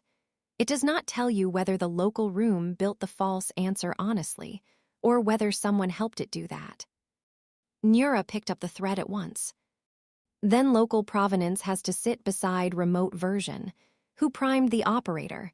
Which chart was visible? Who touched the bench? Who had custody interval? Which capture was first? Ilias said, and how long that all takes before freight can move. That was the delay everyone in the room was already see. Ounting. Authentication would make the medium safer. It would also slow the first answer badly enough to reach freight again before confidence did. Idris heard the same thing and used it without smiling. Yes, he said, that is how infrastructure behaves under failed trust. Kyan looked at Layla's screen. He is making the board case for us. Layla's answer came thin and cold. He is making the meridian case for himself. Those may not stay separate, Kyan said. Surya gave him a look sharp enough to cut paper. Not if you help him. Tenzin slid a blank shell page under the lamp and began writing before anyone asked. Provenance minimum, relay output. 1. Remote protocol version known possible. 2. Priming deck logged before sleep. 3. Visible room contamination check. 4. Operator identity and medical state. 5. First capture hash. 6. Wake stroke sequence review. 7. Independent custody witness. 8. Meaning read after provenance, not before. Darren leaned over enough to read, then stepped back as if the list itself carried voltage. Ilyas looked at item 8. That one should be bolted to the dock wall. It should be bolted everywhere, Tenzin said. Idris watched the page take shape and gave them the smallest nod. Now you are building the beginning of law. No, Sarah said. Every head in the room turned. No, she said again. We are building the minimum that keeps freight, policy, and basin access from moving on a page nobody can prove. Idris received that without offense. Then make it fast, he said, because your page has already taught the system that relay output can be impossible and still arrive looking useful. Nothing improved while they argued. That was the point. Delay kept doing its old work even as the new medium failed in a new way. Layla leaned toward her screen at last. Here is the immediate order. No relay output, local or off-world, will alter freight, ecology, medical routing, or security posture until provenance minimum is attached. Tenzin, Sarah, you own the minimum. Nura, you own room control procedures. Kyan, you do not circulate the impossible page outside named personnel. Kyan said, that instruction will not hold if Meridian files standing review. Idris answered before Layla could. It will hold until standing review overtakes it, Idris said. No one in the room liked hearing that timed out loud. Ilyas looked from the screen to the med line, then back to Sarah. Say I accept your provenance ladder, he said. Say Blue Wake accepts it. What happens the first time we need the relay inside a real emergency, and half the list still isn't ready before people start dying? Sarah did not answer at once. He had finally said the part none of them could keep outside the room any longer. A real emergency would arrive before the doctrine was ready. Then we decide which failure we can still live with, she said. Ilyas held her gaze for a second, then looked back at the held line. That answer is going to get expensive. It already has. Tenzin finished the page and clipped it under the lamp beside the false advisory. 2 sheets, same room, same medium, one impossible for reasons the eye could not see. Under the lamp, the graphite still looked cleaner than the room had earned. Nura moved back to the door and spoke to the guard outside. No copies leave. Surya crossed to the wall board and looked at the frozen med line without touching it. So the lot stays at Rahil, she said. For now, Ilyas said. And gate 3 stays closed. For now, Nura said. Surya looked at the false page under the lamp. Then the room bought us one more kind of delay. No one corrected her. Idris's band remained open 1 second longer than anyone wanted. Hold your minimum together, he said. The next page will test it harder. The screen went dark. The comparison lamp buzzed over the bench. Tenzin kept one hand near the new provenance page. Ilias had already turned back to the held freight line. Kyan kept his tablet up without typing. Nura watched the door and the corridor beyond it. Sarya kept her eyes on the page that had nearly opened the basin. Darren looked down at the graphite on his fingers. Sarah looked at the 2 sheets under the lamp and the new Providence page beside them. Outside, the storm dragged another hard sheet of rain across the habitat shell. Above the dock, the Meridian shuttle still held its patient place over approach. On the wallboard, the med lot at Rahil remained where it was. Tenzin took a second blank shell and wrote a new header across the top in small, exact letters. Authentication first. They set it beside the old rule Sarah had written after the second window. The one that said no relay output became action without verification. For the first time since the first crossing, the older rule looked incomplete. Under the lamp, the impossible page waited with the patience of paper. The quiet between stars. The quiet between stars. Chapter 10, Necessary Window. By the time Ilias got to dock control, the emergency had stopped being abstract enough for board language. The berth board still held the old damage in narrow colored lines. Med release pending. Technical cassette under dispute. Freight queue thinning in the wrong places. But a second board had been pulled up beside it now, fed from habitat systems instead of cargo. Habitat C potable reserve, 714 to ration. Food loop bath, south tray, contamination rise. Recovery filter train, manual bypass holding. Med isolation water priority, requested. The numbers did not flash red. They did not need to. They had already crossed into the range, where people started lying to themselves about what holding meant. Raymai was at the systems rail with one hand on a hard shell map and the other braced against the console. Damp had darkened the shoulders of the field jacket again. He looked as if he had stopped distinguishing between stormwater and sweat hours earlier. What failed? Ilias asked. Not one thing, Raymai said. That would have been easier. He keyed the system diagram larger. The food and water spine for Habitat C ran through 3 linked loops: reclaim, nutrient, and cold reserve. A pressure reversal during the night storm had hit the older filter train hard enough to tear one membrane seam and drive untreated carry into the reclaim bed. The reclaim bed had not collapsed. Worse, it had kept working badly. You can still circulate on manual, Ilias said. For a few hours. And then, Raymai dragged 2 trend lines over one another. Potable reserve, nutrient contamination. Then the reclaim line goes metallic. The food baths start taking the same load, and everyone in Habitat C learns what bad water tastes like at the same time. A maintenance lead at the side terminal added the part that mattered even more. And Med loses clean line priority, unless we cut half the habitat off first. Samira's voice came over the clipped local band before anyone in the room could decide whether to say her name. Do not cut my line off anything, she said. Emil is still awake too much. Leo has a drifting pulse and a headache that keeps changing shape. If this emergency reaches isolation, I stop being polite. The line went dead. Good, Ilias thought.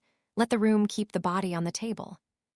He looked again at the disputed freezer chain on the berth board.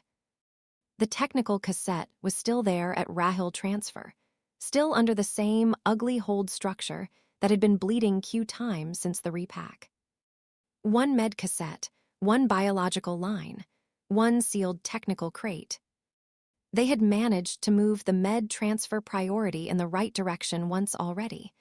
They had not solved the order problem. Now the order problem had grown teeth. What's inside technical? He asked. Raymai answered first. Something the Origin lab says can stabilize reclaim on this filter class if you start it correctly. Filter class. Not model, Raymai said. Class. Old train, mixed housing, local patching, wrong decade, wrong climate. still expected to behave because the outpost is small enough to be sentimental about old hardware. Ilias accepted that and looked at Kyan. Kyan had taken the claims station nearest the freight board with 2 tablets open and a paper shell laid flat between them. "Tell me the problem in cargo terms," Ilias said. Kyan did. The technical cassette requires correct internal identification and activation sequence from the originating complex. The corrected rack map is still beyond ordinary contact range. The Rahil copy does not include the activation order, only the repack seal chain. Can local inspect? Not without cutting the wrong seals. If Blue Wake opens the whole pallet blind, they risk the med line, the biological line, and the claims dispute all at once. Ilias watched the reserve clock on Habitat C drop another minute. So ordinary messaging is too slow. "Yes," Kyan said. "Beam Q. Years. Courier duplicate. Not here." Raymai touched the system's board once, hard enough to make it answer with a warning tone. "I don't need the origin story," he said. "I need the starter order before Reclaim goes bad enough to drag food and med after it." At the far station, Darren had already brought the relay archive shell down from the upper level. He stood with it under one arm and the old comparison lamp under the other. "The archive room is better for provenance," he said. "The water line is here," Raymai said. "The decision line is here," Ilias said. "Bring the archive down." Layla came up on the wall band over the freight board without preamble. "How long?" Raymai answered. 7 hours before ration if the bypass keeps holding.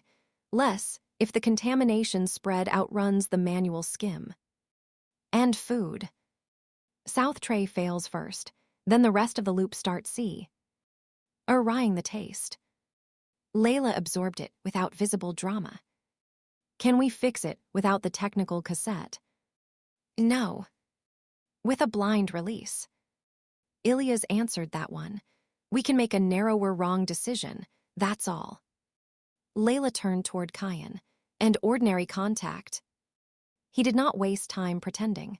Too slow to matter. No one answered immediately. The reserve clock kept dropping, while the freight line stayed frozen. Nura came through the side, carrying wet weather in with her. She looked at the habitat board once and understood the room immediately. "Water. Water and food," Raymai said, "with med queued behind both if it gets uglier." Nura took in the freight hold after that, then the archive case, then the paper shell under Kyan's hand. "You're thinking relay." "We're thinking time," Ilias said. "That is relay," Nura said. Kyan did not look up from the shell. After last night's false page, nothing in this room gets to say that sentence casually. Tenzin entered before anyone could answer him. They had brought the packet charts, 2 clean overlays, and the shell page labeled Provenance Minimum. "Where is the operator?" they asked. Samira answered over the band again. "In med, where I left them. And before you ask, no one is going under because freight discovered biology this morning." Raymai leaned both palms on the console. "It isn't freight." "No," Samira said. "It's water. That always makes people sound more sincere." The band cut. Ilias almost smiled. Almost. Layla spoke into the pause. "If the relay is the only way to get the activation order in time, say so plainly." Tenzin set the charts on the bench. "The relay is the only way to ask the originating complex a live question before the clock here closes," they said. "That does not make the medium trustworthy by default." "No one in this room thinks it does," Kyan said. Ilias pointed at the freight board, then the habitat board. "If we wait for ordinary contact, Habitat C goes to ration. Food loop follows. Medline gets dragged into the same mess. If we move blind on the technical cassette, we risk opening the wrong chain and still losing the clock. If we use the relay, we do it under the provenance minimum, or we don't do it at all. That settled the first part. Not because anyone liked it, because no better option had turned up while they were speaking. Tenzin pulled the packet chart closer. Then the question must be small enough to survive the room.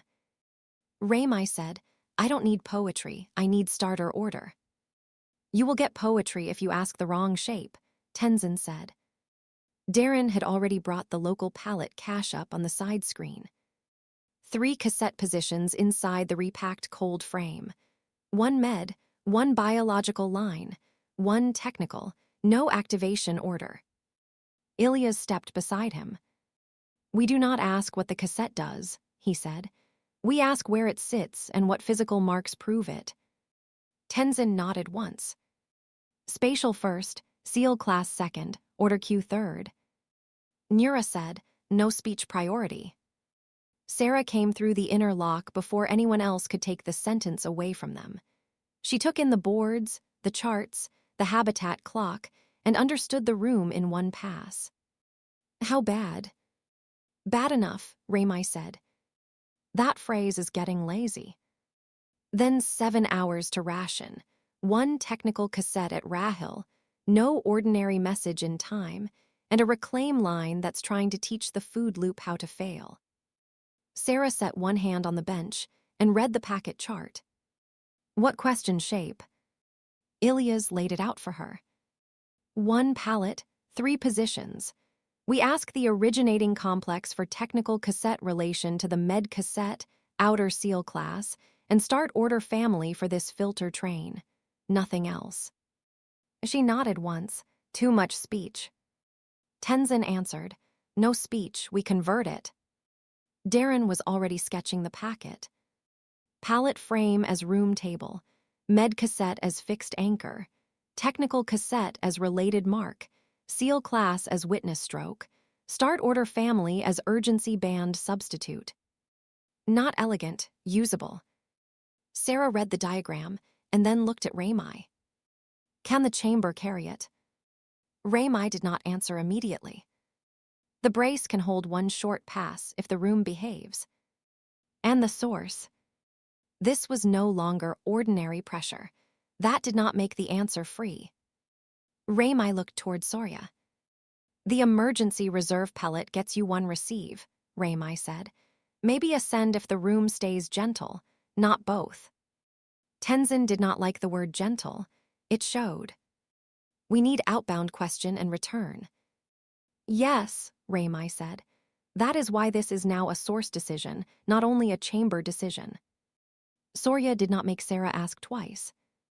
"If you want a new cut," she said, "say what it saves and say what it costs."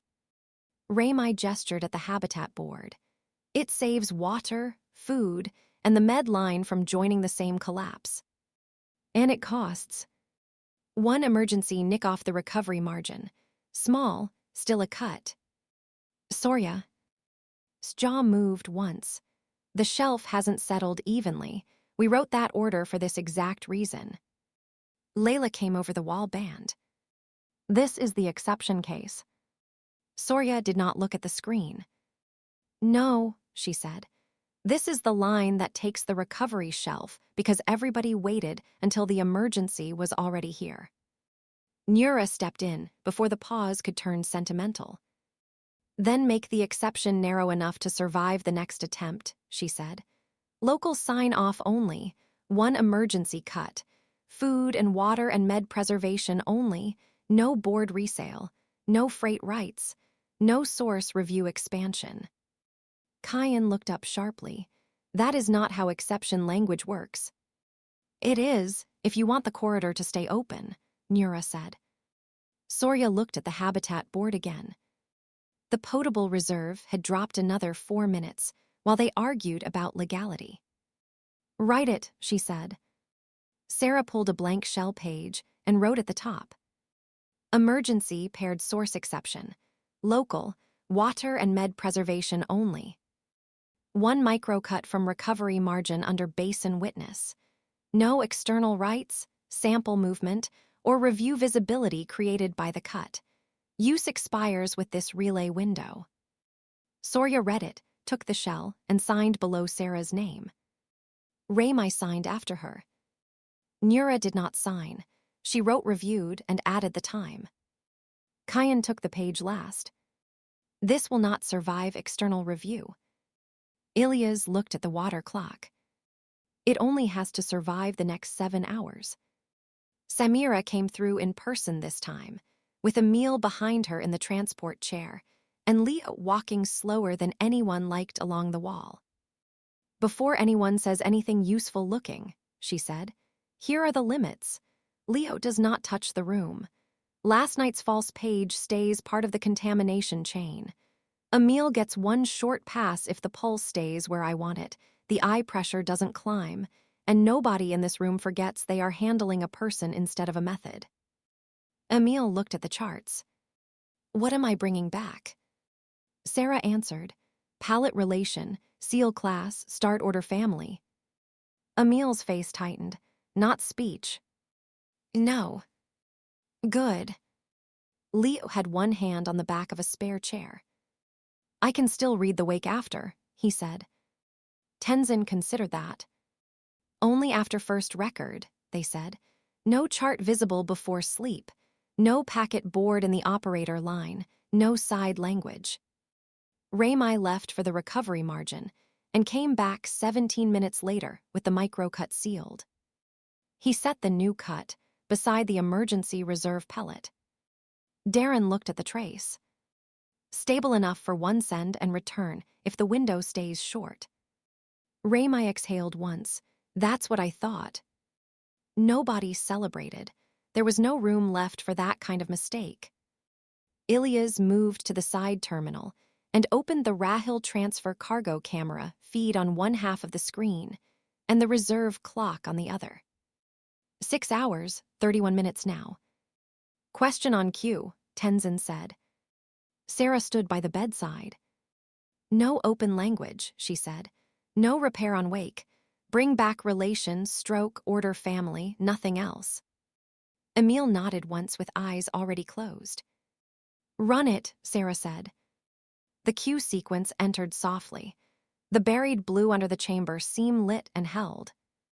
The room did not speak after that. Ilyas watched the clock because that was what he trusted when people started sleeping for a decision. Rem lock, Darren said. Emil's fingers twitched once against the sheet and went still. Window holding. The pulse rose. Samira stepped closer to the monitor. How high? Inside. I asked for numbers. Darren gave them.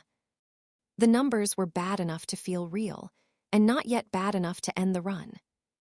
The chamber gave one dry internal click under the brace. 40, Darren said. Sarah kept her voice flat. Stay with the packet. Emil made a low sound in the throat. Not pain, effort. Samira's hand flattened against the bed rail. 53.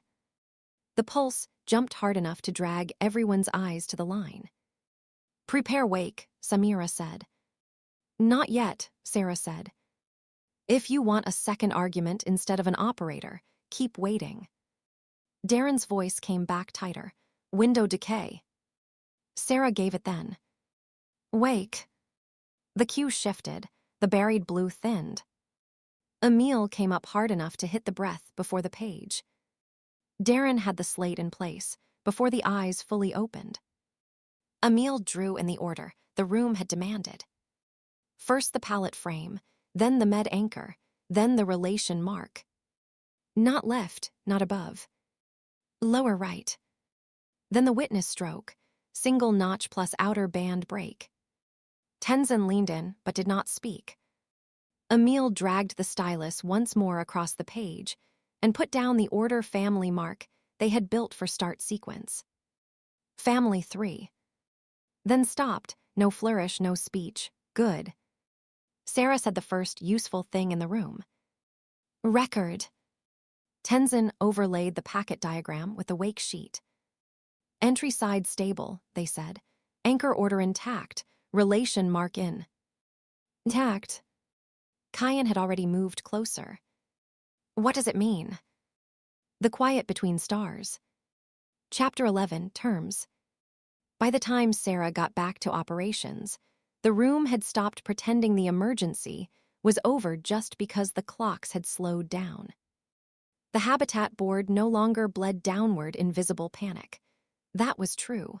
It was also not the same thing as safety. Habitat C potable still held in a narrow flat line under manual repair. Food loop contamination remained ugly but contained. Med isolation feed had gone from requested to active and then to watched, which meant nobody in the room trusted the next hour enough to leave it alone. On the berth board beside it, the technical line had cleared Rahil. The med lot was in transfer. The Meridian shuttle still hung over approach under advisory amber, patient as a legal threat. One board held the water line flat. The other kept the shuttle over approach and the cargo clocks moving against them. Layla was in the room this time. Not on the wall band. In the room, in the same dark jacket she had worn through the last 12 hours, one cuff damp at the edge where rain had got in on the walkover.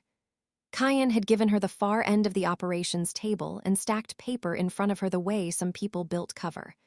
A hard case sat by her boot.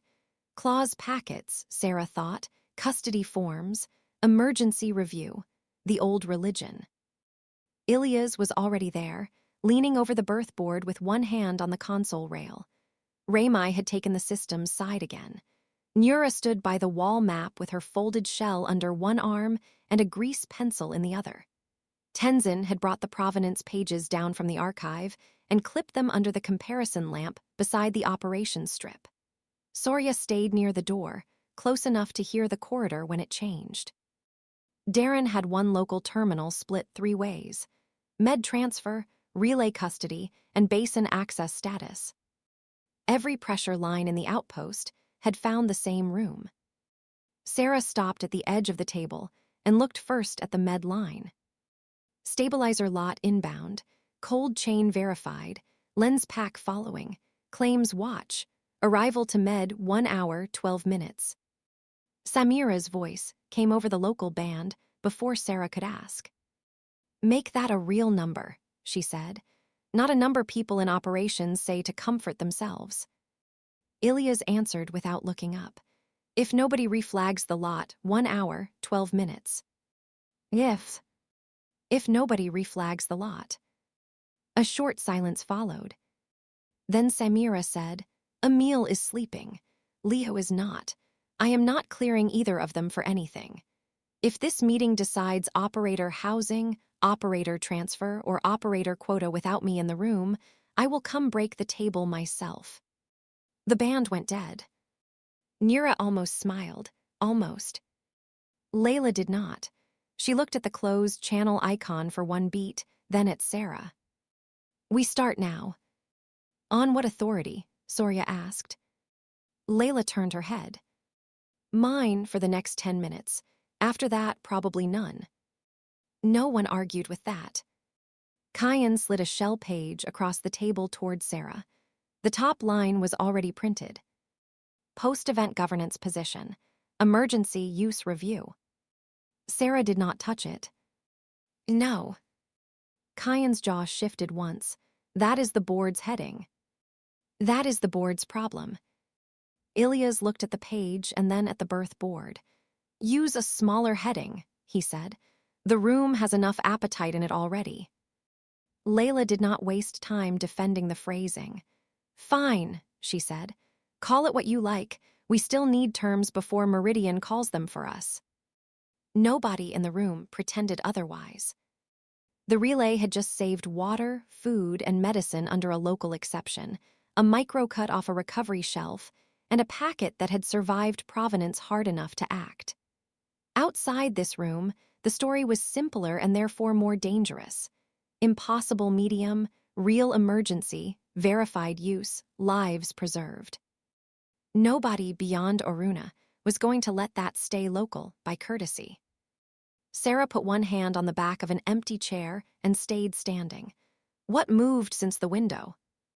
Kyan answered first. Meridian filed a standing review request on emergency relay use affecting public health, freight stability, and source zone restrictions. He touched the tablet and pushed the summary to the wall band. Standing review request. Meridian span governance. Provisional consult authority requested pending recognized authentication standard. Temporary source security coordination requested. Operator registry discussion requested.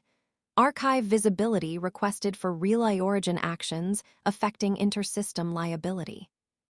Raimi read the third line and let out one short breath through his nose. There's your asset language. Cayenne kept going. Bluewake wants to know whether the Habitat C packet creates a repeatable emergency routing class. Ilya said, of course they do. And the board. Layla answered that one herself. The board wants 3 different things at on. C and is embarrassed by all of them. She opened the hard case by her boot and set 3 shell packets on the table one by one. The first shell carried outer loom markings. The second Meridian review seals. The third was blank except for local routing code and a wet thumbprint someone had half wiped off before it dried. Layla touched the outer loom shell. This keeps relay custody, source authority, and archive control under charter ownership while we negotiate outside review. Then the Meridian shell. This accepts recognized governance oversight in exchange for delaying protective escalation and formalizing authentication under system law. Then the blank local shell. This is empty because nobody in this room has agreed what local means strongly enough to survive contact with the other 2. Nura said, good. Layla looked at her. That is not praise. No, Nura said. It means the page hasn't lied yet. The room held there a moment. Outside the glass strip, stormwater moved down the walkway skin in hard silver bands. Somewhere deeper in the habitat, a pump cycled, and the floor under the system's rail gave a small old shiver. Sarah looked at the 3 shells and remembered the first time Outer Loom had pretended discovery and ownership could be sequenced cleanly. Not here's not the relay room, earlier. She saw the launch platform prospectus bay instead. New composite walls, crates where chairs ought to have been, Layla younger and too open about ambition. A finance rep had asked whether Outer Loom meant to publish every anomaly it found or hold one long enough to matter. Layla had said rights had to follow proof. Sarah had heard the rest anyway. Proof first, rights second, profit after. As if profit ever waited outside the room.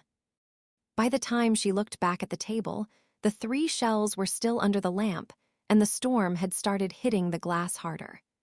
Ilya's had turned from the birth board and was reading the Meridian shell without touching it. They'll say the Habitat C window proved necessity, he said. It did, Layla said. It proved necessity under local cost. Meridian did not wait for anyone to ask before appearing. The side wall opened to secure Band and Idris came up seated again, calm as if he had been invited early enough to count as furniture.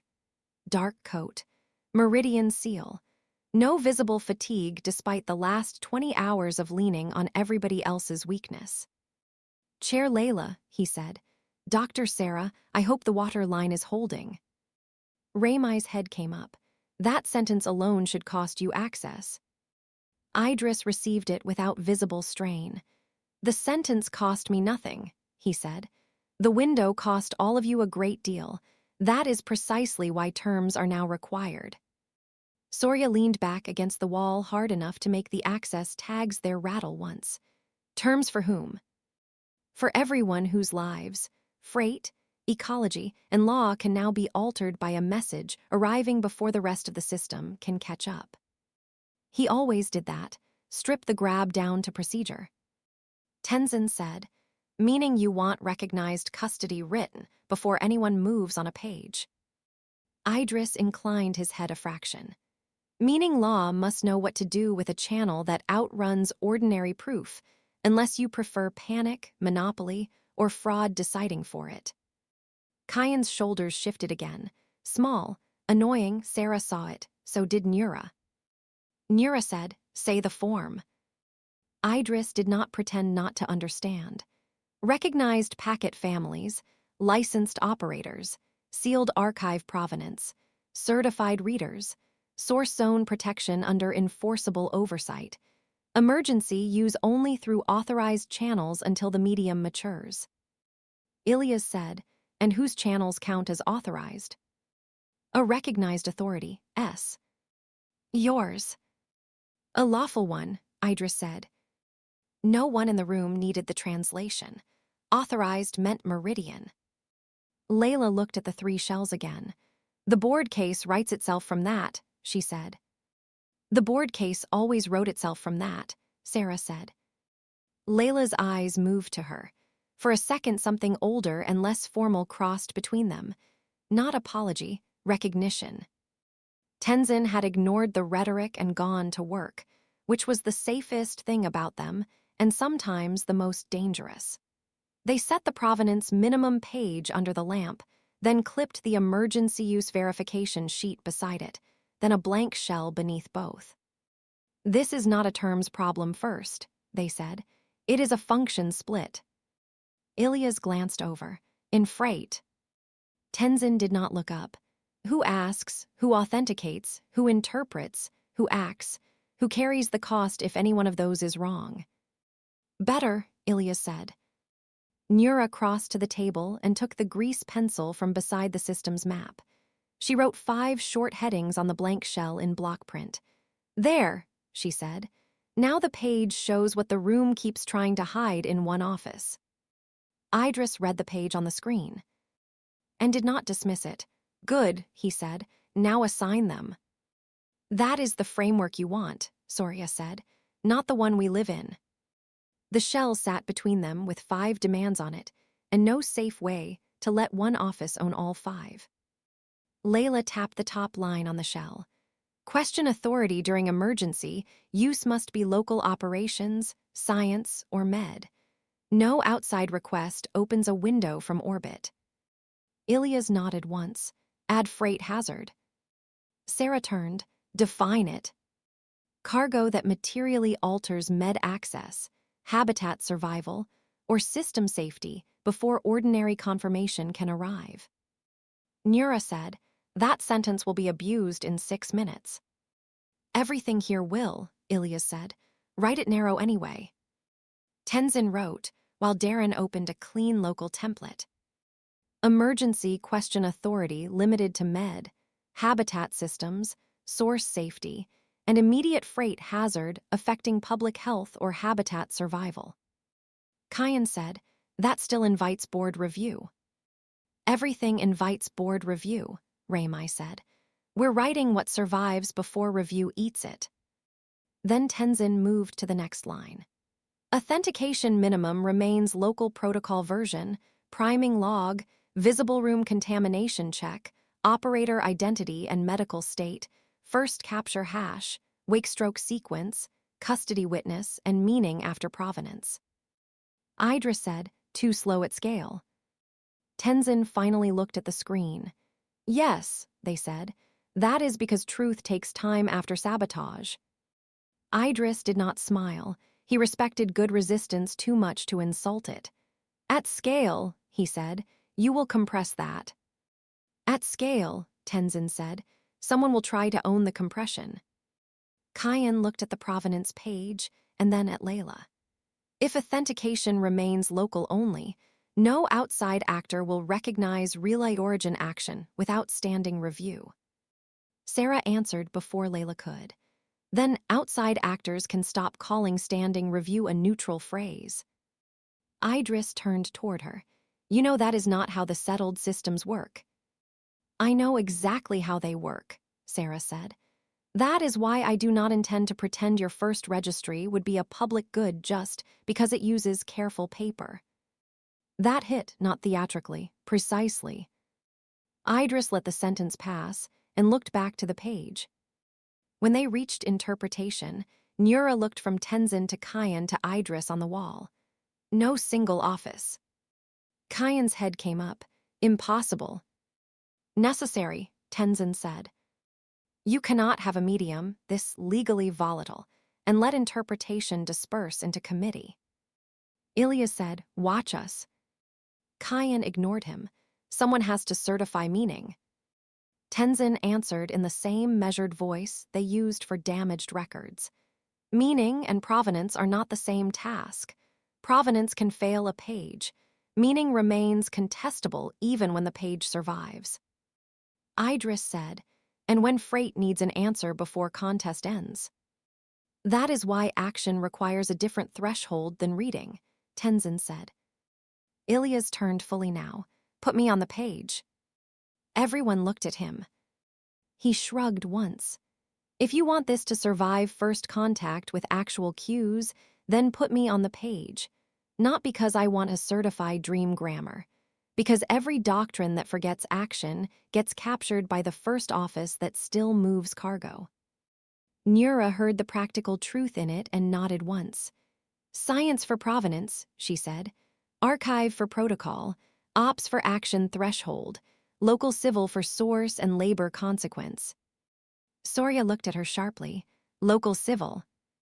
Yes, Nura said. If you leave basin consent outside the interpretation chain, the page still turns into a command over the ground. Surya's face did not change. She took it without showing gratitude. Write it properly then. Tenzin did. Meaning review for relay origin output requires at minimum. Science provenance review, archive protocol review, operations action review, and local civil review where source access, labor movement, or habitat burden changes. Kayan looked at the line as if it had personally stripped a charter clause. That is not doctrine, he said. That is veto spread across 4 offices. Ilya's answered first. No, he said. That is cost spread across the people who actually pay it. No one in the room added to it. Samira came back over the band before anyone could use the silence badly. Add medical. Sarah touched the key. To which line? All of them, Samira said. Put medical on action and cost. No one in the room argued. Samira kept going. Operator medical veto on all session use. No emergency, no freight hazard, no legal language, and no board panic turns a symptomatic body into available infrastructure. Operator harm gets logged as cost, not accepted risk. Kayan said, that phrasing won't survive external review. Samira answered without hesitation. Neither will your operators if you keep writing around them. The band cut again. Darren K. EPT typing after a beat, fingers faster now. Operator medical veto required for all session use. Operator harm logged as governance cost, not acceptable exposure. Idris read that, and, for the first time since the band opened, let a little more of himself show. Then your operator pool remains non-scalable by design. Sarah said, yes. You are trying to build infrastructure while refusing infrastructure's basic demand. No, she said. I am refusing to call people spare parts just because the system likes repetition. That one held. Layla watched both of them and said nothing. Sarah let the silence stand. When the talk turned to action, Ilya's answered first because he knew the cost of getting it wrong. No relay output acts alone, he said. Not even verified. It changes a decision only where downstream material check, repeat send, or dual operator match exists inside the clock. Inside the clock, Kayan said. Ilya's turned his head. Yes. That is not legal language. Neither is dead cargo, but it still arrives. Ramai said, keep it. Tenzin wrote, while Ilya's dictated more carefully. Relay origin output may alter action only where the relevant clock closes before ordinary confirmation can arrive, provenance minimum is met, and downstream verification remains materially possible. Surya said, add source. Ilyas looked at her, meaning. meaning no page opens a basin route or authorizes a cut by itself. Ever. Sarah nodded before anyone else could. Write that separately. Darren did. No relay output alone may authorize source extraction, source movement, or source zone access. Idris said, then the next habitat C dies while you hold a review on principle. Soria answered him before Sarah could. No, she said. The next habitat C lives or dies by whether we kept the shelf alive after the first one. Soria kept one finger on the source line while she said it. Cost came last. Nura looked at each person in turn the way she had looked at the capture points map. Every use has a cost line, she said. Operator strain, archive burden, freight distortion, local labor burden, source impact, political exposure. Ramai said, put repair load in there. Ilya said, and cue displacement. Samira's band clicked once, not voice this time but presence. Listening. Sarah said, and false confidence risk. If a page survives provenance and still gets read too cleanly, that cost belongs to governance too. Tenzin did not look up from the shell. It already does, they said. Most institutions simply prefer not to invoice themselves. That earned a short, dry sound from Ilya's. Layla finally stepped in. Enough columns, she said. What is the actual doctrine? The shell sat between them, still waiting for a sentence strong enough to leave the room. Sarah looked at the 3 shells on the table again. Outer loom custody, meridian review, blank local. The local one was not blank anymore. It held columns, vetoes, costs, and too many hands for any charter office to love. Sarah remembered the prospectus, bay only long enough to see what sat under it. The old promise that rights could come first and profit later, as if appetite ever waited for permission. The page under her hand cured her of that thought quickly enough. She came back to operations and saw Layla watching her, not asking forgiveness, not asking rescue, asking whether Sarah would finally name what kind of thing the relay had to become if it was not going to be privately captured or publicly licensed to death. Sarah took the blank local shell and wrote across the top in block print. Oruna relay conditions, provisional, local civil effect. No one interrupted. She wrote the first line beneath it. No single institution may own question authority, authentication, interpretation, action clearance, and source access within the same relay system. Kyan shut his eyes once. That is not a charter position. No, Sarah said. It is a survival position. She wrote again. Relay origin action requires provenance minimum, operator medical clearance, and materially possible downstream verification. Then, no relay output alone authorizes source extraction, source movement, or source zone access. Then, no relay window may be sold, assigned, reserved, or priced before recognized multi-party governance exists.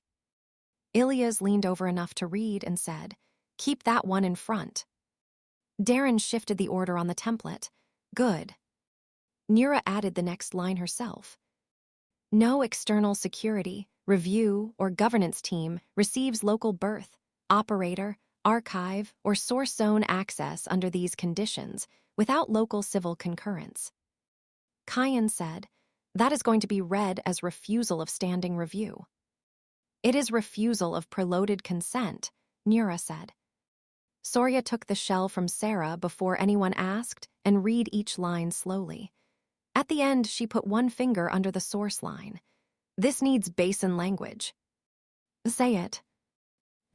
Local civil concurrence means workers, not just board substitutes. Layla answered before Sarah could.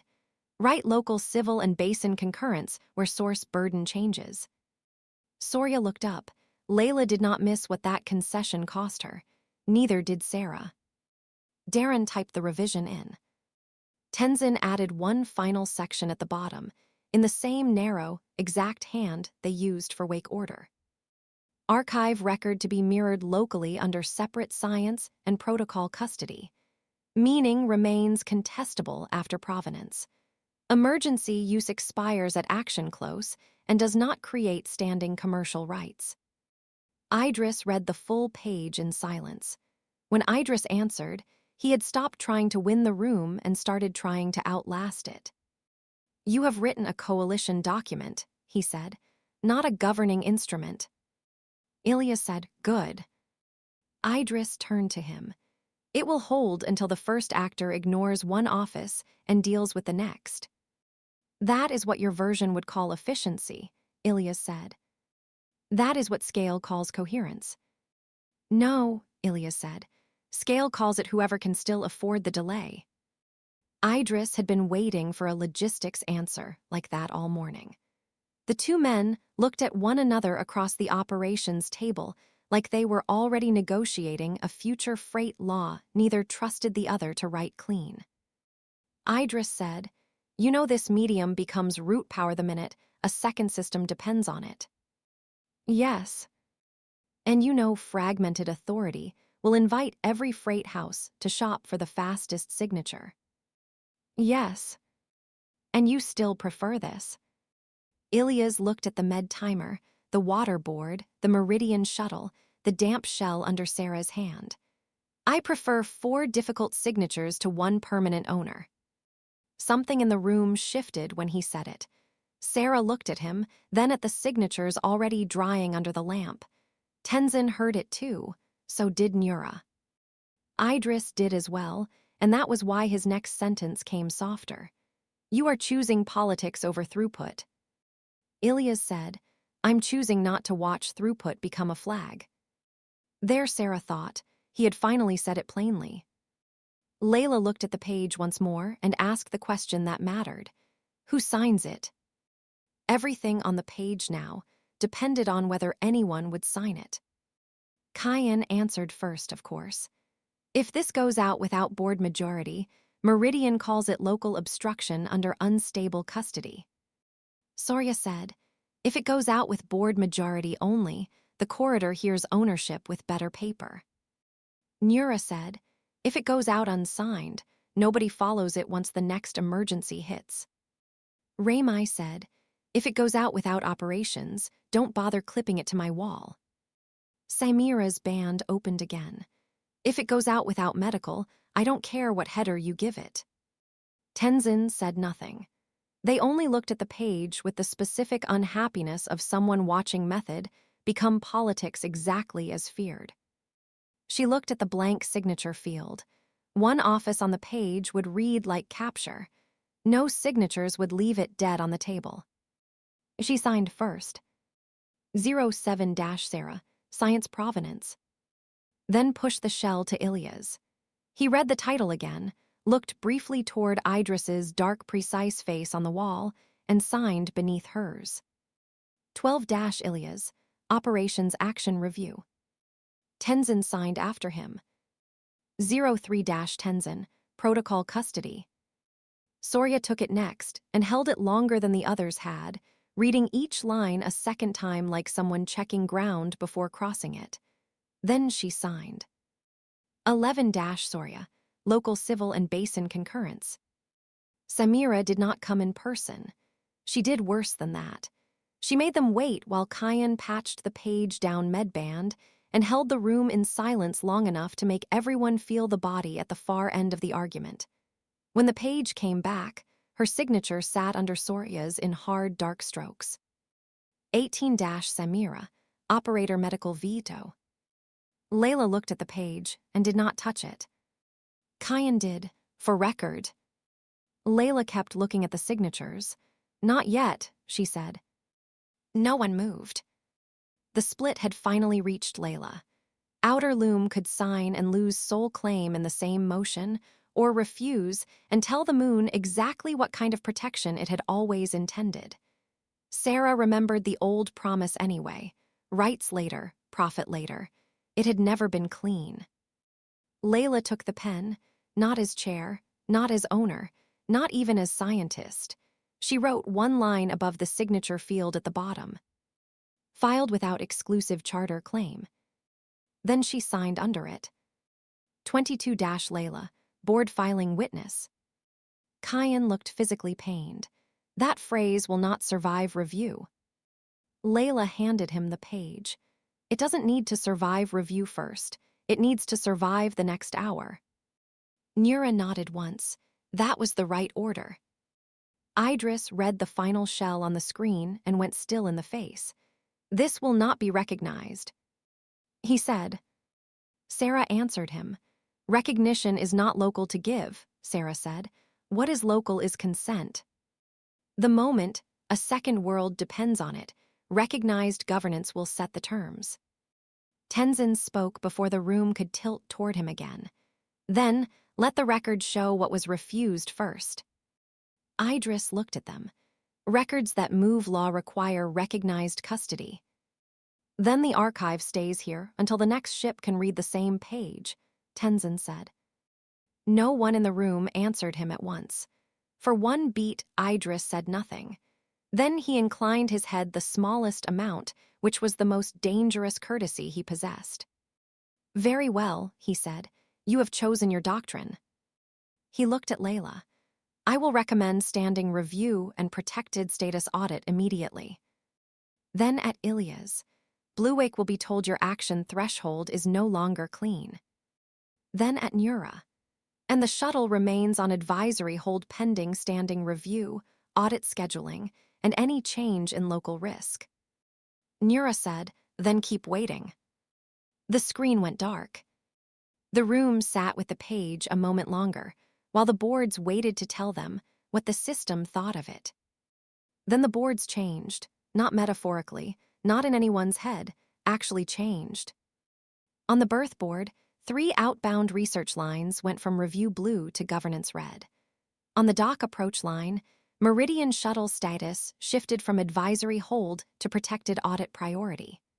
On the freight queue, Bluewake tagged relay-related movements for manual external review. On the basin access line, Gate 3 reopened for med and maintenance only under local concurrence watch. Raymai stared at the colors. There it is. Kyan was already reading the headers.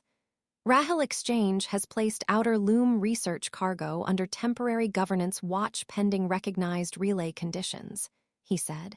Meridian requests audit landing window at next weather break. Bluewake acknowledges local doctrine receipt but does not concede recognition. Ilya's read the same screen and said the only useful version. Embargo in good shoes. Surya looked at the gate line. Not full. Not yet, Nura said. Layla took one long breath through the nose and let it out slowly. Well, she said. No one answered. What was there to say? They had chosen. The relay would not be a private charter instrument if they could help it. It would not become Meridian's registry without a fight. It would not move source access on a dream page. It would not let operator bodies disappear into throughput language. It would also, from this moment forward, move under watch. The price of it was already visible. Samira came back over the band one last time. Did you give them away? Sarah looked at the signed page under the lamp. No. A beat. Then I can work with the rest. The channel closed. Darren printed the shell once on hard local stock. The printer caught halfway through, coughed, then finished with a hot paper smell that filled the operations table. Tenzin clipped the signed doctrine beside authentication first and the provenance minimum. Raymai took the operations copy and pinned it to the board rail. Surya folded the basin copy into a weather sleeve. Kyan logged the filing with a face like a man entering a wound into a contract system. Nura went to the door and spoke quietly to the guard outside, already shifting the outpost to the next perimeter. Ilya stayed by the berth board. The med lot still moved, the water still held, the shuttle still waited, and now the lanes beyond Oruna had started choosing sides in cleaner colors.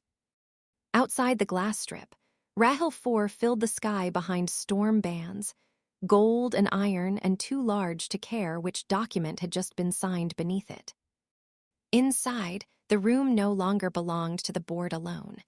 The board no longer had the room to itself. The outpost's first relay doctrine sat under a cracked lamp with 6 signatures on it, and an embargo beginning to form around the moon. The quiet between stars. Chapter 12, Holding Ground. By the time Nura got to medical, the transfer cradle was already parked wrong. Not crooked, intentional. Nose toward the inner lift, restraints open, board blue custody strip clipped across the side rail, so anyone coming down Corridor 3 would understand what kind of move this was meant to be before a word got spoken. 2 contract shells waited beside it, in mixed plate, still damp from the walk between habitats. Not enough bodies for force, enough for paperwork with shoulders behind it. Nura stopped under the med status board and counted everything anyway. 1 cradle, 2 shells, 1 claims case on the floor by the wall. 1 local guard at the med door, pretending not to take sides. 3 workers farther down the corridor, with maintenance tags still clipped at the throat, watching the cradle the way people watched a lit fuse. Behind the med glass, Samira was already looking back at her. Good. The hallway smelled of antiseptic, wet fabric, and the old electrical heat the medical wing never quite lost in storm season. Overhead, the lights shifted once on backup load and steadied. Someone had rolled a sealed supply cart against the opposite wall to make the passage narrower. Deliberate again. Force the transfer through 1 line. Keep witnesses close. Make everybody choose where to stand. Kyan came around the corner carrying a flat shell case and a tablet under 1 arm. He saw Nura, saw that she had already counted the corridor, and did not waste either of their time pretending the cradle had arrived by accident. Interim housing order, he said. Operator protective consolidation, pending audit exposure and corridor instability. Nura looked at the board blue strip on the cradle rail. That is a polite phrase for seizure. It is a polite phrase for centralizing vulnerable infrastructure before this hallway turns into a bargaining lane. The inner med door opened before she answered. Samira came through in a half-rolled pressure smock, with the scanner still in 1 hand, and 1 glove pulled off with her teeth hard enough to leave the cuff twisted. No, she said. Kyan kept his eyes on her, not Nura. The board has authority to designate. No. You haven't read the order. I read the cradle. That shut the shells up, which was useful. Samira came fully into the corridor and let the door close behind her. She was tired enough now that all the excess had burned out of the face. Only angles left, good hands. Bad patience. Nura had learned to trust that combination faster than she trusted calm.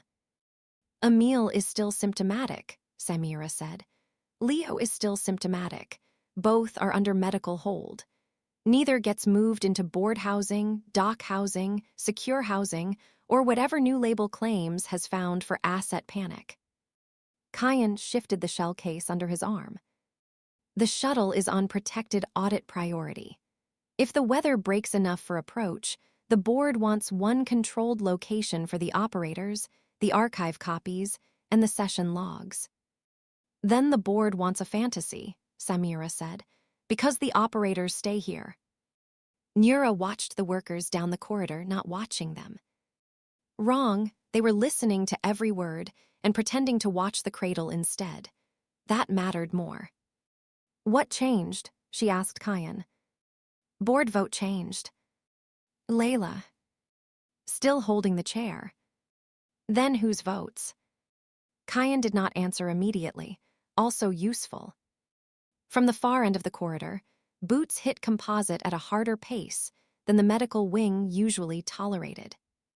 Raymai came around the bend with a wet field jacket zipped wrong at the throat and a rolled basin map under 1 arm. Sarah was half a step behind him, 1 sleeve still dark at the cuff from wash, water, or rain. Soria followed with 2 basin techs and a face that said the day had stopped asking permission from anyone an hour earlier. Raymai did not slow down for the cradle. Forget that, he said. Gate 3. Surya answered before anyone else could make him clearer than he wanted to be. South shelf runoff screen went, she said. The storm took one brace and half the catch mesh with it. Conductivity is up. Mineral finds are moving. Samira swore once under her breath. Sarah had already taken the basin map from Ramai and flattened it against the wall under the med board. Her fingers left a wet mark near the recovery line. How long? Nura asked. Ramai dragged one gloved finger over the map. Another hard band, and the recovery margin stops being a margin. The mats are already pulling thin on the outer lip. No one in the corridor needed the translation. The recovery shelf was the part they had been trying not to touch, because touching it had started costing the future. Surya looked straight at Kyan when she spoke next. If you want your operators moved while the shelf starts to go, say it with the cradle. Still here. Kyan kept the tablet up. Those are separate decisions. Sarah lifted her head from the map. No, she said. The word came out flatter than anger. That landed better. No, she said again. If South Shelf goes noisy, the paired source order stops being paper and starts being a post-mortem. If the operators move under board custody while we are trying to hold the shelf, the basin crews will hear sale terms and stand down. It is the same decision. Nura read the corridor again. The workers at the far end had stopped pretending entirely now. One of them had already keyed something down the local band. The story was moving. Cradle in medical. Recovery shelf failing. Board order, gate 3. The outpost would sort the meaning before the board did, if she let it. The med door opened a hand's width. One of the orderlies leaned out. Pulse line on Leo just jumped, he said to Samira. Not collapse, not good. Samira did not turn around. Stay with him. The door shut. Nura looked at the transfer cradle, then at the wet map, then at the basin techs still breathing hard from the run over. What fixes the shelf? She asked Sarah. Not theory, not doctrine, fix. Sarah touched the map once at the south shelf edge. Physical stabilization first. Close the torn runoff throat. Reseat the catch mesh before the next band. Repack the mineral lip where the last microcut left the margin thin. If we let the water keep carrying fines across the mat bed, the organism rebounds wrong, and the whole shelf starts reading like gate 3 stock. Need a cut. Ramai answered that one and hated it. Fastest way, yes. Surya said, no. Ramai did not flare back. I said fastest. Sarah kept her finger on the map. We can hold without a new cut, if we get hands on the shelf before the next rain wall, and accept that chamber replacement slips again. There it was. Embargo pressure, source risk, operator pressure, local legitimacy. Same corridor. Kyan looked at the map, and then at the cradle, still trying to keep the pieces in separate files. The board does not have the luxury of choosing only local optics. Meridian's shuttle is already on protected audit priority. Blue Wake has the lens pack under claims watch.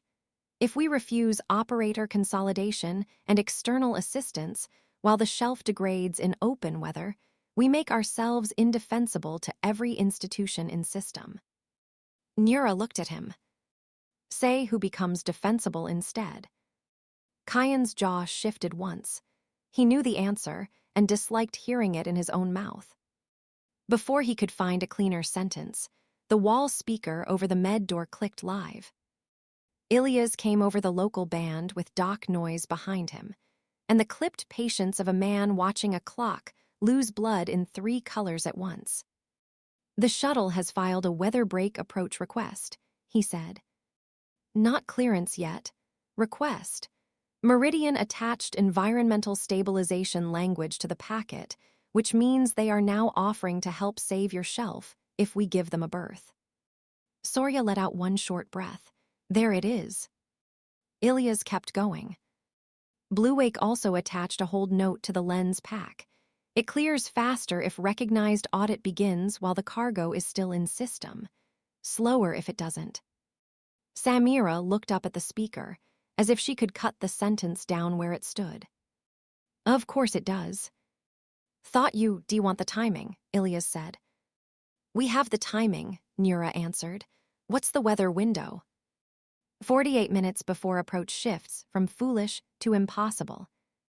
Raymai rubbed one hand over the side of the neck and left a line of basin mud there. South Shelf won't wait longer than that either. The speaker clicked dead.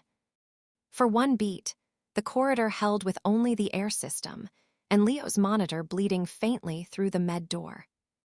Nura had counted weak defenses before: habitats, docks, rural convoy stops on colder worlds. This felt the same in the bones: too few bodies, too many leverage points. Not enough time to make a good choice, only a choice with fewer good lies attached to it. She looked at the cradle again. If the operators moved now, the board gained one controlled room and lost the corridor. If Meridian landed now, they gained technical hands and lost the source. If the shelf slipped now, everyone beyond Oruna got to call stewardship sentimental and move in under cleaner language than force. Layla came onto the band without image. Status? No greeting. Good. The room had moved past social handling.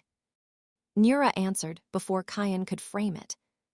Board transfer cradle in med corridor. South shelf stabilization required inside the same weather break Meridian wants for approach. Crews at Gate 3 will not move under external shells or operator seizure optics. Choose an order. The silence at the other end lasted just long enough to count as real thinking. Kyan straightened by reflex. Interim housing order is lawful. L under charter emergency protection, if operator exposure intersects restricted infrastructure risk. Samira cut in before Layla could ask for her line. Medical hold stands. Anyone who tries to move either operator gets a formal objection, and me in the corridor in front of the cradle. Raymai did not wait for another prompt. South Shelf goes bad, and you can stop arguing about housing, because there won't be enough clean source left to matter.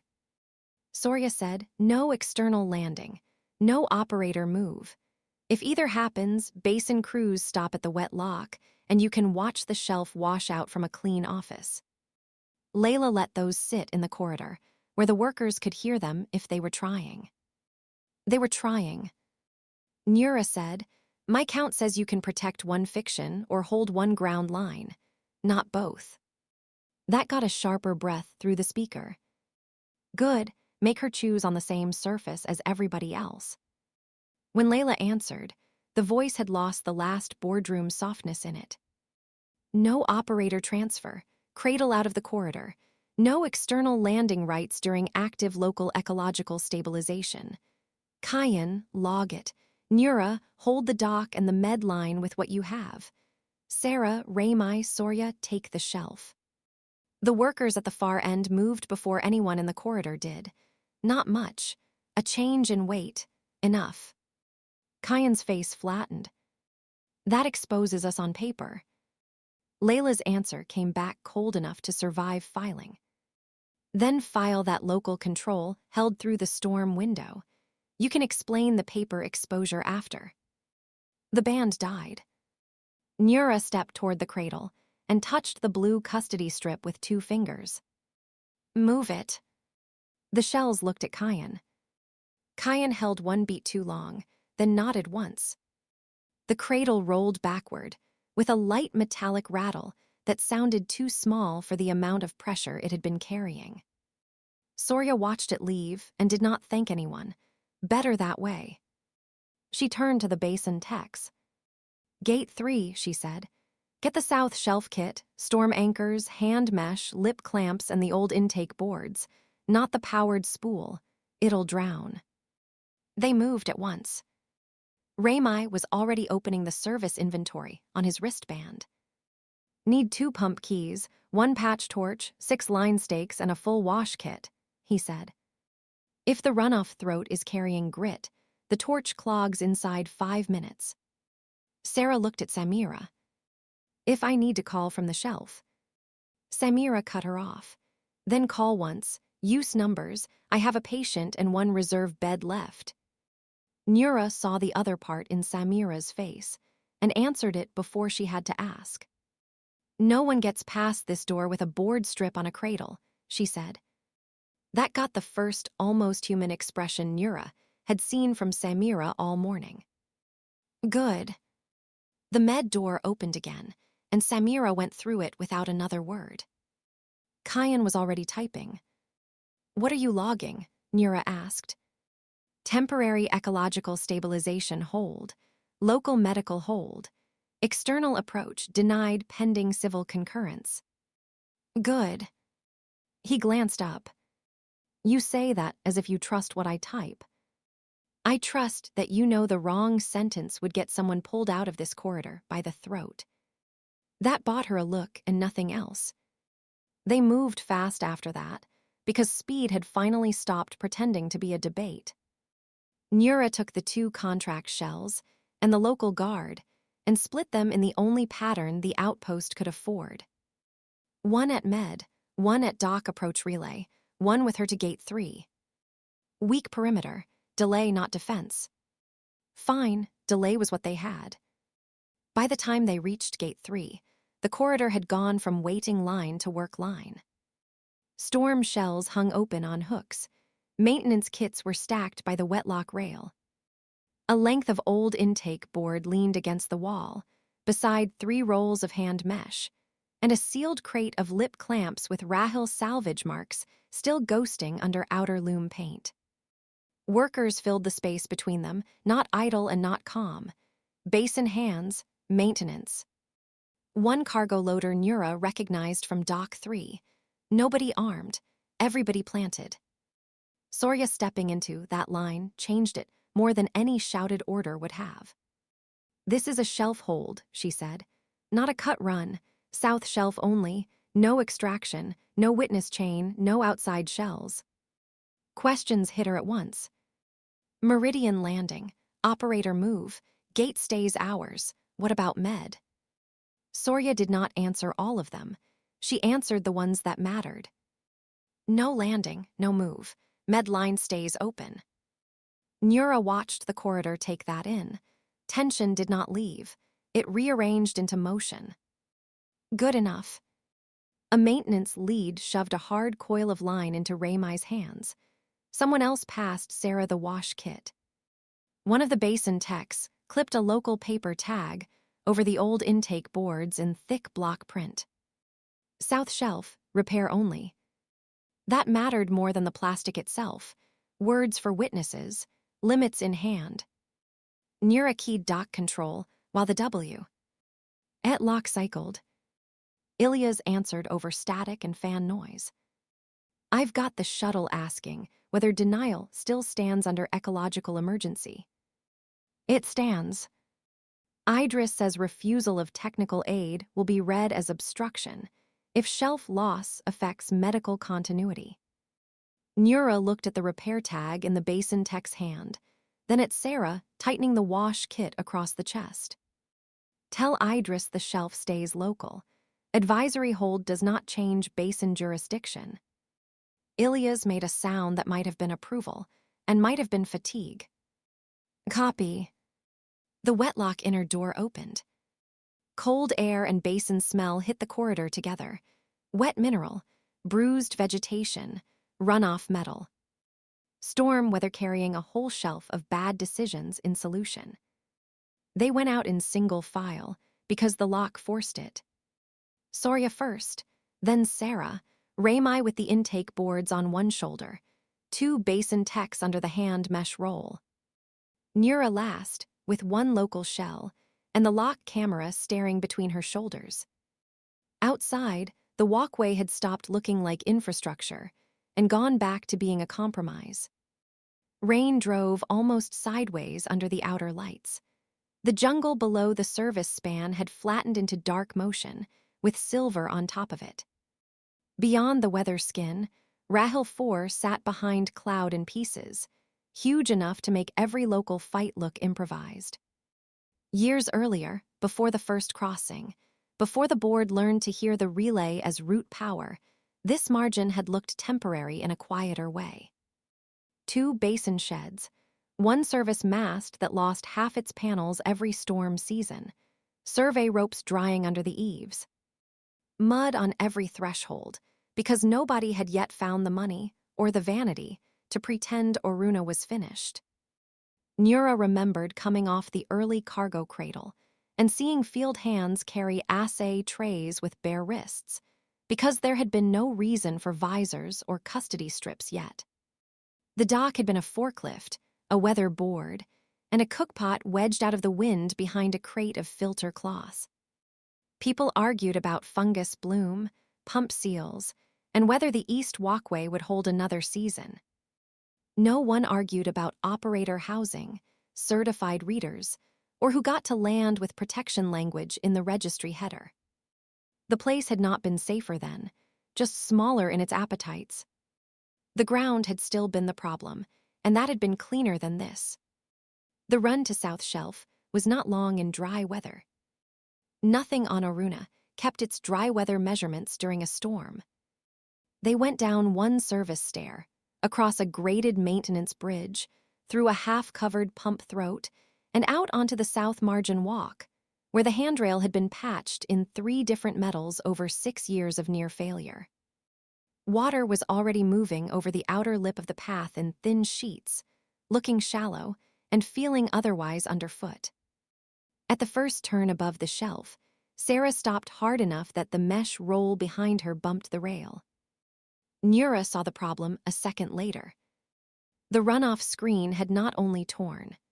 It had peeled backward from one upper brace and folded half under itself, so the water that should have been spreading wide across the catch bed was knifing through one narrowed throat instead.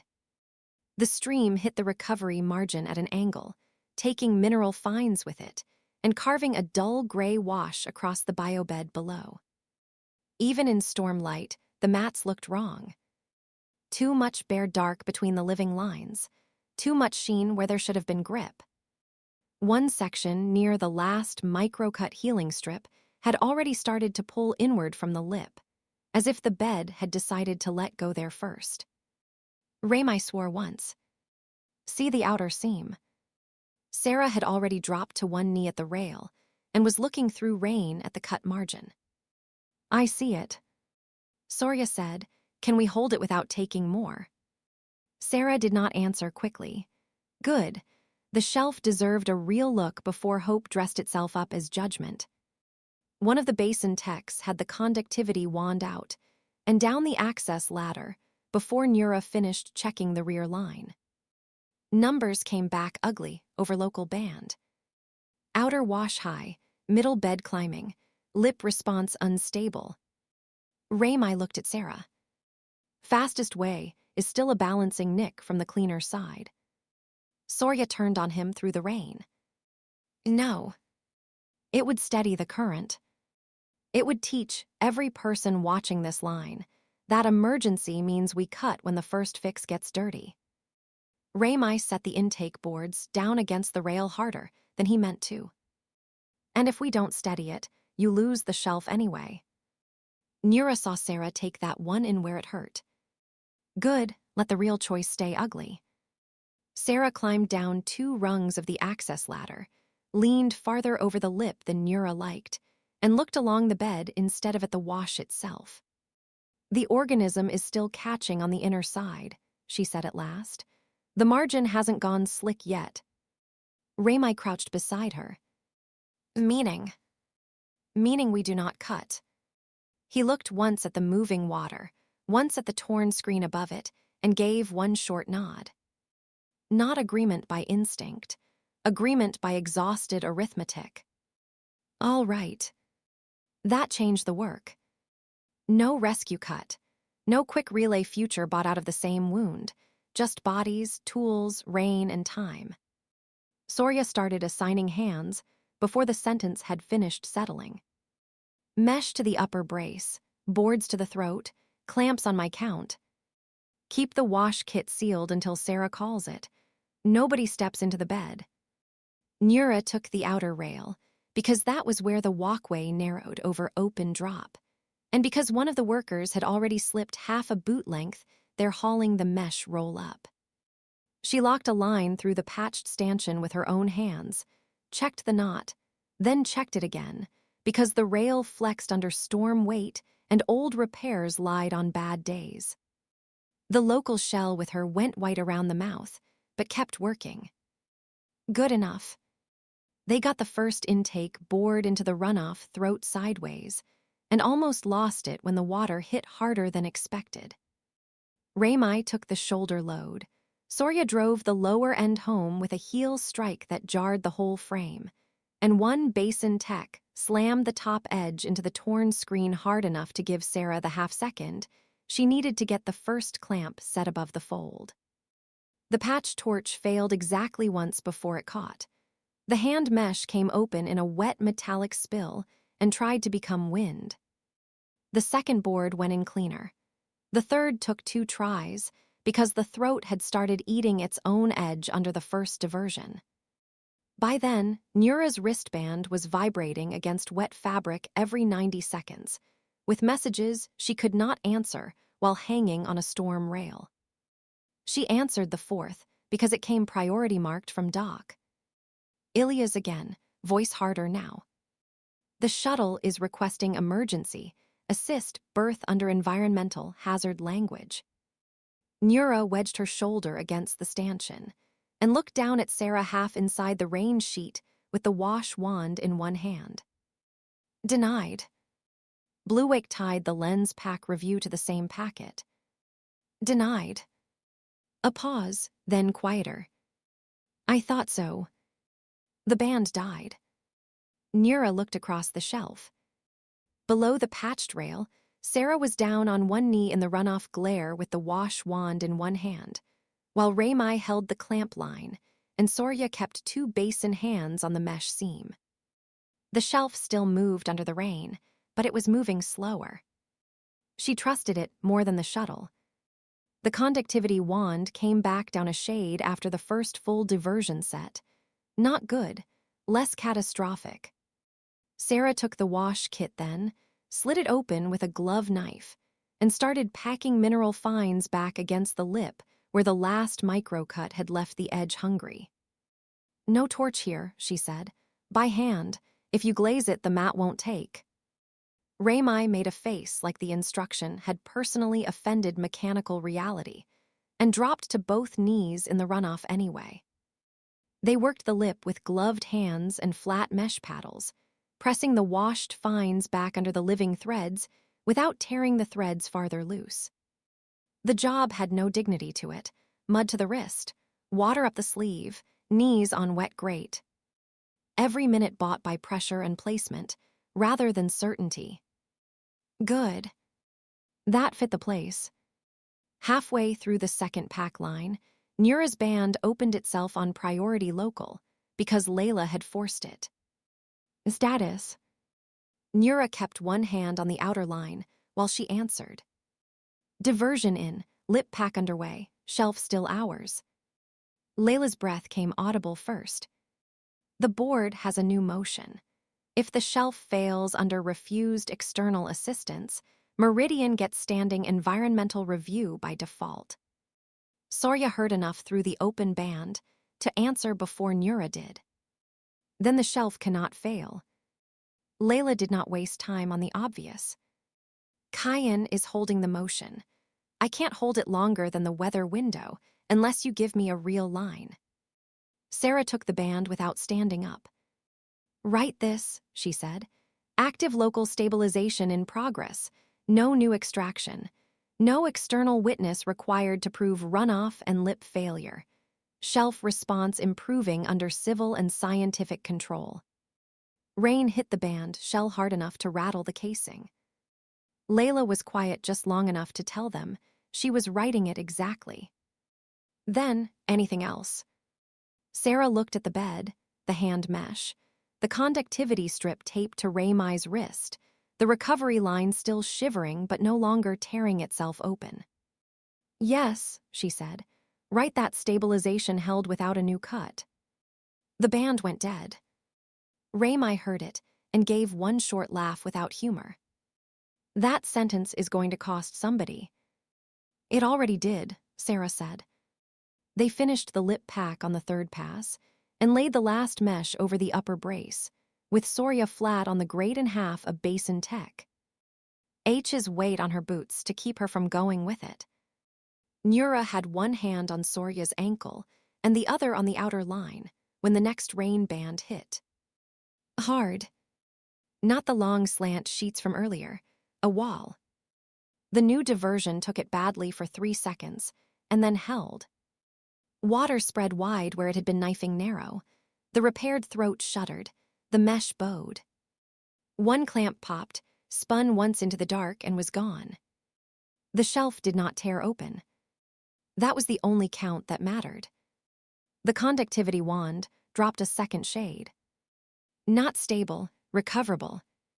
Soria pushed herself up from the grate and sat back on both heels in the rain, breathing through the nose hard enough that the shoulders moved under the shell. Well, she said. No one answered, because nobody had the spare breath for it. Nura keyed dock herself this time, before the next thing in system could name the result first. Ilya's came on at once. Talk. South shelf holding under local repair. No new cut. He let that sit for one beat. Good. Not praise, inventory, fine. The shuttle lost the weather break, he said. Approach window just went from priority amber to unsafe advisory. They can keep holding outside or go back up the line, but they don't land in this band. The first honest relief of the morning was smaller than a heartbeat, and no safer than one. What about the lens pack? Still watched, not moving faster because anyone got decent. Of course not. Keep it watched, Nura said. He gave a short affirmative and closed. The walk back up from South Shelf felt longer because the work had already happened, and bodies could finally admit it had cost something. Raymai favored the left knee. One basin tech had blood under a glove seam where the mesh had taken a bite. Soria's shell sleeve had torn open at the cuff and was carrying water. Sarah looked older around the mouth than she had an hour earlier, the way some kinds of restraint aged a face faster than panic. They came back through gate 3 soaked enough that the corridor smell changed when the wetlock opened. Workers were still there. Not as a blockade now, as witnesses. Nura saw the first eyes go to their hands, their kits, the absence of fresh sample shells, the lack of any sealed cut box coming back from the shelf. That mattered. No one had to announce it. Soria held up the repair tag before anyone asked. Repair only, she said. The line changed under that. Shoulders went down a fraction. Somebody passed a towel. Somebody else stepped aside without being told. Maintenance peeled off toward habitat systems. Basin hands stayed, but in work posture now, rather than refusal posture. Nobody asked for a fresh sample box when they saw their empty hands. When Nura got back to medical, the corridor outside had changed too. The cradle was gone. The contract shell by the door had been replaced by a med orderly with a clipboard, and no interest in pretending to be security. Kyan stood alone under the status board with his tablet lowered for once, as if holding it up any longer might make him ridiculous. He looked at the mud on her boots, the torn mesh bite on her glove, the absence of any fresh sample shell. Did you stabilize it? For now. No new cut. No. That answer cost him something, not disappointment exactly, recalculation. The board motion fails if the shelf is holding, he said. Good. He glanced at the med door. Samira filed a formal medical objection to operator transfer. Nura nodded once. Good. That will not be the end of it. No, she said. It only has to be today's end of it. He almost smiled at that, which was worse than if he had. From inside Med, Leo's monitor was still audible. Slower now. Emil's line beneath it flatter. Human sounds, not institutional ones. Better. Kyan looked toward the outer corridor, where the workers had started dispersing in wet stages toward systems, Gate 3, and habitat lines that still needed bodies more than politics did. You understand this will be read as local obstruction, he said. Nura took off one glove and wrung basin water out of the cuff. It will be read as the moon staying under local hands during active repair. By whom? She looked at him then. By the people who touched the rail. That left him with nothing tidy enough to file at once. Good. The local band clicked, and Layla came through again, voice only, thinner now and more tired than before. Status? Nura answered from where she stood under the med board. South shelf holding under local stabilization. No new extraction. Operator transfer denied on medical hold. Shuttle missed the weather break. A breath through the speaker. And the corridor. Moved when the ground held. Layla was quiet for one beat longer. Then, all right. No one asked what that meant, because the day had already defined it for them. When the band closed, Nura finally let herself look through the med glass. Samira was inside at Leo's bed, checking a pressure. Lying with one hand and not looking toward the corridor at all. Emil slept on the second bed, with the face turned partly to the wall, one hand open on the sheet, the monitor line flatter now than it had been an hour earlier. Outside the narrow glass strip at the corridor end, Rahil 4 had gone almost entirely behind the weather. Only one band of gold still showed through the storm, dim over the outpost roofs. The shuttle was still out there somewhere above the rain, holding because the weather had shut the lane and the shelf had held under local hands. On the floor beside the wall, the dry strip where the transfer cradle had waited was still visible between boot prints and dragged rain. Nura looked at it until a nurse rolled a supply cart across it and erased the line. Chapter 13. The open window. By the time Sarah got back to medical, the corridor had acquired a transfer cradle. It sat outside the isolation door under the strip lights with its restraints folded in, and its shell still tagged from central housing. One claims case rested on the bench beside it. Two contract shells stood near the door pretending not to block the passage. The whole arrangement smelled of disinfectant, damp fabric, and somebody else's idea of calm. Samira was already in front of the cradle. Not beside it. In front of it, one hand flat on the rail, pressure smock still open at the throat from the last hour's work. Emil slept behind the glass on bed 1, face turned toward the wall, pulse line steady enough to stop being the first thing Sarah saw. Leo sat upright on bed 2 with both hands around a paper cup, and the look of a man who had not forgiven the inside of his own head. Kyan held a shell page at chest height. Interim housing order, he said. Operator consolidation pending, protected audit arrival. Samira did not move. No. It is signed. No. The shuttle has a weather break in 63 minutes. No. He lowered the page by less than an inch. This is not discretionary. Samira turned her head, just enough to look at him fully. Neither is my veto. The corridor held there. Stormwater ticked through the runoff line over the ceiling. Somewhere farther down the service walk, a hatch cycled and somebody swore at a jammed latch. Sarah stopped beside the wall and read the header upside down. Interim protective transfer. Operator housing consolidation. Kyan saw her. Then tell her. Sarah took one look at the cradle again. No. He blinked once. More surprise than anger. The board does not need another local refusal. The board needs operators who can still stand up tomorrow. Kyan drew a breath that sounded prepared in advance. The protected audit team will ask where the operators are housed, who controls access, and whether local security can prevent interference. Leo laughed once into the paper cup and winced at the noise. You can tell them bed 2 is not moving. Samira answered, without taking her hand off the cradle rail.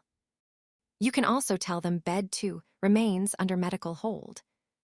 Nura came out of the side corridor before Kyan could decide whether to push the legal language harder. She had one wet sleeve rolled halfway back and a local security slate tucked under one arm. 3 red circles marked on it in grease pencil. Med. Relay suite. Doc.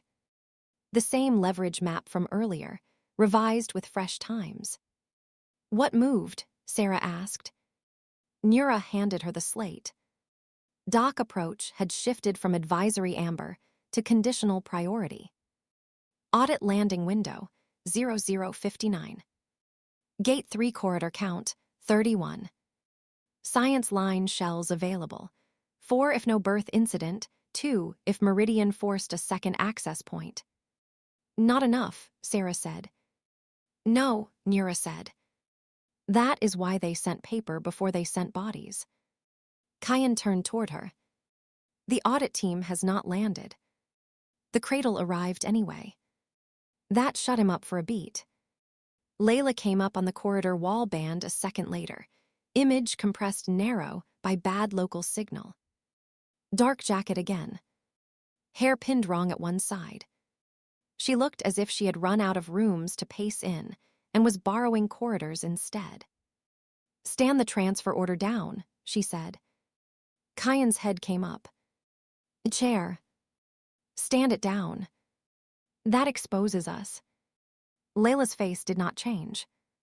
Yes. The word landed flat and hard. But moving them now exposes us faster. Samira stepped back from the cradle at last, one hand still on the rail, eyes on the corridor as if she expected the order to reverse before the next breath. What changed? Sarah asked.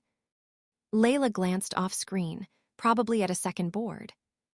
Rahil Exchange sent notice that Meridian can petition for emergency, assist birth if they can show local instability, plus a public safety consequence, inside the weather window. Kyan said, which is exactly why. Layla cut him off. And Blue Wake Local says they will not resist a petition if Oruna cannot show an independent record chain beyond charter custody before the window closes. There it was. Not landing by force. Landing by paperwork, timed to weather and fear. Nura took the cradle handle and shoved it against the wall until one wheel caught in a floor seam and stopped. Ugly. It would hold. Who wants the independent record chain? Sarah asked. Everyone, Layla said. For different reasons. Meridian wants recognized standing. Blue Wake wants liability cover. Rahil wants a reason not to become the room that picked a side too early. Leo lifted the paper cup a little. And what do we want? The transfer cradle was still parked in the corridor, and rain kept hitting the med shell. Ilya's came through the far lock carrying rain on his jacket, and a local doc printout folded. Twice in one hand. He took in the cradle, the 2 contract shells, Samira still breathing hard, and made the right inference without asking anyone to help him. You haven't moved them. Kyan's mouth tightened. What do you have? Sarah asked. Ilya's held out the printout. Exchange will stall the shuttle if I can show 2 things before the weather breaks. 1, the relay cannot be lawfully treated as single charter infrastructure because the independent records are already out of reach. 2, any landing tied to source review now creates wider liability than it solves. Sarah read the printout. Not a formal ruling. Worse. Routing conditions. Risk flags. Manual oversight language. The kind of paper that let later institutions say nobody had decided anything while the decision still took effect. "What counts as independent?" she asked. "Not this moon alone, not outer loom alone, not local doctrine clipped under one lamp." Samira looked through the glass at Emil, then back at Sarah. "You are not putting either of them under again for corridor optics or paperwork." Layla answered before Sarah could. "I know." Samira folded her arms. "That is not consent." "No," Layla said. "It is a sentence I want finished before you object to the rest of it." Everyone in the corridor held. Layla looked directly at Sarah then. "There are sealed mirrors off-world." Kyan turned so sharply the shell page in his hand brushed the wall rail. "What?" Layla ignored him. "I sent them years ago, before the first crossing, before the board learned how much it liked the word ownership."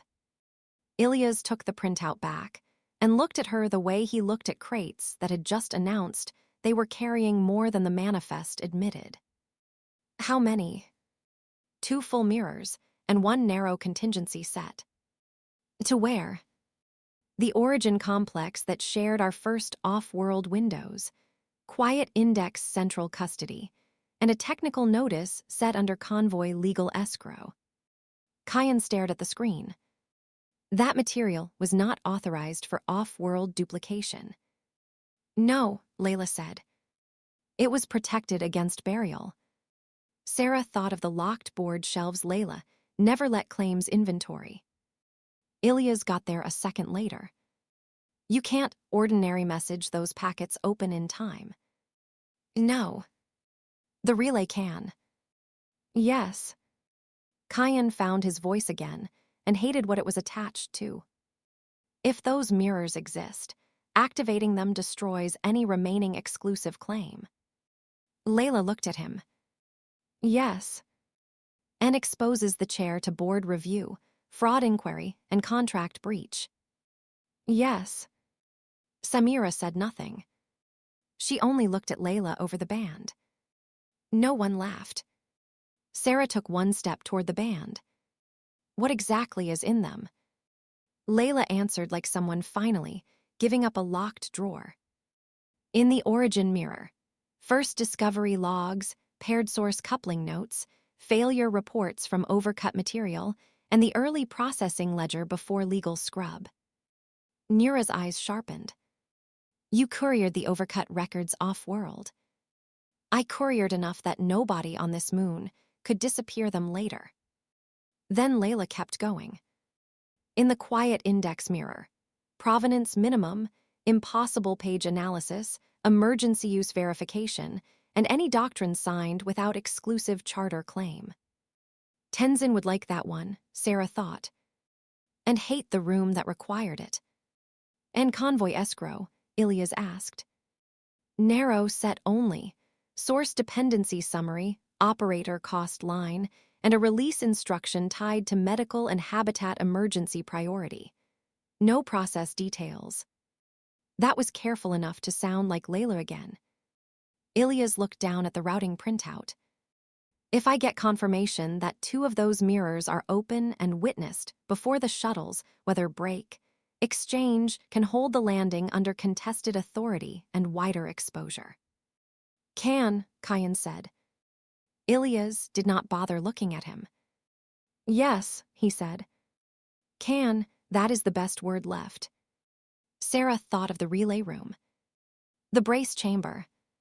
The clipped sheets under the lamp. Emil asleep behind the glass. Leo upright and hurting. The paired source order still active. The recovery shelf only just holding after the last storm repair. "No new cut," she said. Raymai nodded once from the corridor behind them. He had arrived without anyone noticing, field jacket half-zipped, basin mud drying in a dark line along one boot seam. Soria came in behind him, with a weather sleeve tucked under one arm and 2 basin workers stopping at the lock. Raymai took in the room quickly. "If we fire anything today, it happens on what's already processed. No fresh cut. I'm not opening the shelf again for paper." Soria nodded once. The crews won't either. Layla said, "Can the room carry 2 short passes?" Raymai rubbed once at the side of his jaw before answering. "If I strip the dead chamber lining for fines and use the reserve pellet, maybe. After that, the clean process stock gets thinner than trust." Sarah turned to him. "And then?" He looked at Sarya before. He answered, "Then, whatever remains that could become easy chamber stock goes back into reseed mesh at the margin." Kyan stared at him. "You would deliberately reduce usable stock during an audit crisis."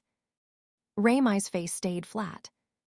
"I would rather make the next chamber harder than make the moon easier." Sorya took the weather sleeve from under her arm and set it on the bench beside the cradle. "Gate 3 will give you labor for repair and reseed," she said.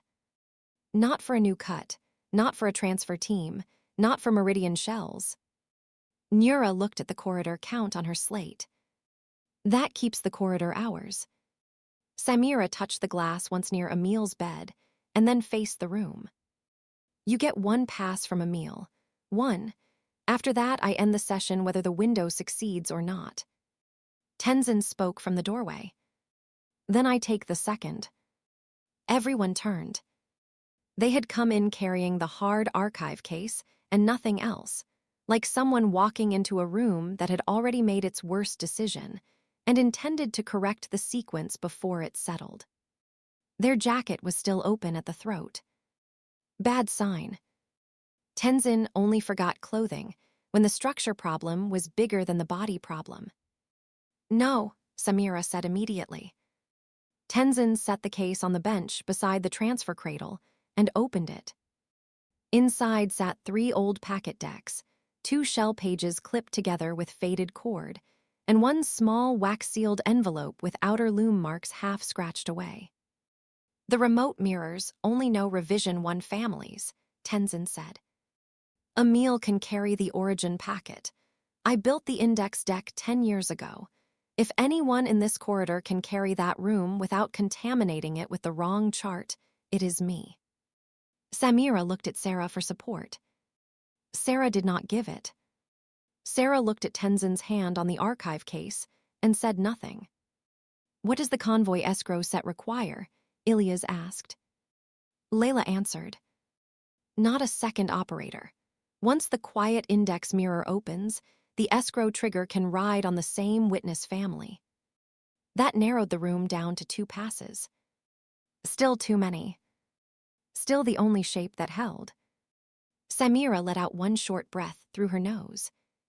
"Both operators are under formal medical objection. No transfer, no corridor debate." Leo lay back against the pillow and shut his eyes. She pointed at him without looking. "You stay in that bed and keep your jokes on local sedation." Leo raised the paper cup in surrender. Kyan had gone very still, with the transfer order still in his hand. "If we do this," he said, "there is no way back to exclusive charter custody." Layla looked at him. There wasn't one after water. That was the end of the argument, or close enough. Sarah took the sealed envelope from Tenzin's case and turned it over. Layla's old seal. "Not company. Personal. What is this?" "The opening key family," Layla said. "I told myself I'd use it only if the discovery became easier to own than to defend." Sarah slipped 1 finger under the wax and broke it. Inside sat 3 shell slips written in Layla's old hand, and 1 line of instruction. "If opened, do not let 1 room on the whole answer." Sarah handed the slips to Tenzin. "Build the ladder." They were already doing it. Origin mirror first. Quiet index second. No speech. No free recall priority. Old room anchors only. Witness family old enough that the far side could know it honestly. Ilyas checked the weather break on the dock printout again. 51 minutes.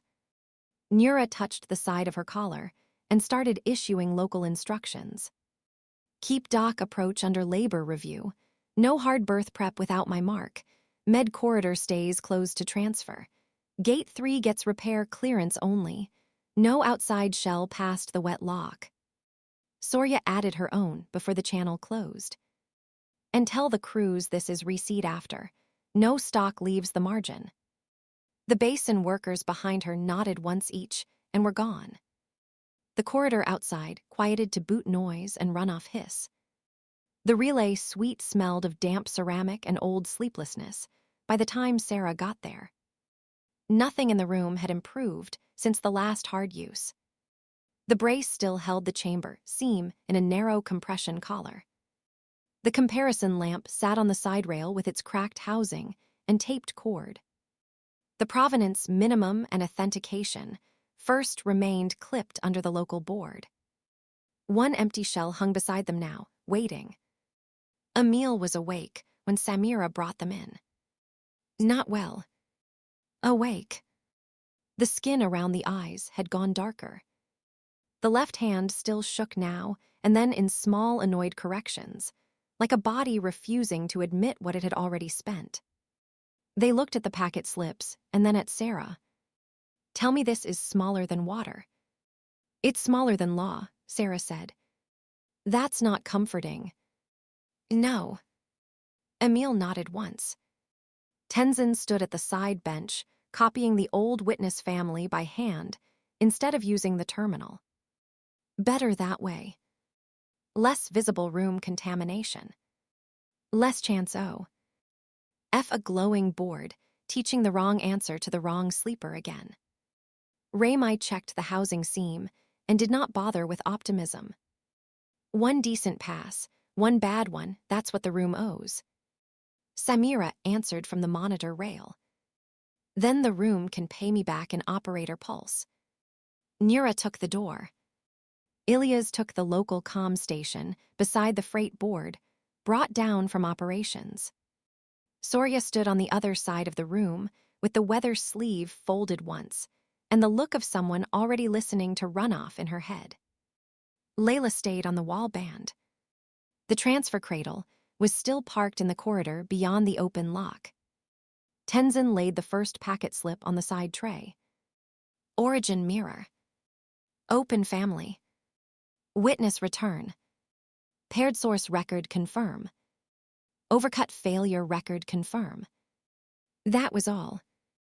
Enough to crack the legal wall if the far room still existed, and the packet still matched what courier years had carried there. Sarah leaned over Emil's bed. Old room only, she said.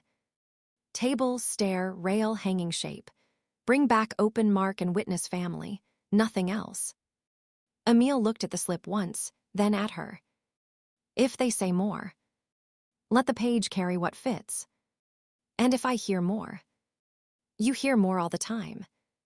That almost earned a smile. Almost. Samira seated the mesh cap herself and touched each lead in sequence like an accusation. One pass, she said. Wait clean, no heroics. No one answered her badly enough to count as challenge. The cue sequence entered softly. The buried blue under the bracelet and held. Darren watched the board without pretending not to be frightened. Rem lock, he said.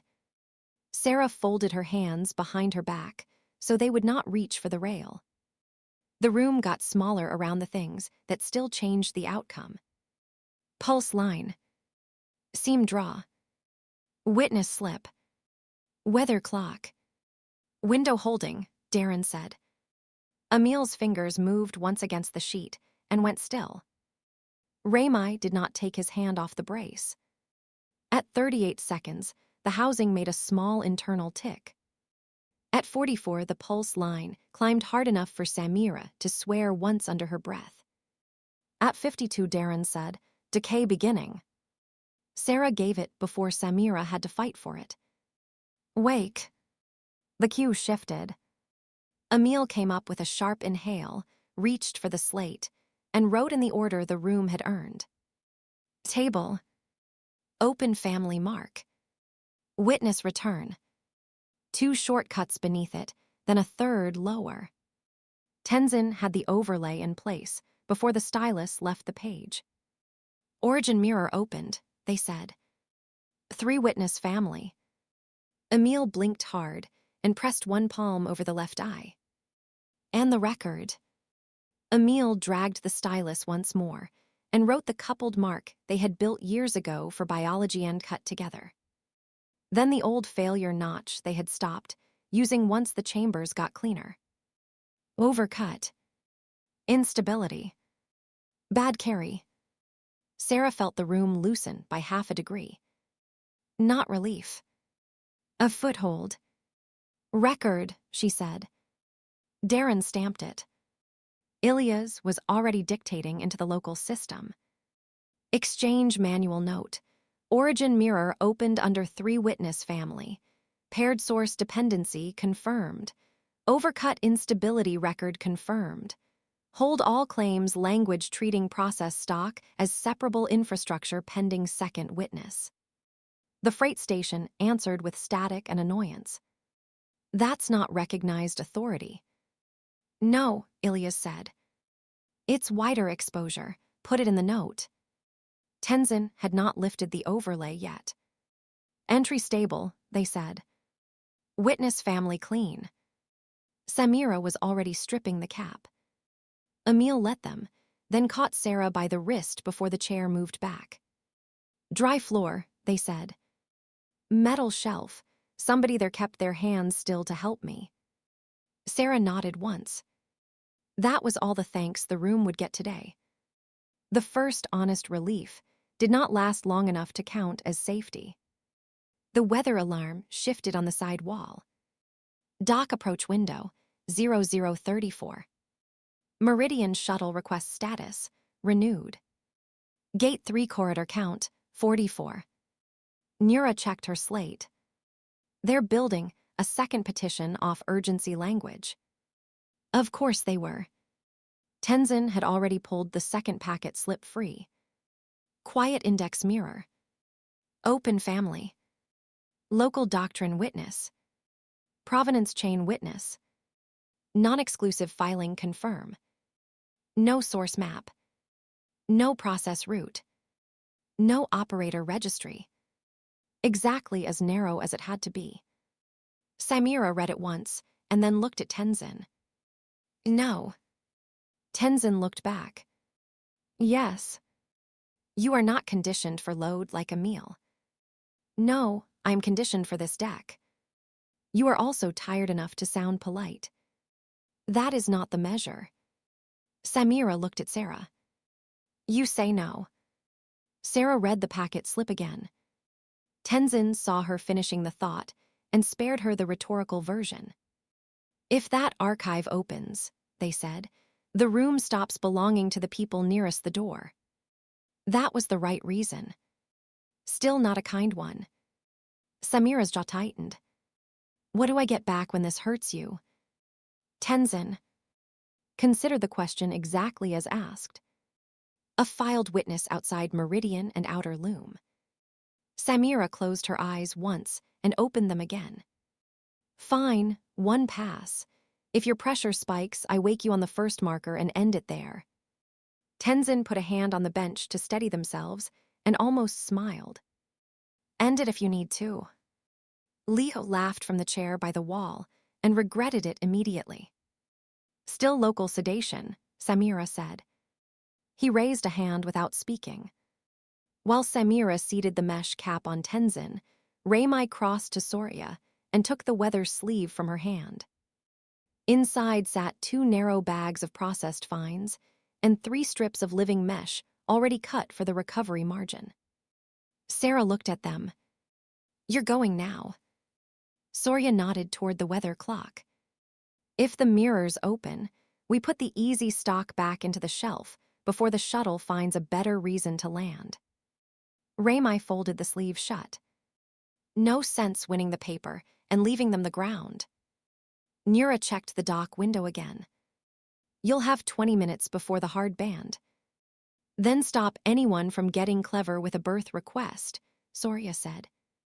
Nura answered in the language she trusted.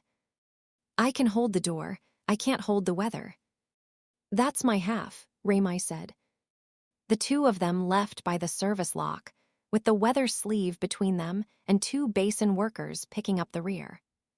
Sarah watched them go, the service lock breathing one wet gust into the room before it shut again. Tenzin's pass entered harder than Emil's. The pulse climbed too quickly. The left hand flexed once against the sheet and stayed half closed.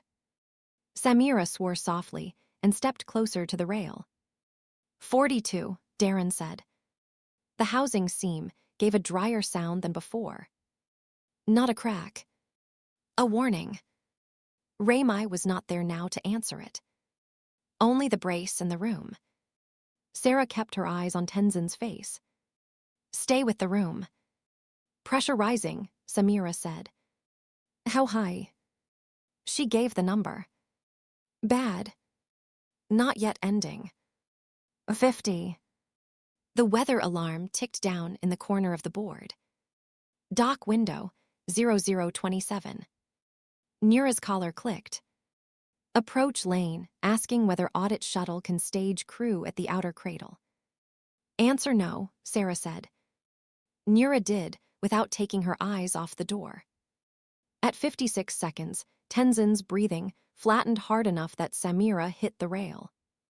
Wake. Sarah nodded before she had to ask twice. The cue shifted. Tenzin woke with blood already running from one nostril. Not much. Too much. Samira swore with meaning and pushed gauze at their face, while Darren got the slate under their hand. Tenzin wrote anyway. Open family. Witness return. Then the old archive mirror sign, one they had not used in years because nobody had trusted rooms enough to need it. Below it, they put the non-exclusive filing mark. Then the mirrored custody line. Then stopped. No narrative. Sarah pressed the gauze harder against Tenzin's nose, while Samira checked their pupils. Stay with me. Tenzin nodded once and immediately looked irritated by the effort. Ilyas had already read the page over Darren's shoulder. That enough? Tenzin's voice came thin from behind the gauze. Index mirror open, multi-custody witness, non-exclusive filing confirmed. Ilyas was already back on the freight line. Rahil exchange manual note. Quiet index central mirror opened under witness family. Doctrine and provenance chain no longer held under single charter or meridian path. Any exclusive assist landing now enters contested archive territory with outside custody. The handler on the other side let out one long breath. You people are making my shift impossible. Ilyas did not waste sympathy. Keep the shuttle where it is. Tenzin tried to sit up farther, and Samira pushed them flat again. No. You need not to bleed on the witness page. That ended that. Layla's band came alive, without image this time. Better. The room did not need her face to hear what the next step cost. I have the local filing page ready, she said. Kyan looked up from the shell case on the side bench. If you file before the board. Yes, Layla said. The sentence cut him off completely. Yes, before the board, under my chair token, filed without exclusive charter claim and mirrored under external witness. Kyan stared at the blank space above the line, where a board seal would usually go. That ends your protection. Layla answered in the same voice she had used for every other ugly truth since the first crossing. No, she said. It ends the fiction of it. Ilyas touched one finger to the freight printout, counting his clocks. Do it now. Kyan looked at Sarah, as if she might still be the sort of person who preferred delay for its own sake. She did not rescue him. Do it, she said. He swallowed once, then opened the filing shell. Layla's credentials entered from the wall band. Filed without exclusive charter claim. External mirror active. Local doctrine under contest, not private custody. K. Ian's face changed by almost nothing as the filing returned stamped. Too little for anyone outside the room to see. More than enough for Sarah. "What happened?" she asked. He read the footer once and did not bother hiding it. Board chair access, suspended pending internal review. Layla said nothing. Kyan kept the shell page lifted between them. Layla still did not speak. Nura's collar clicked again. Dock approach updated. Everyone looked. Meridian shuttle request status shifted from conditional priority to contested review hold. Weather window 0018. Ilias let out one breath through the nose. "Not over," he said. "No," Nura said. "But not theirs either." The service lock opened hard enough to slap the seal strip. Raymai came in first, with storm water coming off the jacket in dark lines. Soria followed carrying the empty, weather sleeve, and a pair of mud-streaked gloves tucked into the belt.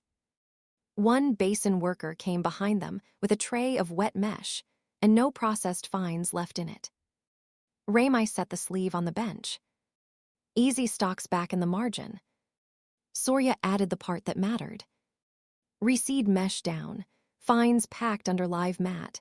Nobody lifts chamber-grade stock off that shelf fast now. Kyan looked at the empty sleeve and then at the packet pages. "You did that before the audit window closed." Raymai wiped one hand once on the side of the jacket. "Yes." That was company process material. "No," Soria said. It was future theft. Nura checked the dock status again. The shuttle had not moved. The weather had. "Hard band in 14, she said. Ilias turned from the freight board at last. "What does Meridian have left?" Kyan answered, because he was the one person in the room professionally obligated to imagine the ugliest clean version. Standing review, audit petition, claims challenge, operator registry push, source protection argument under outside stewardship. Layla came back on the band. "Yes," she said. "And they have all of that with 2 external mirrors now watching them." Tenzin tried to sit up again, and this time Samira let them because the pulse had stopped climbing. "You need one more thing," they said. Sarah looked down. "What?" Tenzin pointed weakly toward the open archive case. "Put the first room back into the record." No one understood for half a second. Then Sarah did. The first rough local overlap room. Not the first crossing. Not the first off-world win. The first ugly shared place that had started the whole chain before anybody could sell it. "Why?" Kyan asked. Tenzin's voice stayed thin and exact. "Because if the record begins with infrastructure, Meridian sounds inevitable. If it begins with workers reporting the same ruined room in their sleep, nobody gets to pretend this was born licensed." Soria heard that and nodded once. "Do it." There was no time for elegance. Darren pulled a blank shell and Tenzin dictated from memory, while Sarah checked the old field notes in the archive case, and Layla supplied the first date marker from wherever she was standing without a chair token anymore. Stormbelt Basin. Overlap reports. Repeated room architecture. Field clinic dismissal. Controlled tests later. No patent first sequence. No board first birth. No Meridian first adulthood. The relay began as people on a wet moon, noticing the same room at the same time and refusing to laugh it off forever. Darren clipped the page beside the origin witness, the quiet index witness, the provenance minimum, and authentication first. A bad little constitution under a cracked lamp. Enough. The dock board chimed once, sharp and local. Everyone turned. Meridian shuttle status. Approach window missed. Review resubmission required after storm pass. No one in the room said anything for a full second. Then Samira stood up straight from Tenzin's bedside. "Anyone who is not treating a patient gets out of my room." The paper cup clicked once against Leo's bed rail, and then the room went still again. At the freight board, another local line was already beginning to form. "Exchange wants the mirror witness numbers attached to the manual hold," he said. Kyan answered before anyone else could. "They'll have them." Ilyas looked at him. That was the first useful thing Kyan had offered without being cornered into it. Layla's band remained open at the edge of the wall with no image now, only voice. "Sarah." She stepped closer to the speaker. "Yes." "The board will remove me by morning." "Probably." "And the chair filing. It stands unless someone wants to explain in public why they tried to reverse mirrored custody after a weather hold." Layla let out one short breath. "That sounds like you." "No," Sarah said. "That sounds like you late." For 1 second the speaker carried nothing but room noise. Then Layla laughed once. Not much. Enough to sound tired and human again. "Keep the pages clipped," she said. The band cut. Sarah looked around the relay room. The filed shell lay under the lamp beside. The clipped pages, still damp where someone's sleeve had crossed it. The chamber brace ticked once as it cooled. Raymai heard it and looked over. "That housing is done," he said. Sarah knew. "How done?" "Enough that nobody runs another off-world window through it without rebuilding half the mount." Soria said, "With what stock?" Raymai looked at the empty sleeve. "Exactly." There it was. The relay had survived the day. Its easiest path forward had not. Ilyas read the next local line as it came in from dock control. Blue Wake manual note, no exclusive routing class recognized. Relay origin traffic remains under contested multi-party review. He looked up. That's the most honest sentence anybody's written all week. Tenzin managed a faint sound that might have been agreement. Samira pointed at them. "No humor, save your pressure." They did not argue. Sarah crossed to the side bench and looked at the pages one more time. Origin mirror open. Quiet index mirror open. Local filing active. First room in record. No exclusive charter claim. No easy stock left for a fast second wave. Not safety. Not victory. A harder target. Outside, the storm hit the shell in one flat, hard sheet that erased the walkway view for 3 full seconds. When it cleared, the upper edge of Rahil 4 was back beyond the glass, gold and iron through weather, too large to notice whether one moon had just made itself slower to own. Nura checked the door lock and finally took her hand off it. "For tonight," she said, "they stay out." No one corrected the time limit inside the sentence. They all knew it was there.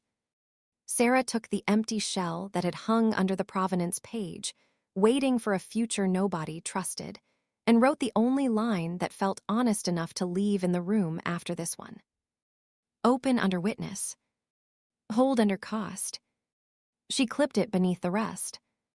The lamp buzzed. The chamber cooled. The shuttle waited somewhere, beyond the rain for another try. And the relay, thinner now and harder to take cleanly, remained in the room. The quiet between stars. Chapter 14, Provisional. By the time Sarah got back to operations, the rain had thinned enough for the Meridian shuttle to stop looking theoretical. It still had not landed. It only looked closer to the dock than weather had any right to allow. Through the long glass strip above the berth board, its dark hull held over approach longer than the weather should have permitted.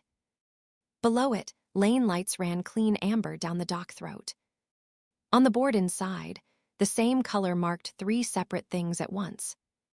Medlot, docked, cold chain held. Lens pack, received to med, install pending. Meridian audit shuttle, landing window possible at next break. The room smelled of hot printer rollers, damp fabric, and the cold metal trace that came in whenever the outer lock cycled. Someone had moved the comparison lamp down from archive again. It sat on the operations table beside a stack of local shell pages and a thermos that had gone untouched long enough for condensation to dry in rings. Layla stood at the far end of the table with a fresh board packet open under one hand. Layla usually sat when paper mattered. Standing now meant she had either stopped trusting the chair or had already been told it no longer belonged to her. Kyan saw Sarah reading the posture before she read the packet. "The board suspended her chair access 23 minutes ago," he said. Layla did not look at him. Temporary internal review. Ramai, at the system's rail, let out one short breath through his nose. That's generous language for a knife.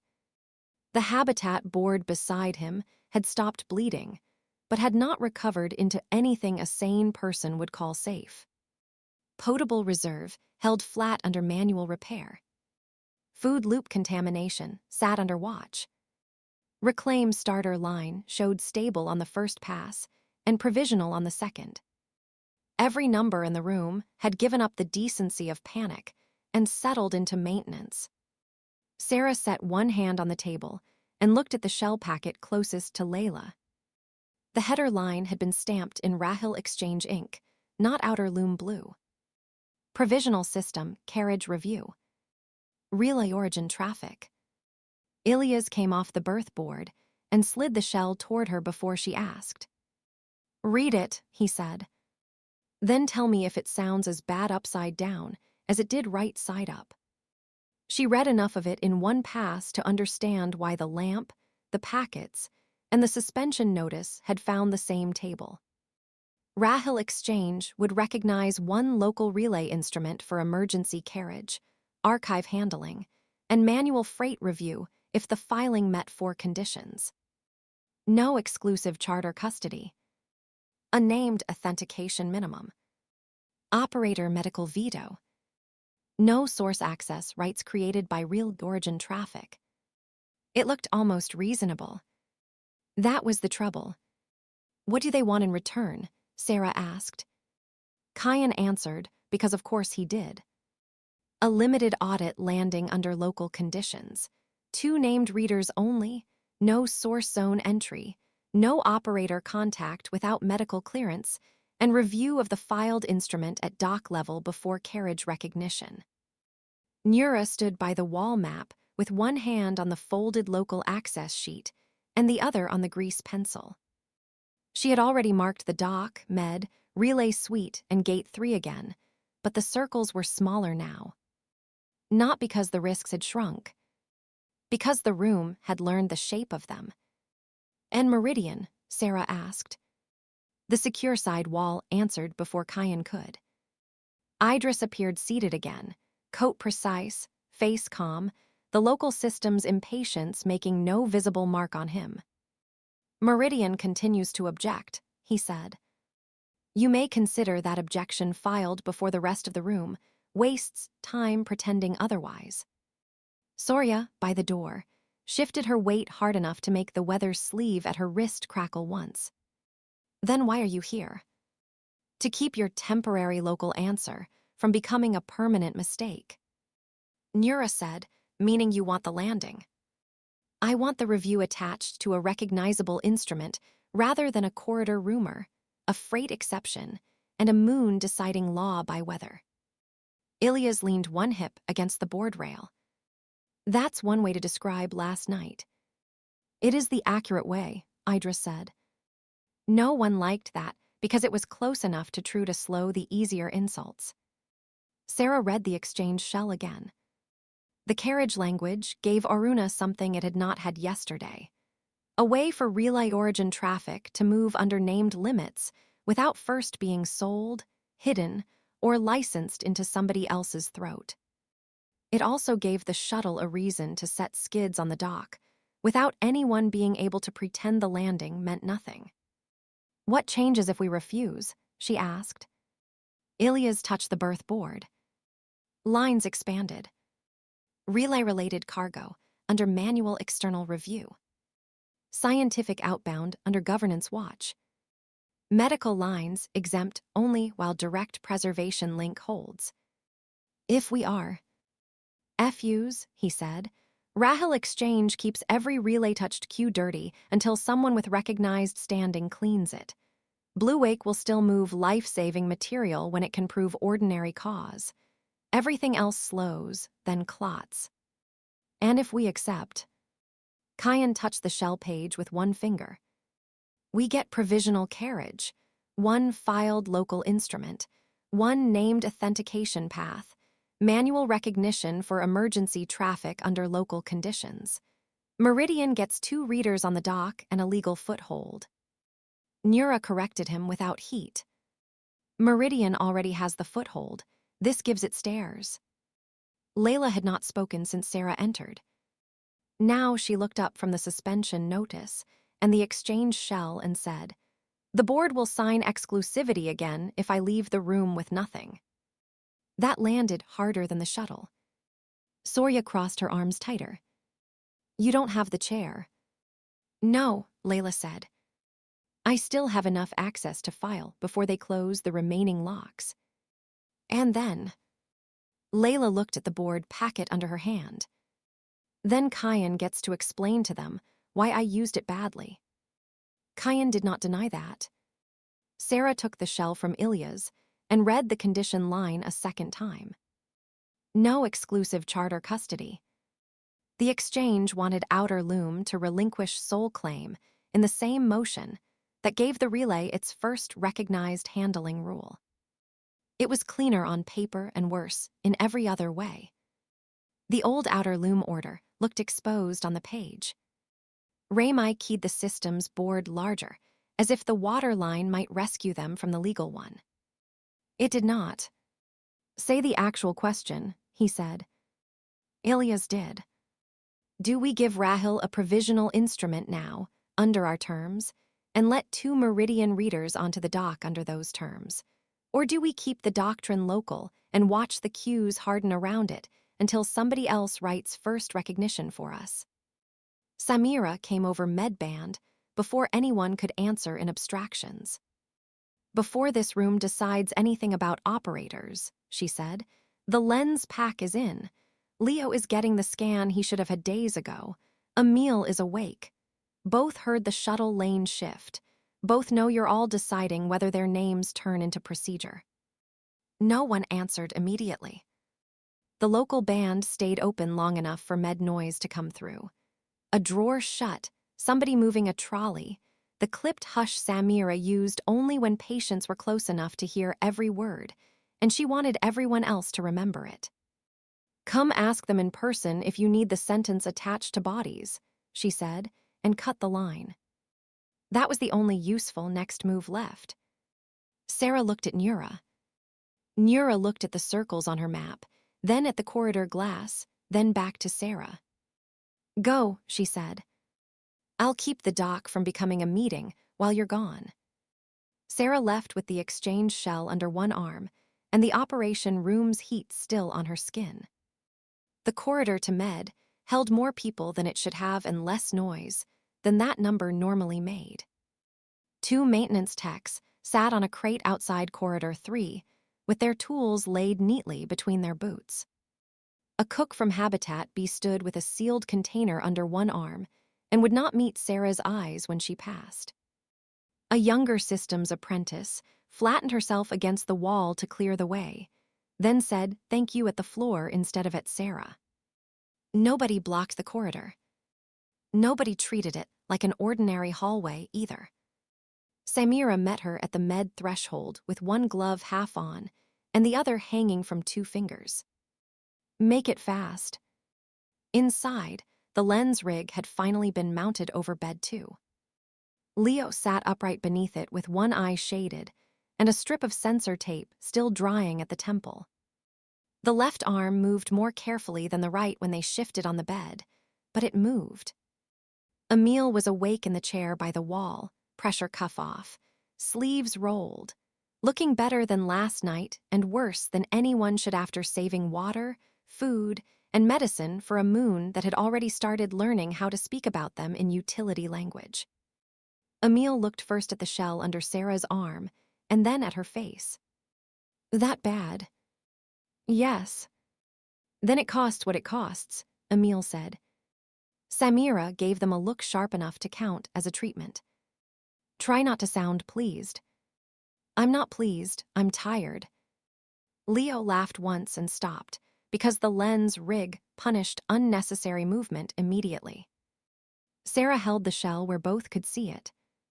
Rahil Exchange will recognize one provisional relay instrument if we file it now. No exclusive charter custody. Medical veto stays. Source rights stay blocked. Meridian gets 2 readers on the dock under local restrictions. Emil took that in without blinking much. And if you refuse? The cues harden. Leo kept looking at the lens rig, dead reflection, and said, so this gets written down before anybody knows how to live with it. That is one way to say it. It's the wrong. Plus one way, Samira said. She crossed to the chart rail and pulled down a fresh shell page from under a clip. What happens in the corridor if you file? She asked Sarah. Some people decide the relay is what kept them drinking clean water. Some decide it is what brought the shuttle close enough to cast a shadow on the dock. Good, then write both. Sarah looked at her. Samira did not soften. I am tired of rooms that translate bodies into principle and then act surprised when people stop trusting either one. If the instrument is real, write operator protection like you mean it. Write the corridor effect too. People are already leaving food outside this door and taking the long route around it. Leo said, one of them asked whether the dreams leak if you stand too near the glass. Emil said, another one thanked me and then crossed himself against the window seam. Food at the door, distance at the glass, the long route around the room. The corridor had already decided how close it was willing to come. Sarah set the exchange shell on the counter and read the margin note Samira had clipped there. Operator movement, medical hold. Public contact, no. Session clearance, no. Corridor traffic effect, observed. Samira saw her reading and said, put the corridor on the page. Leo lifted a hand a few centimeters off the bed and let it fall again. And put us nowhere near the dock. Emil looked from Sarah to the shell and back. If this becomes a protocol, does it keep them from treating every sick operator like a broken antenna? Sarah did not answer quickly, because she had stopped giving anyone the charity of fast lies. It gives us a place to say no from, she said. Emil nodded once. Then file it. Samira said, with medical veto in the body, not the appendix. Leo shifted under the lens, waited until the pressure behind his eyes eased, and spoke without opening them. If a page is going to send people out into weather or move water, he said, don't let the first read be the only one. That line already exists. Then keep that line where no one can slide around it, he said. Back in operations, the shuttle had not moved, but the weather had. The bands over the dock were thinner now. That made everything feel more immediate, not less. Through the glass strip, the Meridian hull sat in clearer outline against the yellow-brown shoulder of Rahil 4. A dock crane farther down had started moving transfer cages again under manual watch. Idris was still on the wall. Of course he was. He took one look at Sarah's face and said, medical objects. Medical sets conditions, Sarah said. A distinction without durability. Nura answered before Sarah could. No, a distinction your side keeps pretending is optional.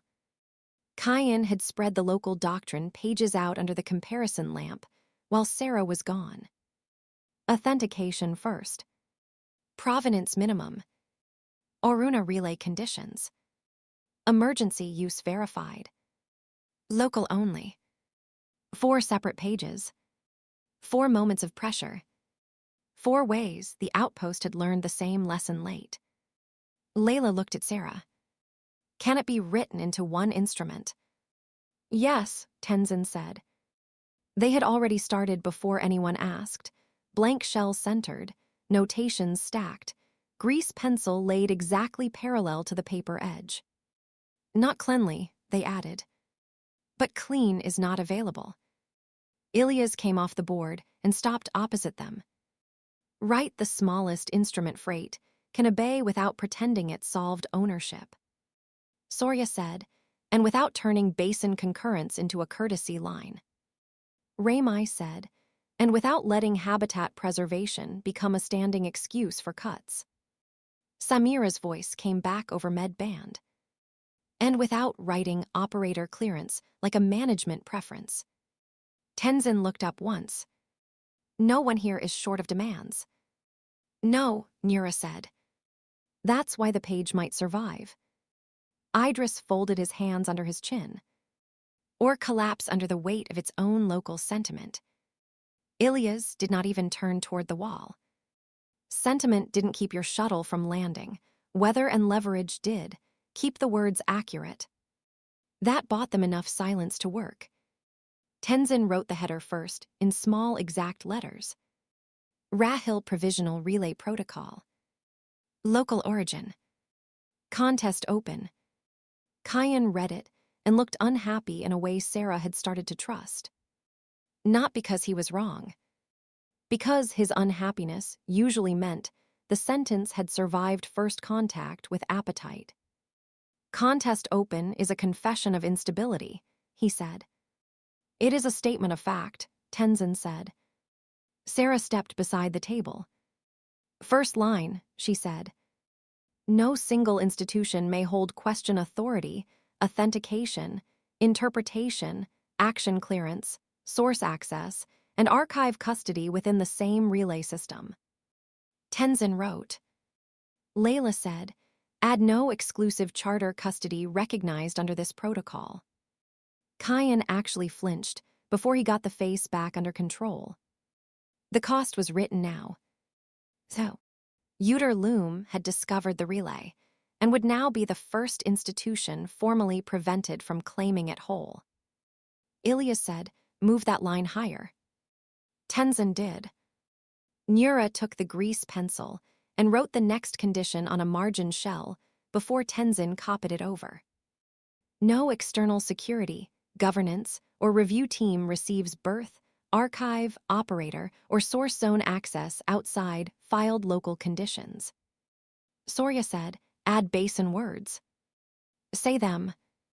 Local civil and basin concurrence, where source burden changes. Darren typed the line as Tenzin wrote it by hand. Raymai had the habitat board open under one elbow and the dock board under the other. Now write what counts as emergency use, or this room turns every wet pipe into a relay claim. Ilya's nodded once. Med, habitat preservation. Immediate freight hazard affecting public health or habitat survival before ordinary confirmation can arrive. Idris said, and who certifies that threshold? Operations, science, medical, and local civil, Sarah said. That is not certification. That is distributed refusal. It was enough to keep people drinking clean water this morning, Raymai said. Idris turned his attention to him.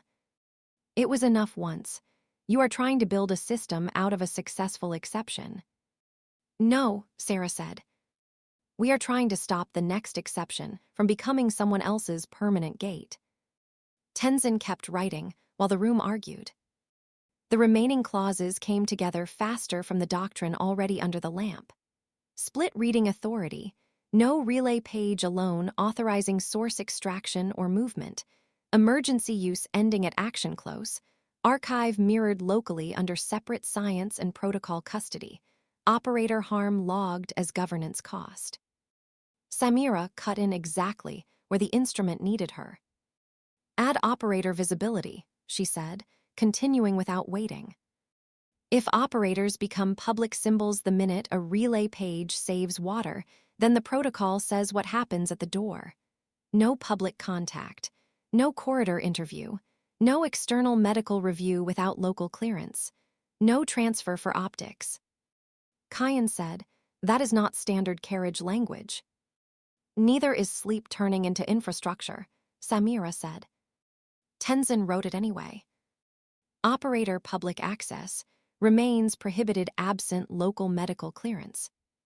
No operator transfer, interview, or visibility event may be compelled by governance, freight, or audit process.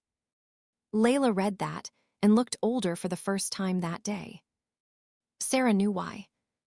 Outer Loom had spent years turning frontier discovery into the kind of thing a board could defend on paper. Now a doctor on the far side of a med band had just written the cleanest limit in the instrument. That line sat heavier than the rest of the page. It was the one the room would try hardest to sand down later. The printer beside Darren coughed, once warming the feed. Nira checked the dot clock.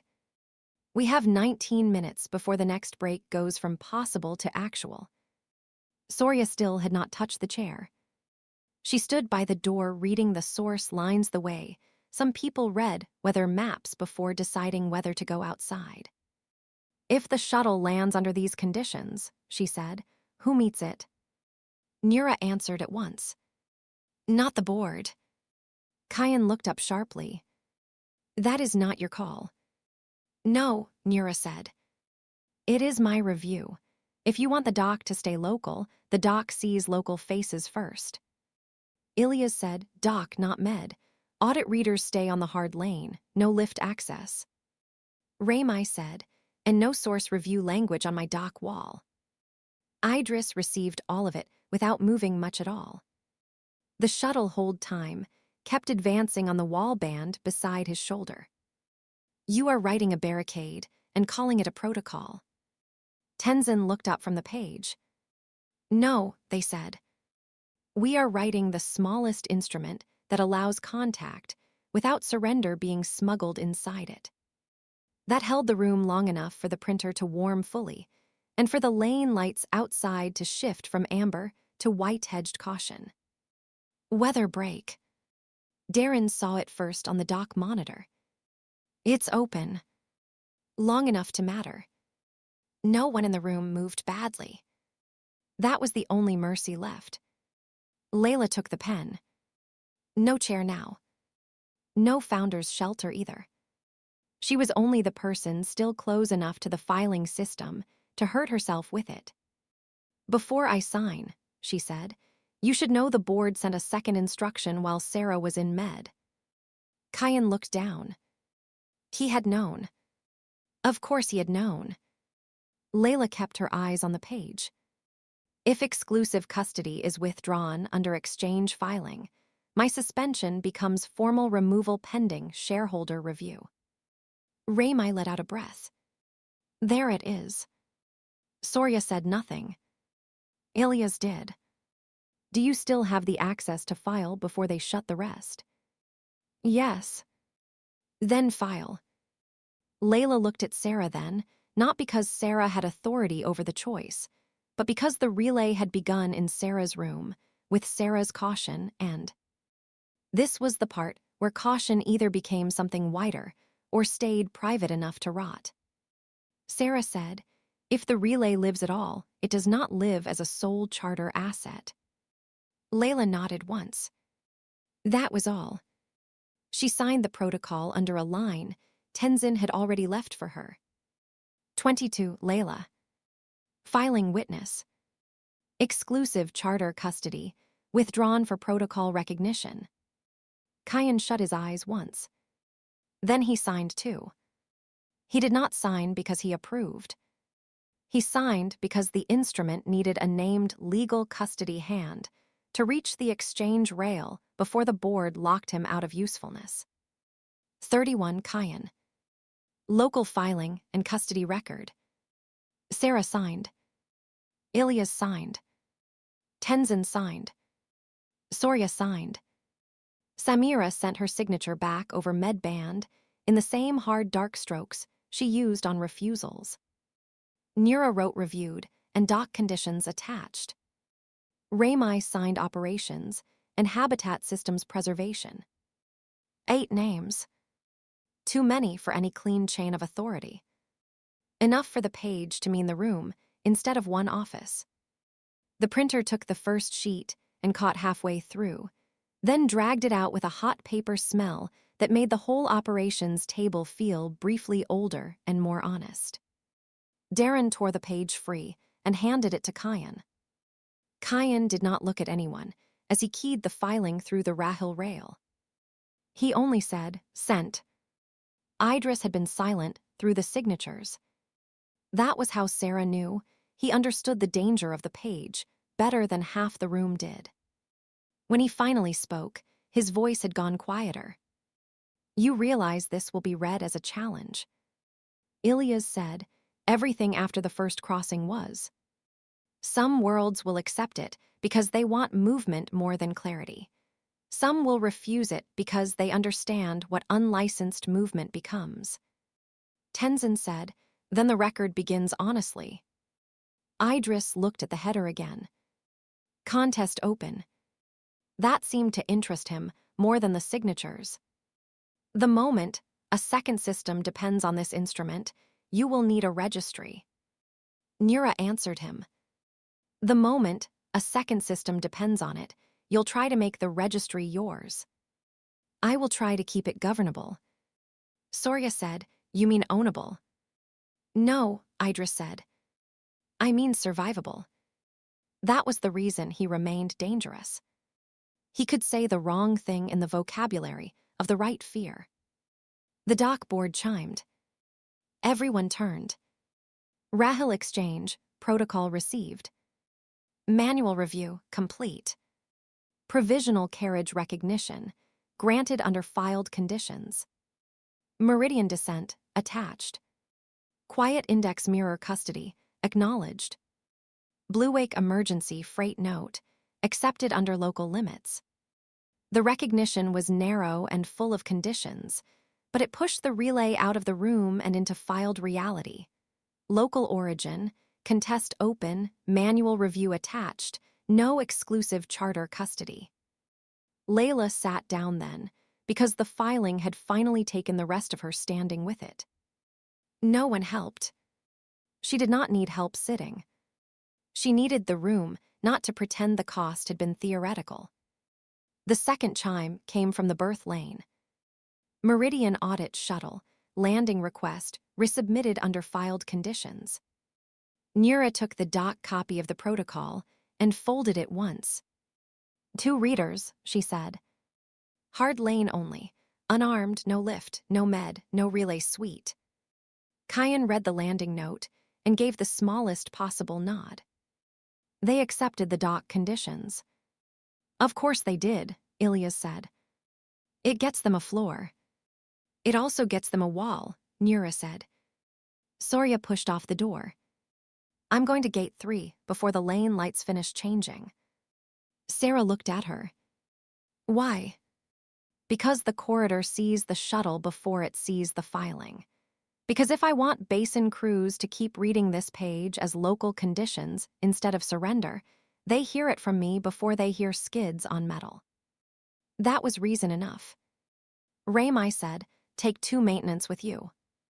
Already did.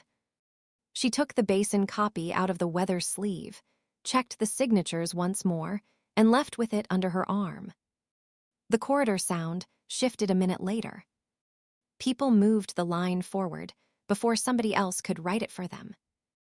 The shuttle came down in a noise that reached the room through 3 layers of wall and made the comparison lamp buzz on its wire. No one spoke through the first touch of skids. The outpost had imagined this landing for days in too many versions. Hearing the actual metal settle was worse because it was smaller than fear had wanted. It did not sound like invasion. It sounded like procedure. That was part of what made it dangerous. Sarah went to the glass strip. Through the rain-thinned distance, she could see the dock lane holding clean under white lights. 1 Meridian shuttle. 2 figures descending the aft ladder in pale transit shells, with sealed cases and no visible weapons. Nura already at the lane gate with a local guard, and Raymai's operations marker lit over the dock rail. Ilya's was Hal. Way there, before Sarah turned back from the glass. "Do not let them talk first," Nura said over local band. Ilya's answered while moving. "I wasn't planning to." The line stayed open while he crossed the lower lock. The room heard the dock in pieces. Whined over a mic. Skid cooling ticks. A custom scanner chirp. Nura saying names first.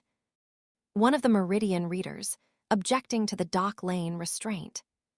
Ilya's answering with birth conditions, freight code, filed instrument, and if you want the page read here, you read it here. It was not heroic sound. It was better.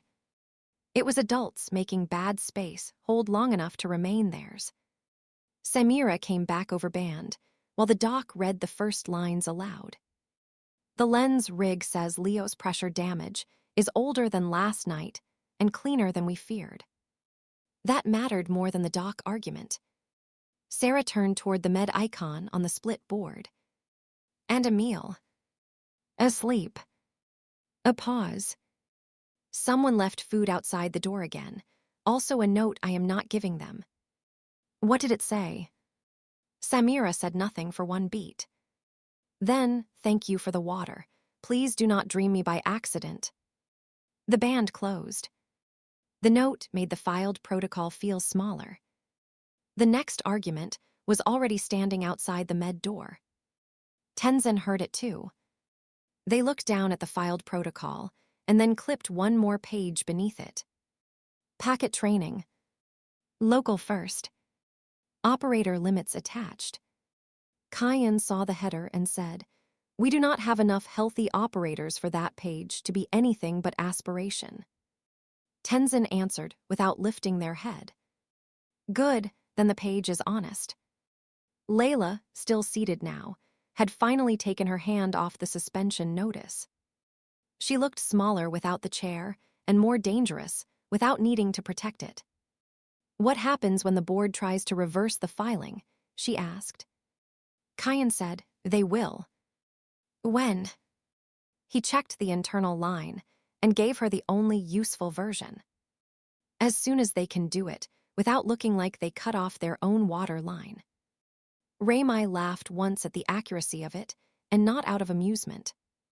Outside, the shuttle readers were still on the dock. They had not crossed the hard lane. That mattered. On the berth board, the white landing mark had stopped blinking and settled into a new label. Meridian Audit Reader Access, active. Dock only. Local conditions filed. The new label offered neither victory nor capture. Sarah took the operations copy of the protocol, while the ink was still warm enough to smudge if handled badly. She carried it back toward Relay Suite 2 herself, because the page belonged under the cracked lamp that had watched the room become dangerous. The corridors felt different on the walk back, heavier with decision than relief. People stepped out of her way faster now, then looked back once the page passed. A young field tech with basin mud, still drying on one sleeve, saw the signature block and straightened without meaning to. An older habitat mechanic looked at the header, nodded once, and then crossed to the other wall before Sarah drew level. At Med, the sealed container from the cook was gone, and 2 new ones sat in its place. At the relay archive, the lamp still buzzed on the same taped cord. The old pages still held their corners under weighted clips. The false advisory, the provenance minimum, the first doctrine, the emergency verification. All of it still looked like paper. That remained one of the medium's crueler jokes. Sarah clipped the new protocol beneath authentication first. Rahil Provisional Relay Protocol. Local origin. Contest open. Under it, the older pages stopped looking like separate emergencies and started looking like the same fight learning its own shape. Nura came in 5 minutes later with Doc Damp at the shoulders and one sealed copy of the audit receipt. They read the filing, They objected to local civil concurrence. They objected to operator restrictions. They objected to contest open. They signed the dock receipt anyway. Why? Sarah asked. Because they wanted their names under the first instrument. That was answer enough for the moment. Ilias followed her in and put the Blue Wake emergency note on the bench beside the protocol. Freight accepted the local limits for emergency carriage, he said. Only emergency, only under material check, only under manual review. They still want a cleaner action class by next cycle. Of course they do. Also, of course, he said, 3 additional routing requests came in while the shuttle was reading the first page. He set those down too. 1 habitat stabilizer, request from a mining moon farther in system. 1 crop blight triage, query from a convoy-linked ag station. 1 sealed meridian memo, requesting draft operator registry fields. The queue had already formed behind the signature block. New demands were lining up before the ink had settled. Sarah read the request headers and felt her body tighten in the old way, the one that used to tell her delay was safety and still sometimes lied well enough to hurt. The room they had bought was narrow. 1 cracked room, 2 exhausted operators, a recovery shelf under red hold, a provisional instrument contested the moment it was filed, and 3 new demands already trying to turn exception into throughput. Nura read the same stack over her shoulder. Which one scares you first? She asked. The registry request. Good, Nura said. It should. Ilias looked at the crop blight query. That one will not wait for philosophy. No, Sarah said. It will wait for bodies. None of that changed the old limits. Ships still moved slowly. Recovery still took ground. Sleep still injured people. Paper still arrived earlier than law and later than appetite. Outside the narrow glass strip at the end of archive, Rahil 4 filled the sky behind thinning weather, gold and iron through the moving bands. Below it, the Meridian shuttle sat on the dock under local conditions it had not wanted, and a protocol it had already contested. Beyond the dock, the jungle kept the recovery shelf under rein and hold. Nothing in the room looked settled. Under the lamp, the filed protocol sat beside the next 3 demands. Behind her, the clipped pages shifted once in the archive fan. Authentication first. Oruna relay conditions. Rahil provisional relay protocol. 3 papers lay under the lamp in the same room that had nearly lost the medium. Down the hall, someone laughed too loudly near Med and then cut it short. A trolley wheel rattled over the threshold seam. Somewhere lower in the habitat, freight alarms restarted under the new carriage note. On the bench beside the lamp, the 3 new requests waited under clean headers, already asking the relay to become more than the outpost could honestly carry yet. Sarah put her hand on the edge of the archive table and let herself feel the weight of that without translating it into a cleaner sentence. The relay had survived long enough to be written down. The argument around it now lived in filed conditions, contested custody, and the new requests waiting on the bench.